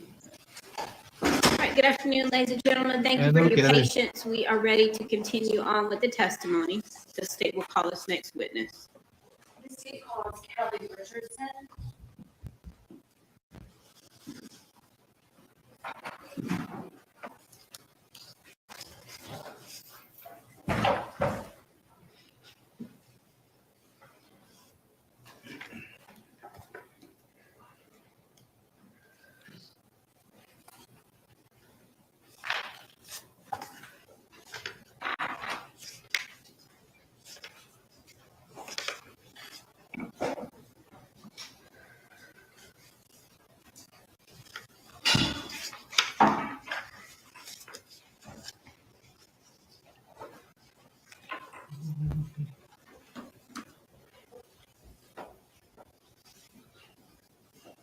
See, I hate lunch breaks because now we're down to like 2 people on YouTube. It's the girl, me, and someone else. A few more on Rumble, but it's hard to get people back Hand. after lunch. Would you please state your name? Kelly Richardson. What city do you live in, Ms. Richardson? Nashville. Okay. And in what area, general area of town in Nashville do you live? In Midtown, near Music Row in Vanderbilt. Okay. Mr. Richardson, can I get you to scoot up a little bit closer to that microphone and speak up? And why do we need to know where she lives? We Pardon? don't need to know any of that.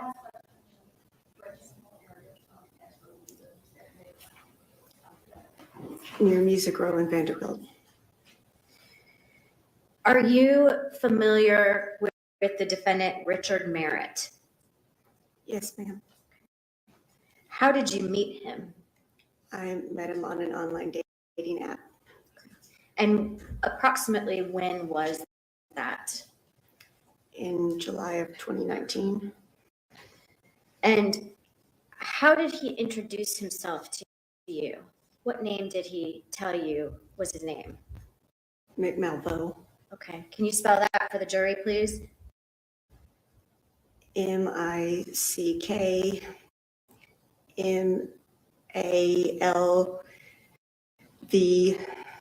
I think he spelled it MALVEAUX.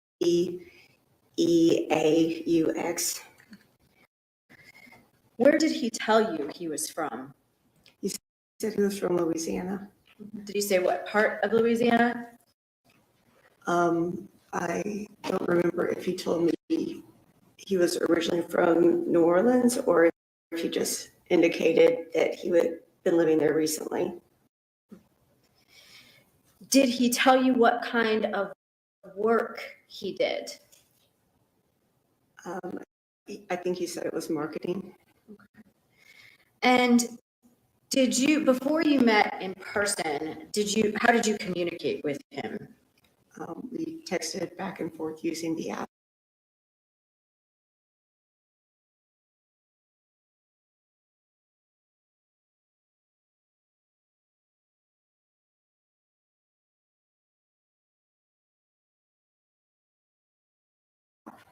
Okay. And was that you're discussing? Yes, ma'am. Okay.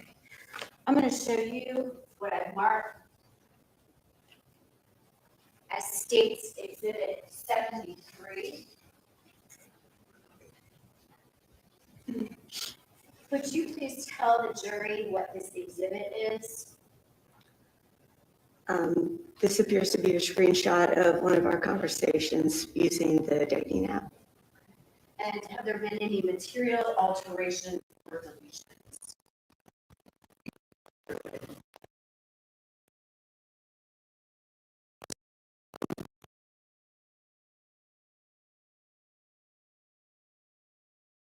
Screenshots.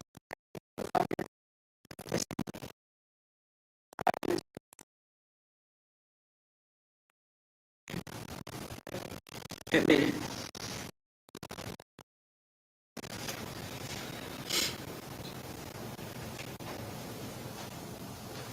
I'm going to allow the jury to read some part of this exhibit for a moment.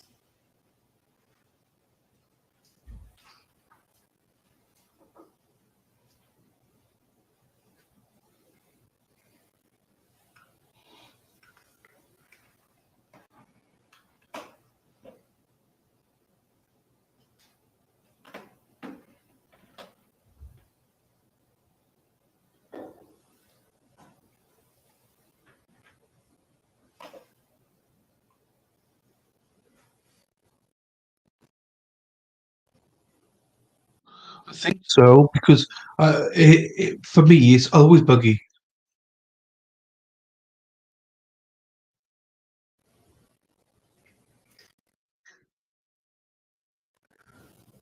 Well, I'm not sure. Yeah, it must have been that because hang on, I need to refresh here. That 2019? What did he look any different then than he does now? It's significantly different. How, Oh my days.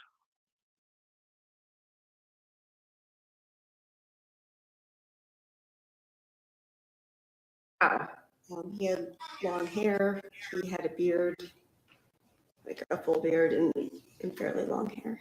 okay. I'm gonna show you what I have marked as State's Exhibit 74.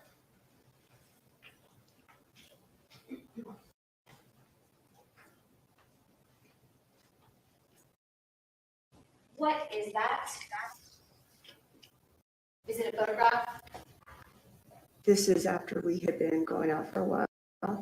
So I'm sorry, what is that a photograph?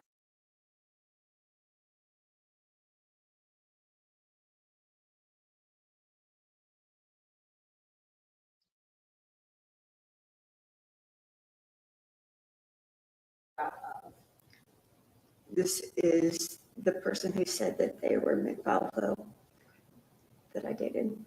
And is that what he appeared like when you were dating him? After he shaved off part of his beard, yes. Does it fairly and accurately show what he looked like during some point of the time that you knew him? Yes, ma'am. I'm gonna move to admit State's Exhibit 74. Any objection? Admit it. I usually let it drop, but I've had to leave it up for a little bit because of all the buffering. But I've dropped it again now, so I don't have it on Is screen. that your dog in the photograph? No, Okay. Why was he holding a dog in the photograph? I was taking care of my friend's dog that night.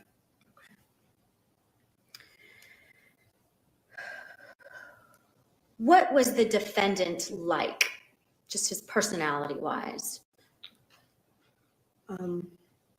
He was interesting and fun to be with. He was intelligent and gregarious and outgoing and a very smooth talker. Did you start a dating relationship with him?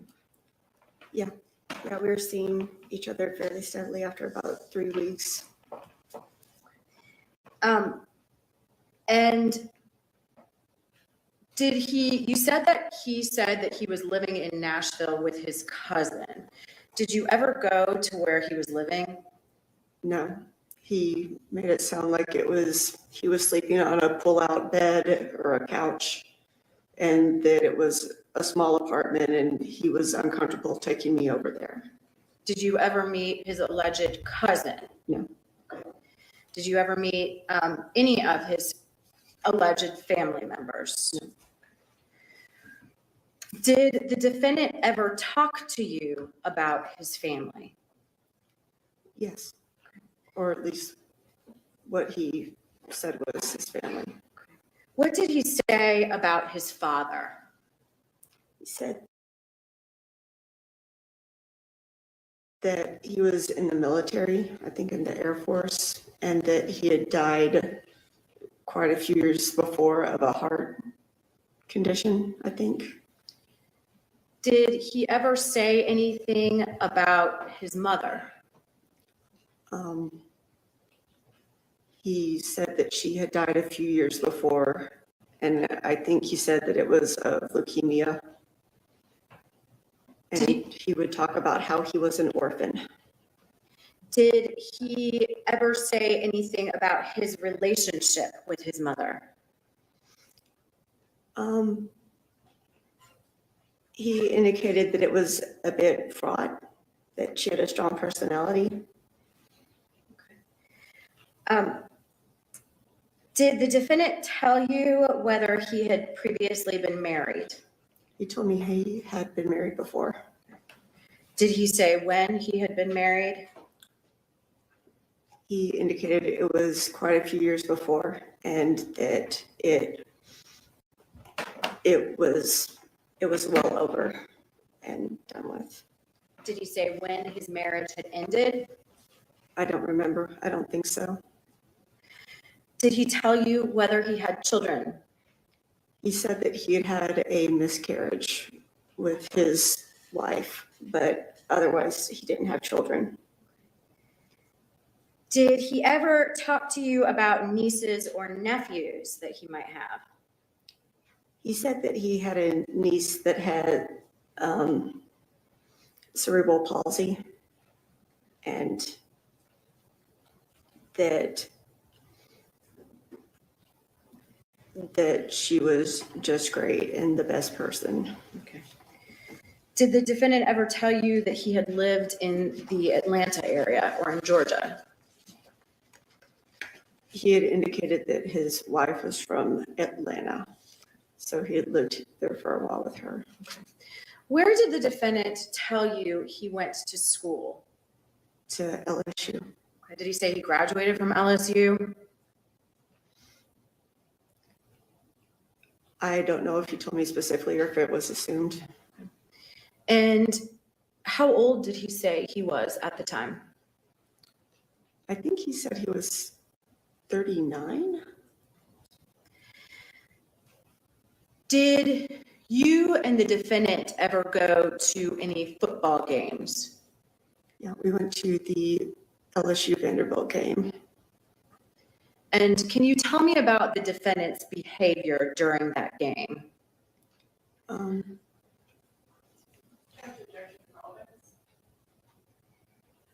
Your Honor, I just think this all goes toward the defendant's fraud and his behavior during the course of their relationship. They obviously went to an LSU football game because he had said that that's where he had been to school. And I think that his behavior during that game is just one more of the indications of his dishonesty. Any response?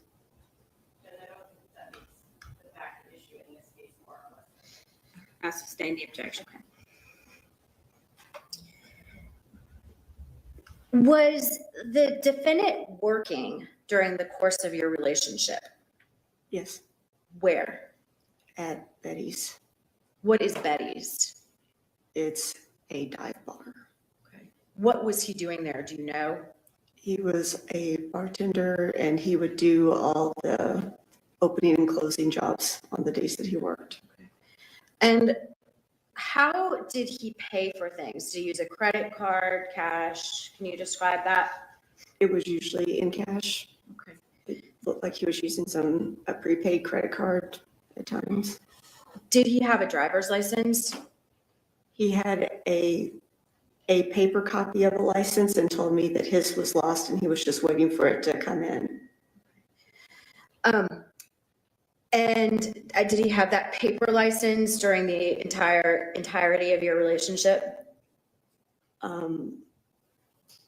For at least part of it. And I remember asking him like a month or so in, what was going on with that? Like, why didn't he have his real license yet?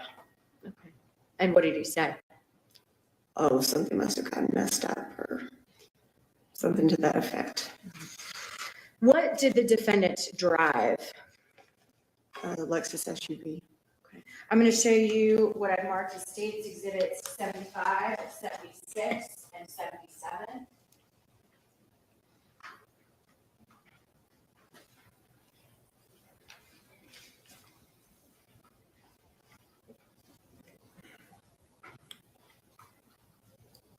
Can you tell the jury what those are photographs of?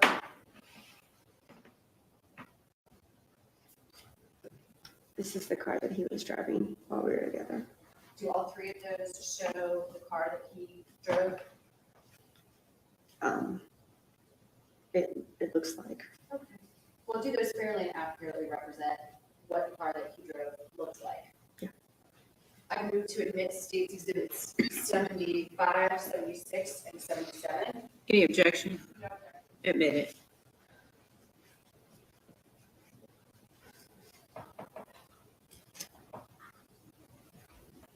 What was the defendant's attitude toward this car?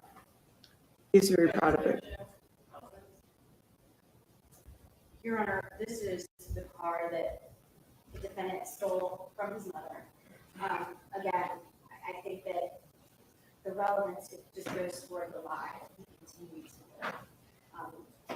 Additionally, if we go toward malice, the issue of malice. In what way? Your Honor, malice can be proven by the events that occurred before, during, and after the murder.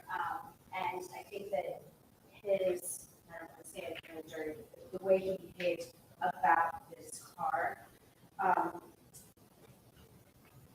shows kind of his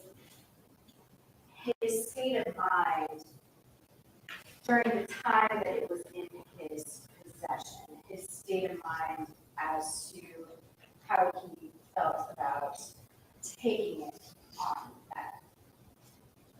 that Friday on February 1st. Ladies and gentlemen, I'm going to ask you to step into the jury room for just a moment, please.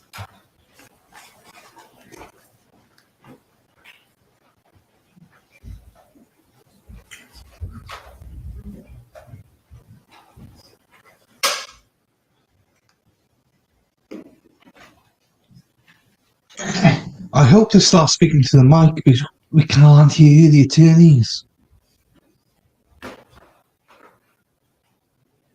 And I need to get subtitles up as well. More up, sorry. I mean. I do think that. Yes.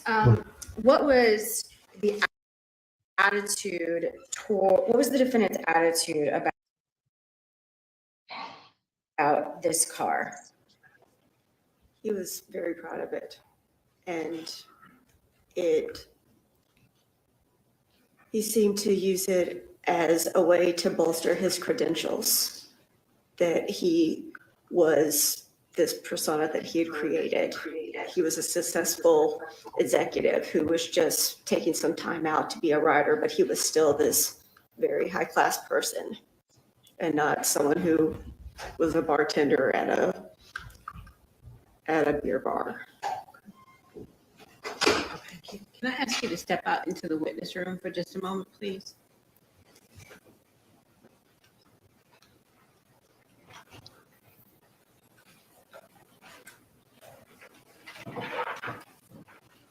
Don't know what's going on now.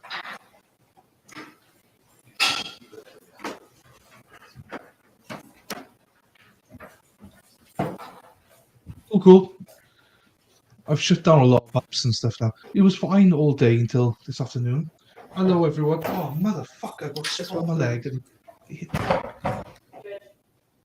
bear with us, the attorneys are shit at speaking into mics. So trying to use the subtitles to understand what they say. You know.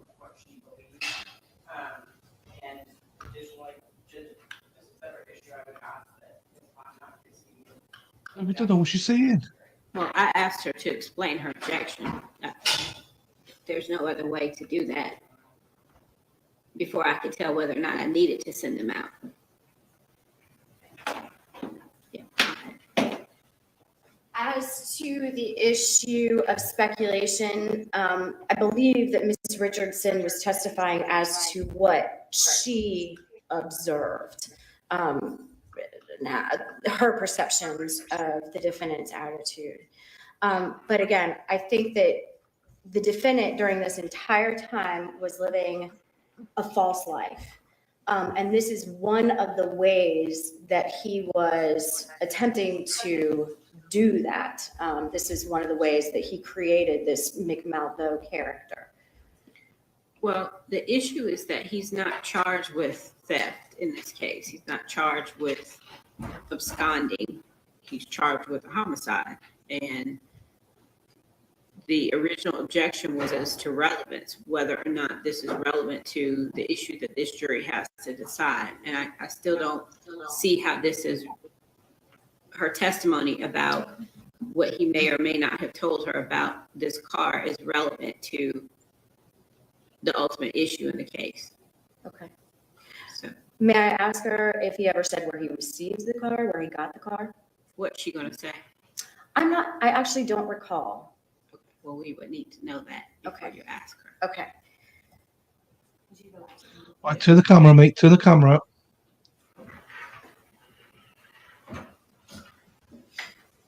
This guy. He knows he's not supposed to film it, and he's still got a camera in position. Just turn the camera. What's he doing?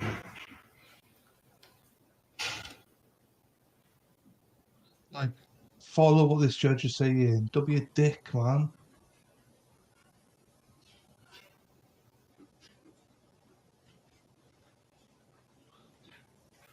I want to see her as well, but the judge has ruled that she's not to be filmed. But why is this fucking guy got the camera zoomed straight over there?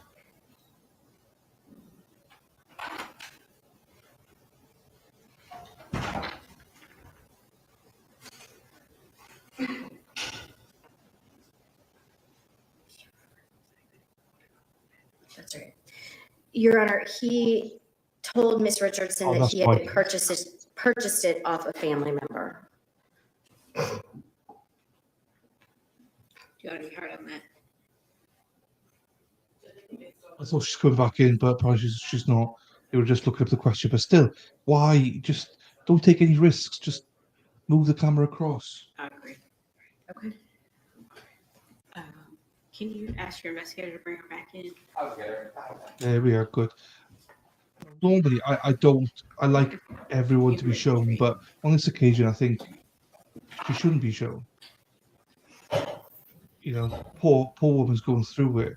I have to say, sorry, girl, I believe this one a lot more than I did his ex-wife. The ex-wife testimony means nothing to me, because she's full of shit, in my opinion. This one, I don't think is so far, I ain't exaggerating or anything, just saying as it is. She's obviously deeply upset, but I don't think she's after him. She'll answer all the questions truthfully, is my impression so far. But I'm on my own on with that one, because Strike what response? I talked to Melissa last night, and she thought the ex-wife did a really good job. I was very believable. So it all depends. No, that was her response to my question about how is this relevant? I will sustain the objection on the record when the jury comes back in. But I think the record needs to reflect that we had a discussion about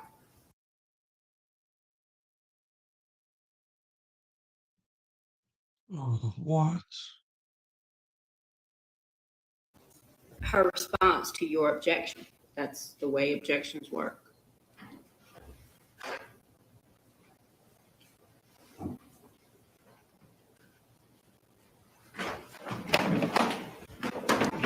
I think that he had long hair and a beard, and look at him now, back to normal.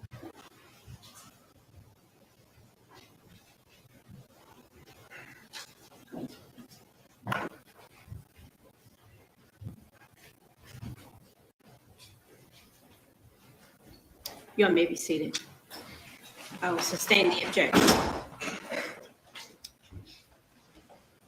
Did the defendant ever stay at your home? He would spend the night there sometimes. Did you all ever discuss moving in together? We talked about it at some point. And did the fact that he was staying at your house cause any issues between the two of you? It did shortly before the marshals picked him up. And what was the issue? He was there all the time. It was getting to the point where it wasn't just, a night here and there or a few nights during the week. He was there all the time. And I wasn't ready for that in our relationship, and he wasn't paying rent. And we hadn't talked about moving in together there.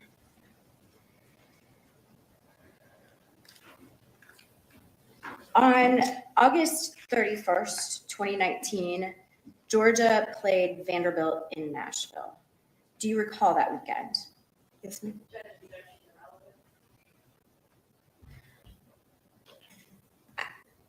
The relevance is that his demeanor was one of trying to stay very low key that weekend. I don't know that I should say this in front of the jury since an objection has been made, but I can explain outside the presence. All right. Ladies and gentlemen, you're going to get your steps in this afternoon. May I ask you to come back to the jury room? You see the defendant, he got really pissed off there. He got really animated there. I was surprised with that. He was angry.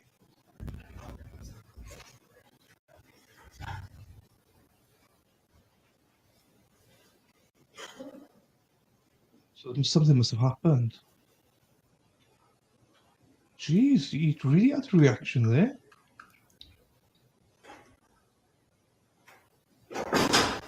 One of these attorneys time to stand up. Can I ask you to step into the witness room again? Your Honor, before she does, would the court hear her answer to that question? I think it'll make sense. Okay. Thank you. Well, just kind of a follow-up question. So that weekend, True. Georgia played Vanderbilt. Were there folks from UGA in the Nashville area? Yes, ma'am. And what was the defendant's demeanor that weekend? He was out of sorts. He whined about going into work. He didn't want to leave the house. He didn't want to get lunch. He wanted to miss his shift at the bar that night and complained about having to go in and talk to all these people. All right, I don't have any further questions. All right, if you can step back.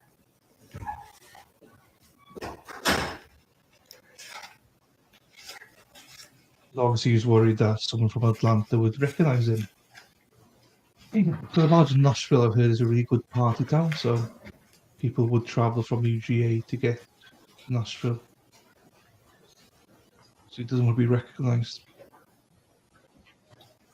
I don't know why he needs to be so angry about it, though. I thought that you mentioned before that this was around the time that he was arrested. This was on August 31st. He was arrested on September 30th. They found his mother's car on September 26th. Okay.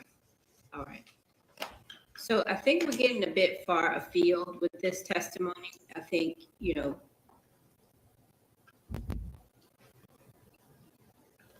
sort of leading up to this is relevant to some degree, but I think you're getting a little bit far afield with this line of questioning, because he's charged with homicide. He's not charged with theft. He's not charged with fraud. He's not charged with absconding. So these questions have to be somehow related to whether or not he committed this homicide, because that's what the issue is for this jury to decide. Your Honor, may I respond? Sure. Yes, evidence of flight is always admissible. We believe that this goes to it's his continuing evidence of his fleeing. He did not want to be seen during that weekend, potentially by anyone from Georgia. And, when I spoke to Kelly initially about this, she's like, in retrospect, I realized he did not, he didn't want to go outside of the house because he was afraid of being seen by somebody he may know, or who may be, with UGA and recognize him. Well, and now you're getting into her speculating about why he didn't want to go out. Yes, and it would just be our argument to the jury. You can make the argument. You can make argument, reasonable inferences from the evidence is certainly allowable as far as argument goes. But now we're not only talking about something that may not be relevant. Now you're talking about her speculation about why, because she never said that she asked him why he didn't want to go for his shift, or she asked him why he didn't want to leave the house. I'm sorry, I don't plan on asking her about what she realized in retrospect. I understand, but your explanation of why you're asking her the questions leads to speculation. So you're eliciting speculative testimony from her, because she doesn't know why he didn't want to leave the house. No, and the issue was that he was acting very peculiarly that weekend, and I think that would be. That's not Okay. relevant, Ms. Pye. Okay. Is there anything else you're going to ask her? Because I don't want to keep. I plan on asking in her and out. when and how she learned that the defendant was wanted for murder. Okay. Was she present, or was she anywhere around when he was actually arrested? His car was found, his mother's car was found near her house in her neighborhood, parked like right in front of her house. But she did not learn she just learned after he was caught from a local news site. Any objection about any?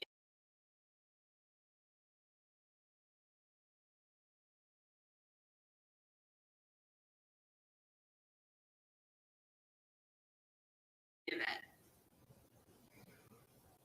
I don't know what the relevance is if she's not with him at the time of his arrest, and she's reading things on the news and reading on the hearsay. I don't think it's relevant.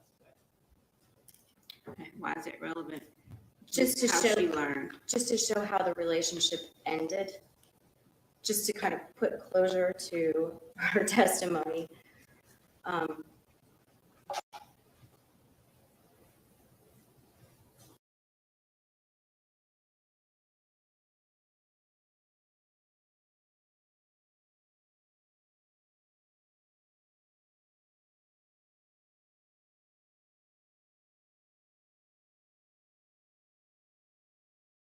But how is that relevant? No, I understand. I'll ask when the relationship ended and why it ended. I'm just trying to explain the timeline to the jury. And I think that, by stopping kind of in the middle of her testimony, it kind of draws that. Okay. Question. Do you have an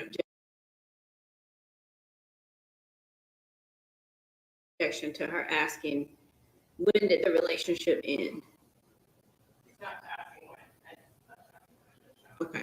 I think you can ask her when the relationship ended And I think you mentioned before you were going to ask her whether she'd had any further contact with him Yes. since he was arrested. Yes. I think do you have an objection to that?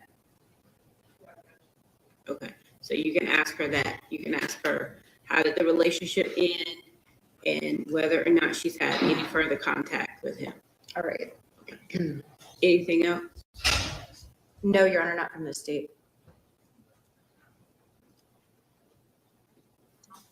Agree. This judge is on it. And what I like about her is that she explains it.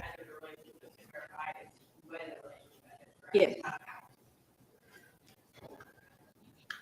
Well, I think if she says when it ended, it's pretty reasonable to think that it happened after he got arrested. I guess to me, there's a distinction between asking when and then timeline. So here's the thing though, Ms. Wolf-Gruber. It's clear that at some point he was arrested, and the question about whether or not she's had any further contact with him, I mean, I don't think she's going to say that they continued their relationship after he was arrested. So doesn't it stand to reason that that's when it ended and that's why it ended? You don't want Ms. Pott to ask her about any issues that happened before he was arrested. So what else is the logical reason for it to have ended?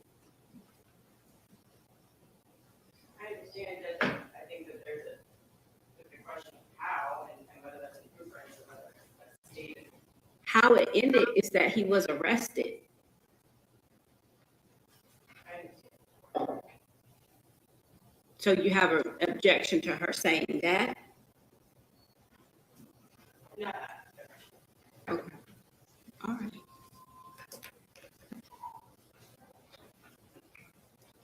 Mr. Queen, did you want to say something? As I told you before, microphones are very sensitive, so I can hear you.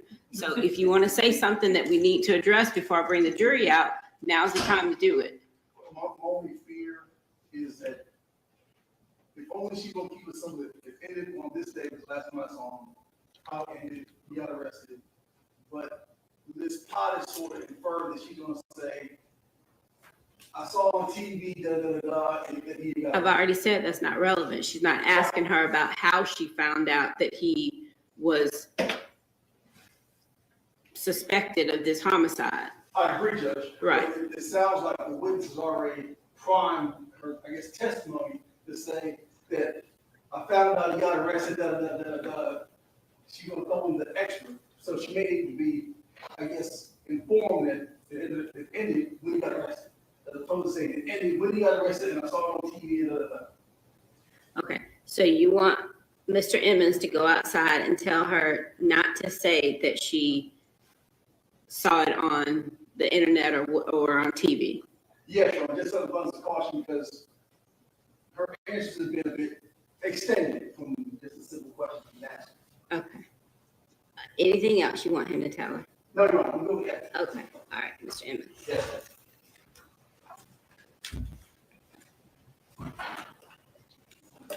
Come back in there. I do like this judge. You're right. It's not just about proving. She's explaining stuff. I think she's teaching them as well. I think she wants to teach people. She's allowing them to object and give their reasons and people to come back. Like if you remember like Judge Newman, for instance, he would never give a reason, or he'd always be like, well, I don't know. But I don't think I think she's one of the best ones we've seen. Well, I've seen certainly. The Gwyneth Paltrow one I really liked as well. He was incredibly good. And this one now. So I think who else we've got? Judge Schroeder, whatever his name is, he's not the same kind of level as these. Judge Newman's not on the same kind of level as these. I don't remember who else we had. But very impressed. Very, very impressed. Good. I think Jennifer. Oh. All right. If you'll ask her to come back in.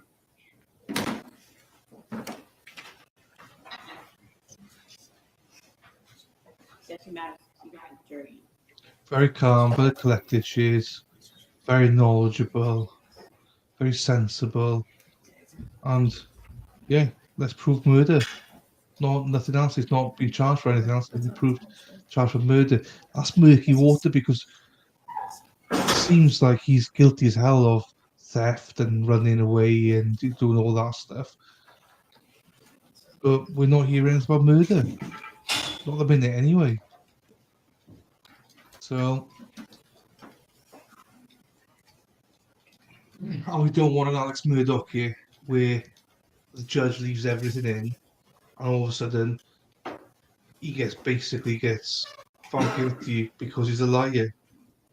That's not what like. I wish this one was the judge for the Murdoch trial now.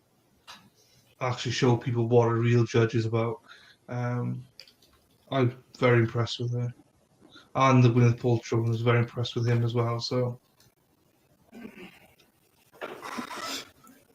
there was another judge as well. I don't remember who he was though. That I was impressed with. I don't know. It might not have been Paltrow. It might not have been Paltrow. I'm sure there's been a trial where I really liked the judge. I don't remember which.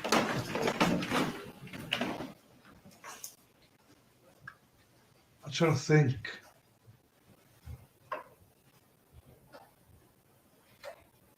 Our shoulder just goes on and on too much. It just loves his own voice. Yeah, maybe see. Let's have a look here then. Ms. Richardson, thank you. When did your relationship with the defendant end? When he was arrested. Okay. And approximately when was that? I think the beginning of September. Have you seen or heard from the defendant, or seen or spoken with the defendant since? He's sent me postcards and tried to call me. Okay. I have nothing further.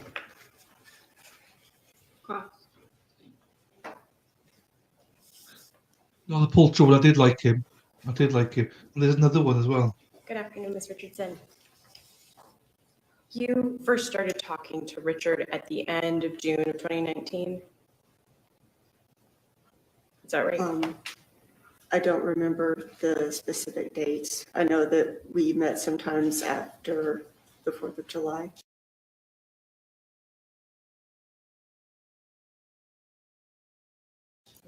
And that meeting after the 4th of July, that was in person?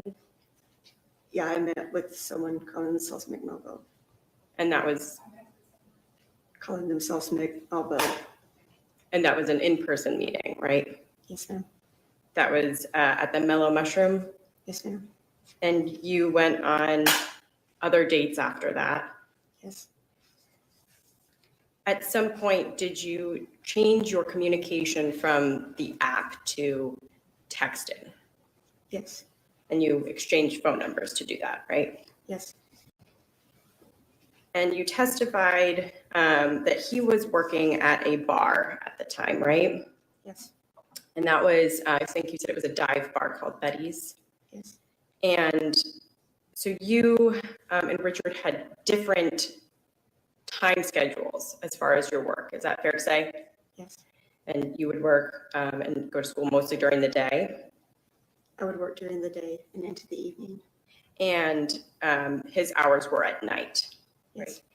And sometimes he would come home very early morning hours in the morning, 3:30 or 4 o'clock in the morning?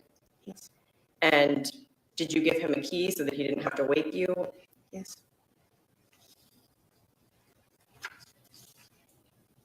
During the time that you were dating Richard, he was never aggressive towards you, right?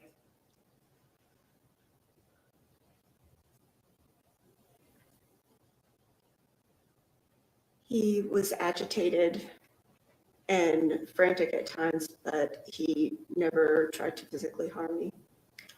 And you recall meeting with detectives in Nashville, Detectives McQuilkin and Detective Weissman. I don't remember their names offhand. I met with detectives after he was picked up. And you told them that he was not aggressive towards you, right? No, he never tried to be violent towards me. He never had any reputation for physical violence, right? I don't know what his reputation was. When you were dating him, I don't know what his reputation was with his friends, okay? But he never displayed any physical violence towards you. not towards me. Thank you. Can you redirect? Yes. You use the words, You use the words agitated and frantic. Can you describe what you mean? Just kind of elaborate on what you would describe defendant's behavior as?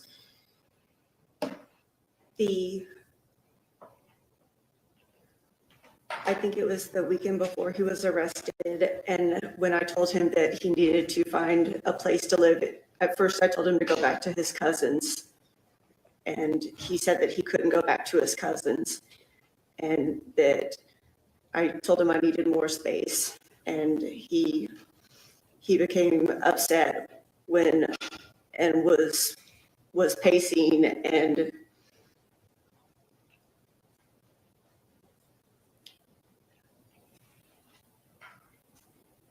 he was pacing, not making eye contact, and would go and like hold his head in his hands and said he had no place to go and made excuses why he wasn't leaving. Did he ever raise his voice? Not on that occasion. He did get angry for some things that happened at work before, but not on that specific occasion. Okay, and what was he like when he got angry?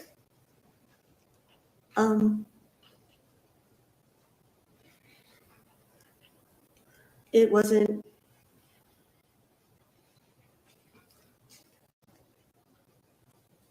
There wasn't Maybe. anything notable about it. It was just anger that, someone at work had not treated him the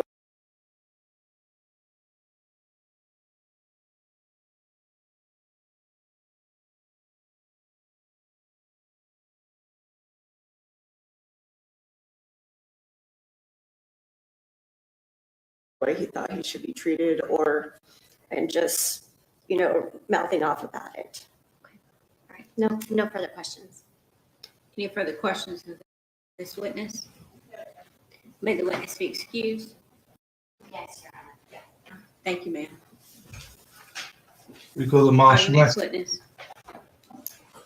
Your Honor, the state calls U.S. Marshal Hunt, Gerard Hunt. This trial goes quick.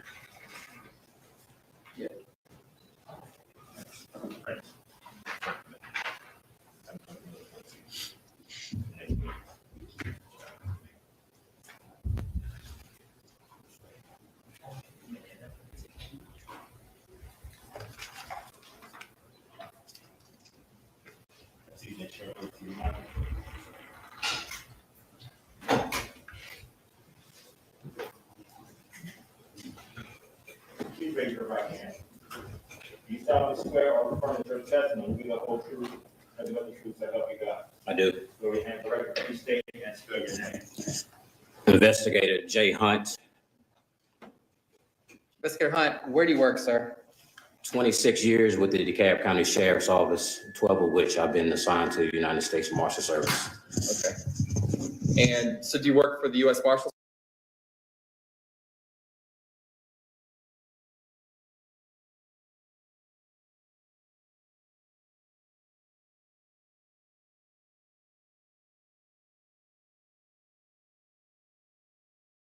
Services or DeKalb County? I work both. I'm a liaison for the DeKalb County Sheriff's Office with the U.S. Marshals. Okay. What do you do there? My duties range from apprehending or locating and apprehending subjects that have high violent crimes, ranging from murder all the way down to aggravated sodomy. Okay. And how long have you done this again? 12 with the U.S. Marshals and maybe 10 with DeKalb County, I guess, somewhere around that number. Okay.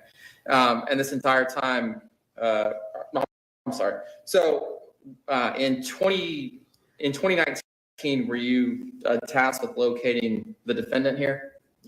Yes, sir. Okay. Do you know when you were tasked with locating this defendant? Actually, not certain of the actual date the warrants came out, but the warrants came out, and a partner of mine who is a task force officer out of Cobb County, he and I got together when he just advised me that the suspect had a previous case out of Cobb County in reference to a civil matter. So, how about now? Can you hear me better now? So he and I got together and discussed that the warrants that were for the suspect was out of DeKalb County. I retrieved the warrants. We sat down and discussed the possible plan of trying to locate the suspect and moved on from there. Okay. Now, the initial steps of the investigation, what was done then? So initially, TFO Davis that I was working with, he and we conducted interviews with family members and some female associates. After conducting those interviews, the leads kind of went dry. So we kind of stayed back for a little while and just tried to continue hoping that the Crime Stopper tips that were coming in would be something that was successful. Okay.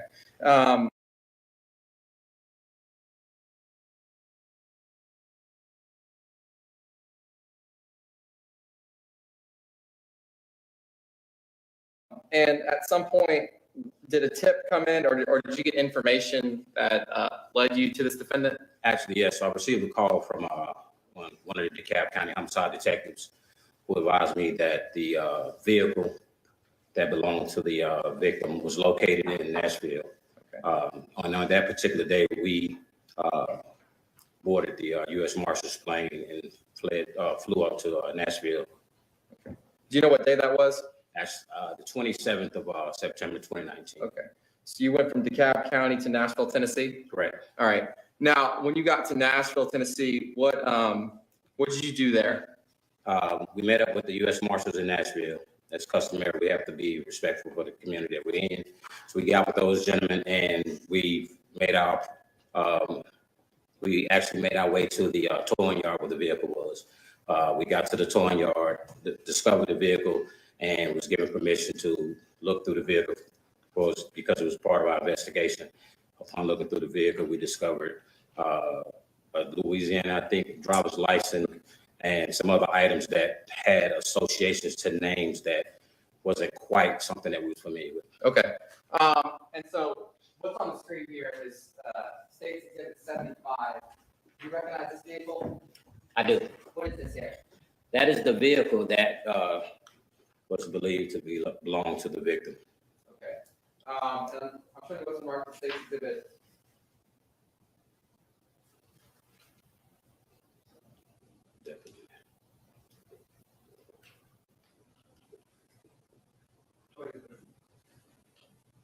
Okay. Show you what's marked as State's Exhibit 76. This is the back of the vehicle. Yes, sir. All right. And State 77 is just the other side? Yes, sir. Okay.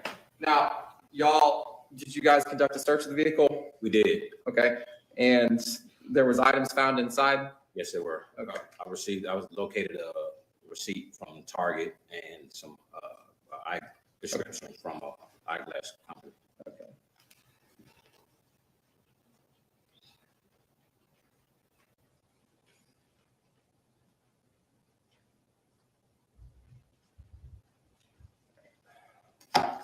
Let's get I'm going through these one by one. I'm showing you what's been marked as State Exhibit 79. Do you recognize that? I do. What is that here?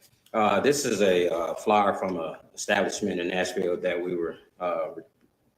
retrieved out of vehicle, and after conducting an interview here, we found out that the suspect had been to this location. Okay. Now, is State's Exhibit 79? Is this the flyer that you recovered from the vehicle? Yes, sir. All right. And Your Honor, at this time, the State Lieutenant States 79. Any objection? Admitted. Next showing what's been marked as State's Exhibit 80. Do you recognize that? I do. What are those? Receipts from Target in Nashville, Okay. Where were those receipts located? inside the vehicle as well. Okay. Do those receipts appear to have been tampered with in any way? No, they have not. And Your Honor, at this time, the State Lieutenant states 80. Any objection? No objection. Admitted. Showing what's been marked as State's Exhibit 81. Do you recognize that? I do. What is that, man? This is the eye doctor that we conducted an interview with. Okay, now, State's Exhibit 81, is that the card? This is the card, Where was the card located? also inside the vehicle. Okay. And is that the same card that you located on September 27th of 2019? It should be, yes. And Your Honor, at this time, the State Lieutenant states 81. Any objection? No objection. Admitted. Finally, I'm showing you what's been marked as State's Exhibit 82. Do you recognize that? I do. What is that? This is driver's license with the photograph of the suspect. Okay, and what's the name on the driver's license? Just give me, I'll take my glasses off. Mike Malvac. Mick? Yeah, Mick, I'm sorry, Mick Malvac. Can't see. Got my glasses on. Is this the same identification that you recovered from the vehicle on September 27th of 2019? It is. Okay. Your Honor, at this time, the State Lieutenant states 82. Any objection? No objection. Admitted. All right. So, other than these items here, was there any clothing or cash recovered in the vehicle? In the trunk of the vehicle, there was a large tub that had clothing in it. I think a pair of shoes, and inside the shoes we located cash over $500. Okay. All right. Now, when you got these items, after you searched the vehicle and you got these items, what was the next step in the investigation? So we left the location and got with the officers and the U.S. Marshals in Nashville. And at that point, we didn't have anything at that particular moment that we wanted to do. So we came back to Georgia, and then on that following Monday, we made our way back and started conducting interviews at those locations. We went to the Target. I went into Target and saw video footage of the suspect entering and exiting the establishment. One of my partners spoke with the eyeglass doctor at the Walmart and was able to get information of the name and showed him a photograph. But he also confirmed that that was the subject that he was seeing for the eye appointment. Okay. And Betty's bar, did someone go to the bar? Yes, someone went to the Betty's Grill and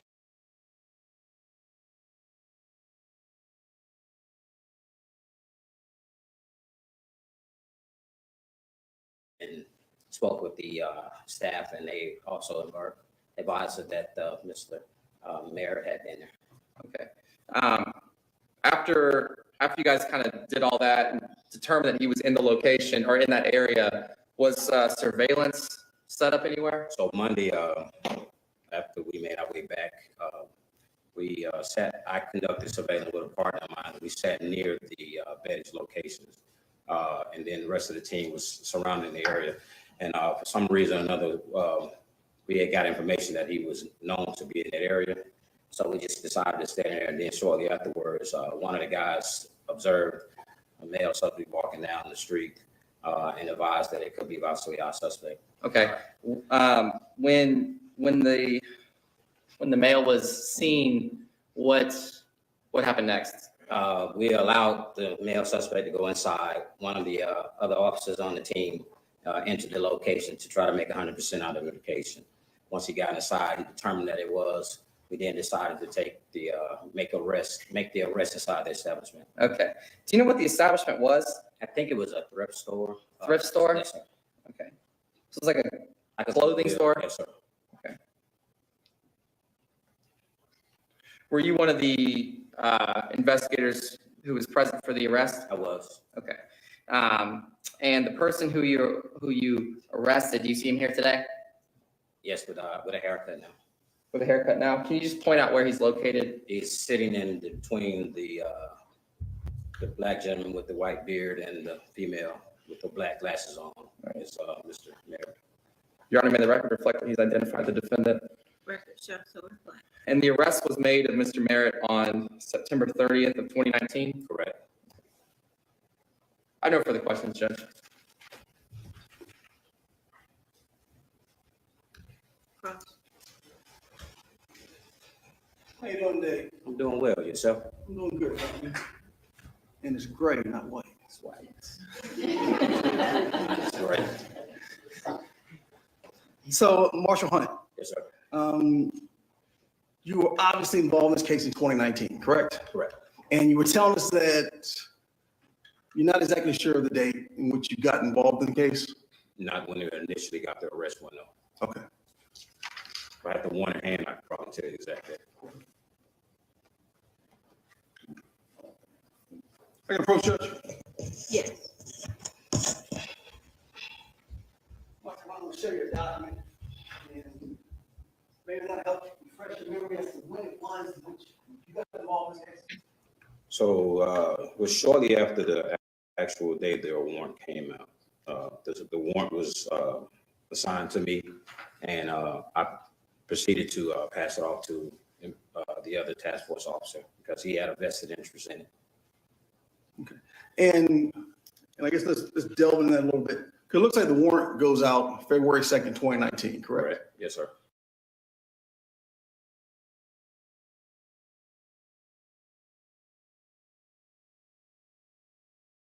And that's, I think we've already said that's a Saturday. So were you involved on that Saturday, or was it until the next week when you got involved in the case? Possibly the next week. The next week. And as you told us, pretty much you're working sort of interagency, Yes, sir. and you've been doing that for many years now. Yes, sir. So you work for the DeKalb County, but you're sort of tasked with the U.S. Marshal's Office. Correct. And so you get involved in the case, we're looking at around the first week of February, around the 3rd, 4th, 5th, somewhere around there, correct? Yes, sir. And you told us that basically you get information from the DeKalb homicide, other sources to see if you can get some leads on where the suspect may be. No, I didn't say. So how did you, oh, sorry, you talked to Cobb County. No. As far as me being involved, Mhm. I got involved because the warrants were assigned to me because I work for DeKalb. The arrest warrants started out of DeKalb County. The incident occurred in DeKalb County. So the supervisor of DeKalb issued the murder warrant to me because I'm the liaison with the U.S. Marshals for DeKalb County. How did Cobb County get involved? Cobb County had a previous case that they were working. I'm not certain what it was, but they had a previous case that they was working. Okay. So were you aware that he had an outstanding warrant in DeKalb County that made him a fugitive? Yes, sir. Were you aware that he had an outstanding warrant in Cobb County that made him a fugitive? No, I didn't. Not initially. I did not. Okay. But over time, you're aware, and I guess it doesn't really matter. You knew that, as you said, serious cases, homicide, serious case, right? Yes, sir. And you said over time, I guess it grew kind of cold Yes, sir. until eventually this vehicle shows up in Nashville, Tennessee. Yes, sir. And you get word through, looks like the DeKalb homicide, that the vehicle's in Nashville.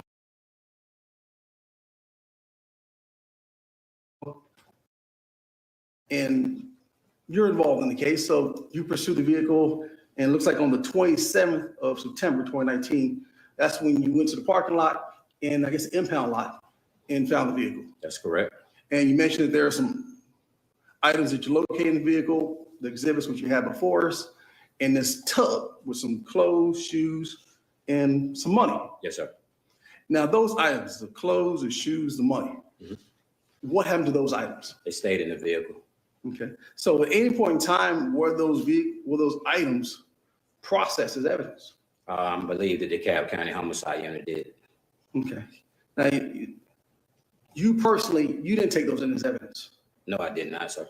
Okay, but the vehicle, it was in an impound lot, it was in a secure facility, right? That's correct. And to your understanding and knowledge, the DeKalb County Homicide at some point in time traveled to Nashville and took those items in evidence. I believe so. Okay. And obviously, given that scenario, you were not tasked with turning those items over to any type of agency for processing. No, I wasn't. Your focus is locating the fugitive. Yes, sir. And as you mentioned, you track down the lead with the vehicle, you examine the vehicle, you get some information from the vehicle, and then you return back to Atlanta. Yes, sir. But then within a couple of days, you go back up to Nashville, The 30th. the 30th. And that'd probably be like Monday or Tuesday Yes, sir. of the following week. Yes, sir. And it looks like within what period of time did you locate the suspect? The actual 30th, around 4 o'clock, I believe. Okay, so within a matter of hours of getting back there, doing surveillance, he was located inside this thrift store. Yes, because we left out very early Monday morning. Okay. And then, of course, he's located inside the thrift store and he's taken into custody Yes, sir. without incident. Without incident. Thank you, sir. Any redirect? No, Judge. May the witness be excused? Yes. Mr. Queen? Thank you. All right.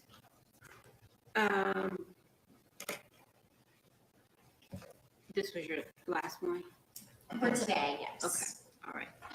All right, ladies and gentlemen, I'm gonna release you a little early this afternoon. We're sharing a witness with another court in another state. So she won't be available until we come back on Tuesday.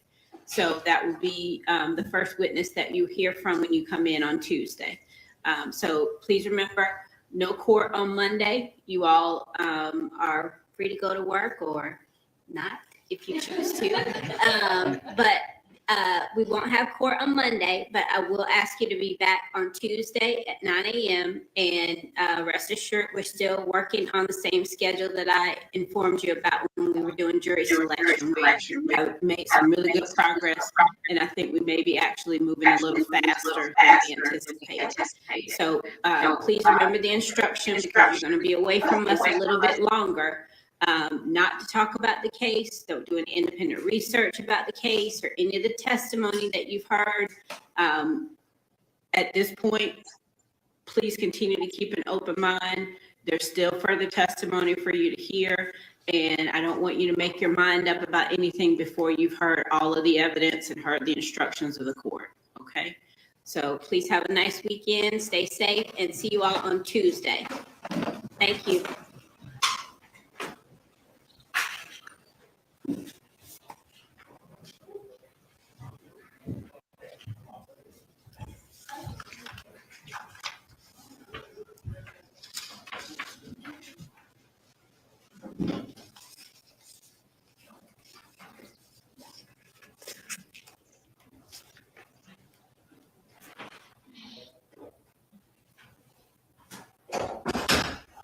Y'all may be seated. Anything we need to address before recess? If you all will just make sure we have the newly admitted exhibits together so that we can lock those up too. What's going on Monday in America then? See you till Tuesday. Have a nice weekend. See you next Tuesday. See you when see you. So what's going on? Why is there no court on Monday then? What have you guys got going on over there? Because Brian Kohlberger's on. I'm gonna shut this down. This bad boy. Present. Stop screen.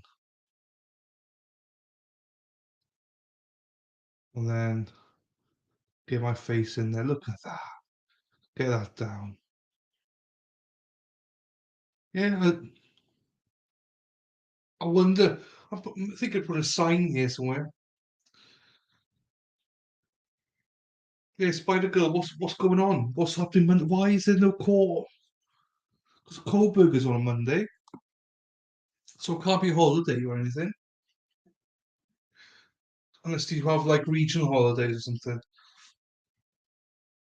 Oh. It was a nice nearly finish, wasn't it? I still want an answer. Or Rumble, you can answer me if you want. What's going on? What's going on Mondays? Please Rumble, like the video and follow me at the Alternate Corner. Thank you very much. yeah, so I'm still intrigued by why Monday. Anyone else in chat now? It's just a weird one. Why are they not doing Monday unless there's a whole but there can't be a national holiday because Kohlberger's in court. You must do regional holidays or something then.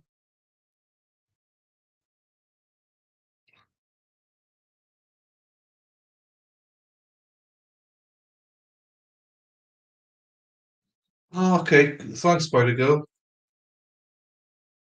I could have checked it out as well, to be fair. But no, but I wouldn't know what to check out. Like, so, or it might be a case that because she said they're sharing a witness, maybe it's a case of that trial's going on and they believe that she might be needed on Monday or something. So it's like, let's do it Tuesday to be safe.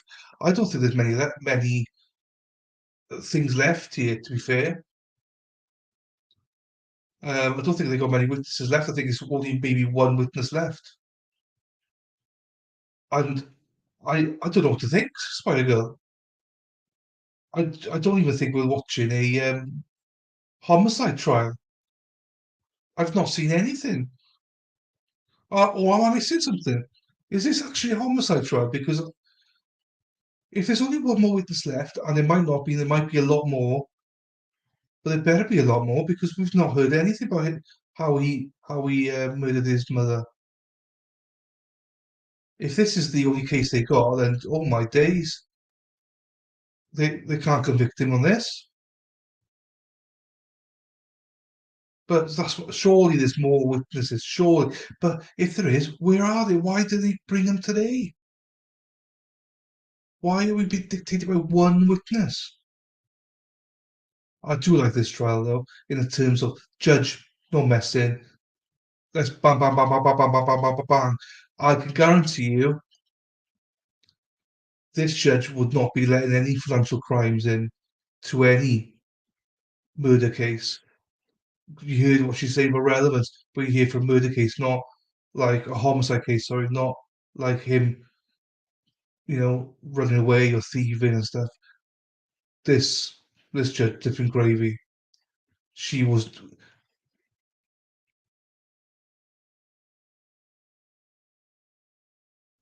crime scene. Well, we've heard from crime scene investigators. They were yesterday. I think we've heard everything from them. So they talk about the dumbbells and the knife. They found small amounts of DNA, but not positive for blood, or they didn't test for blood, sorry, because they weren't asked to. Um, Unless there's other CSI people to come in. Because remember the guy that is now a maths teacher?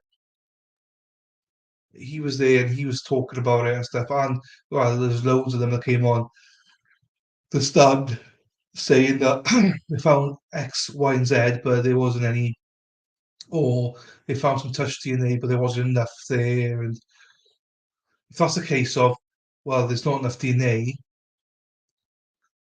I don't think they're going to go with the whole line of, well, there was obviously no break-in or anything like that, so it could only be him. I think that's what the line is there's no proof that he did it, but it's like more than likely he did do it. I think it's going to be their line because no one else broke in, no one else's DNA is there. Um, the house was immaculate. Uh, the food was a little bit cold, but has recently been cooked.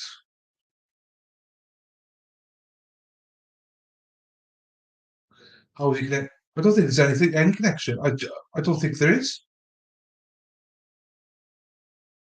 I think it's just plainly that he's the best bet that killed her, from my understanding. Well, is there any bloody foot? I don't think there's any bloody footprints or anything like that. Because I was saying they never tested any DNA for blood, did they?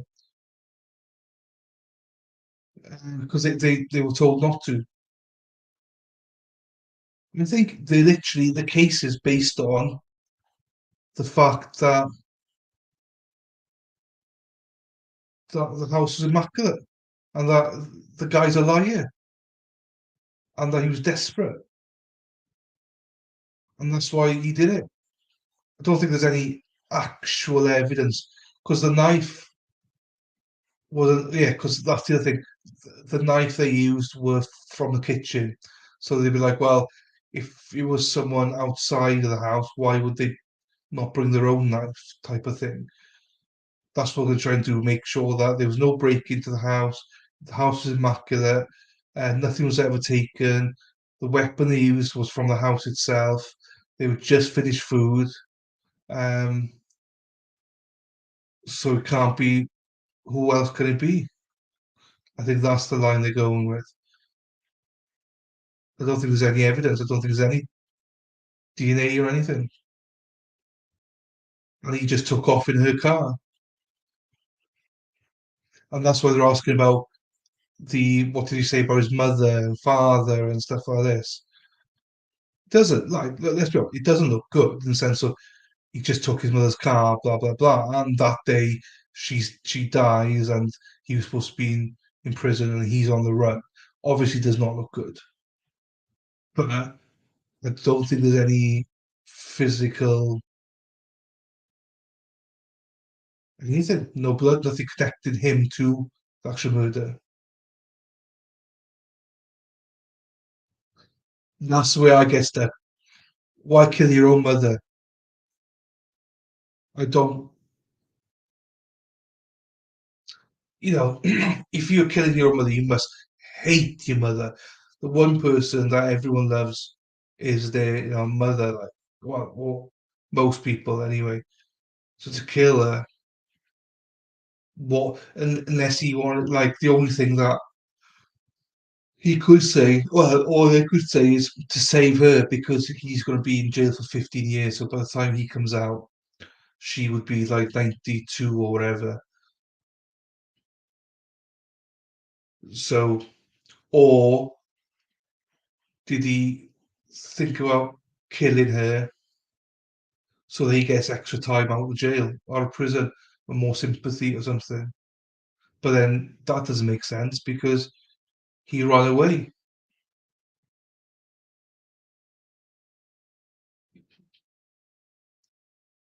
Jesus, this is another complicated one. I don't see how you can convict him yet. Anyway, uh, but it's a story they're going to tell at the end. And again, unfortunately, some of these juries, thick as shit. They believe stories. Do you know what I mean? So I don't know.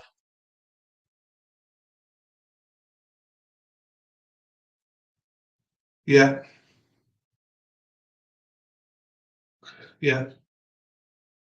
That's everything they're going to say. That he went to the store, he was calm, he knew what he was doing. That's why they say, how did he cut the ankle bracelet, ankle thing off? Was he with a knife?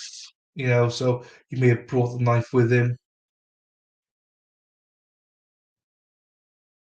Like ballsy as shit that what he did, and to go to Nashville then, and like the last thing that you would do, surely, is to get in a relationship with someone if you're on the run. And the last thing you would do is to keep your mother's car if you're on the run. Surely you would be either like just dump the car. I suppose it's easy enough for me to say that now, but you think you'd have enough common sense, but you'd either dump the car somewhere and then catch a bus somewhere, or you'd plan it so that I don't know. You dump everything, dump her car there, catch her like bus, I don't know, to LA or something, and then from LA go somewhere. I don't know, but you just use public transport, wouldn't you? Because you can sleep on the bus, so that'll give you a few weeks on the run where they probably wouldn't find you. But then I suppose you need to stay somewhere to shower and stuff like that. I suppose. Um, I don't know. It just all sounds messed up. What does Rumble think? Rumble, have you got any opinions? No, nothing. Didn't think you did. It's all good though. Gonna put Rumble rants in, you can do, guys. We got my analytics up here. It's intriguing. I like this case because it's quick. That's why I like it. But I like the attorneys are being quick with it. It's not like I'm like, what's her name? What's the judge's name? Do you know, Spider Girl?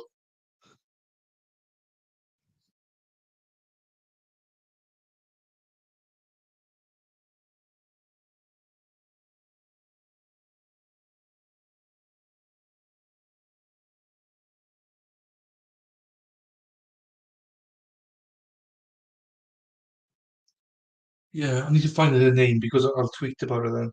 She's really good.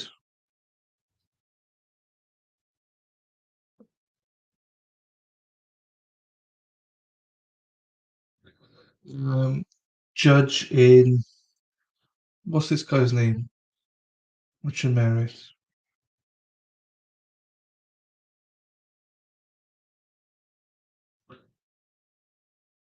Trial. Oops.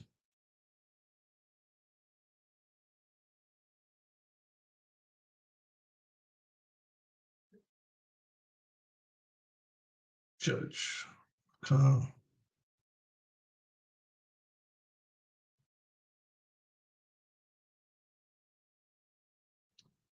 I'll find it yet.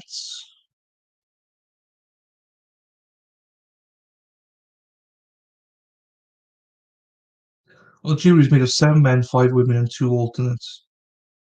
Oh, so it's got to be short. Judge Courtney Johnson. Right. Let's tweet about it. Judge Johnson is by far the best judge I've witnessed so far. The way she handles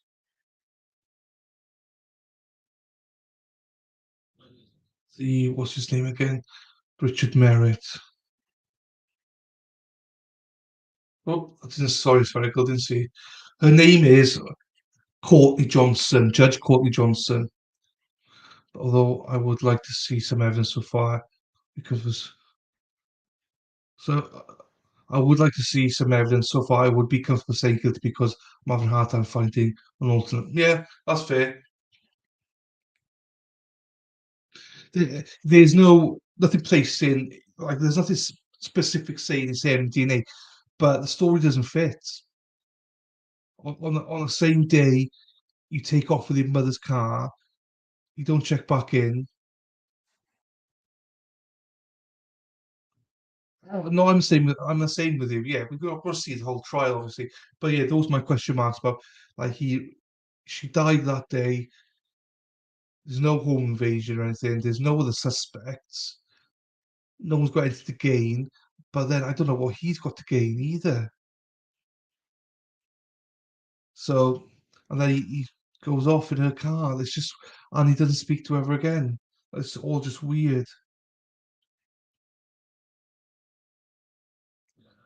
The let's get his name right. Richard Merritt.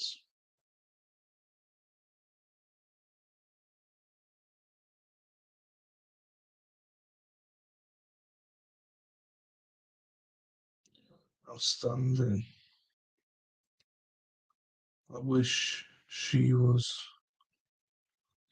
the judge.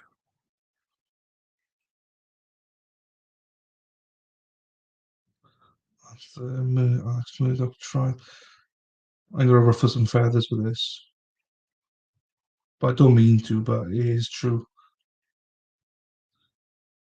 Trial.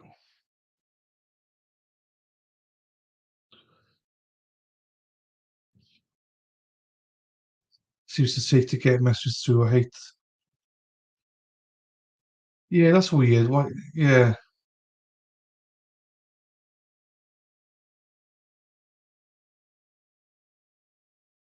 Does it take a long time to get the messages through as well then?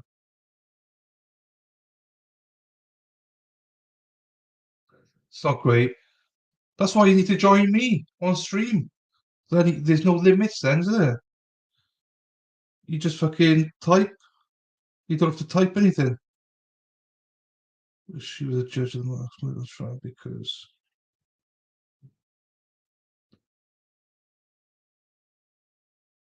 she's calm,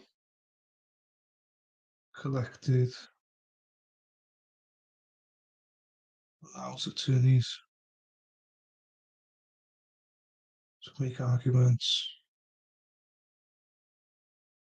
and she makes sense with decisions. She doesn't. She doesn't allow that affects the actual trial, such as allowing other evidence has nothing to do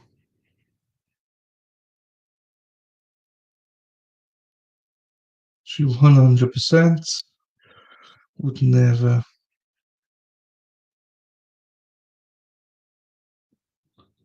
the Murdoch trial. Murdoch trial turn into a financial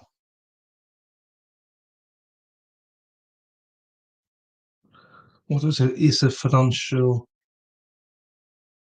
crimes.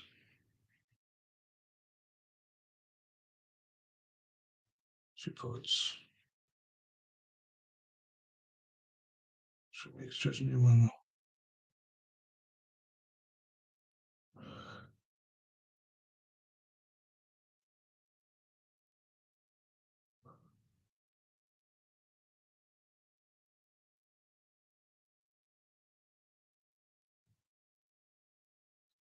right. I posted that. I'm sure they'll ruffle some feathers, but I mean, it's true. I think this judge is fantastic.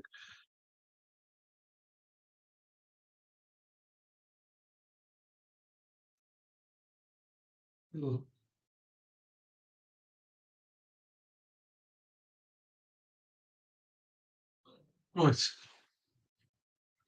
That's where we are with that now. So yeah, it was nearly finished. It's nice. 3 o'clock, is it? Your time? 4, 5, 6, 7. No, it's 2. What? It's 2 o'clock your time? Jesus. You guys are fucking mate. You guys are having a laugh. You got the afternoon off now. It's true. Oh no, it is no it's more like 3 o'clock, isn't it? 3. Oh yeah, it's about 10 to 3 for you guys now. Okay, that's fine. It's 10 to 8 here. I got 4 hours now. Yeah, I miscounted. 5 hours central would be 2. There, nearly 2 o'clock. Well, Spider Girl. Oh, what time did she say they're back on Tuesday? Oh, is it 9 o'clock? Oh, I didn't listen. I'll try and figure it out. So that means probably back at 9 o'clock Eastern on Tuesday. I'll set it for 9 o'clock, even if it's at 10, doesn't really matter because you know, just chat shit for a little bit. So thank you, Spider Girl, for being here. Thank you everyone that's popped in and out. I mean, we're ending with 2 people. Thank you, Marcy, if if you see this or if you're still around. Thanks for popping in and being here today. Really appreciate you. So yeah, and I just see you tweeted, Spider Girl, thank you. So with that, I'll probably have the Idol video out as well, episode 4 over the weekend, and then I'll be streaming Brian Kohlberger on Monday, but I'm not sure what's happening yet with that. But I think it's 9 o'clock Pacific, so that's like 12 o'clock your time in Eastern and 5 o'clock my time.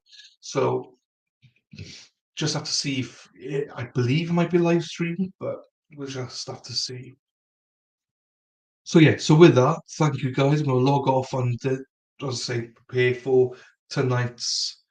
I would live stream it, but no one, well, hardly anybody turns up. So that's why we're recording them for now, and then we might do some live streams in the future.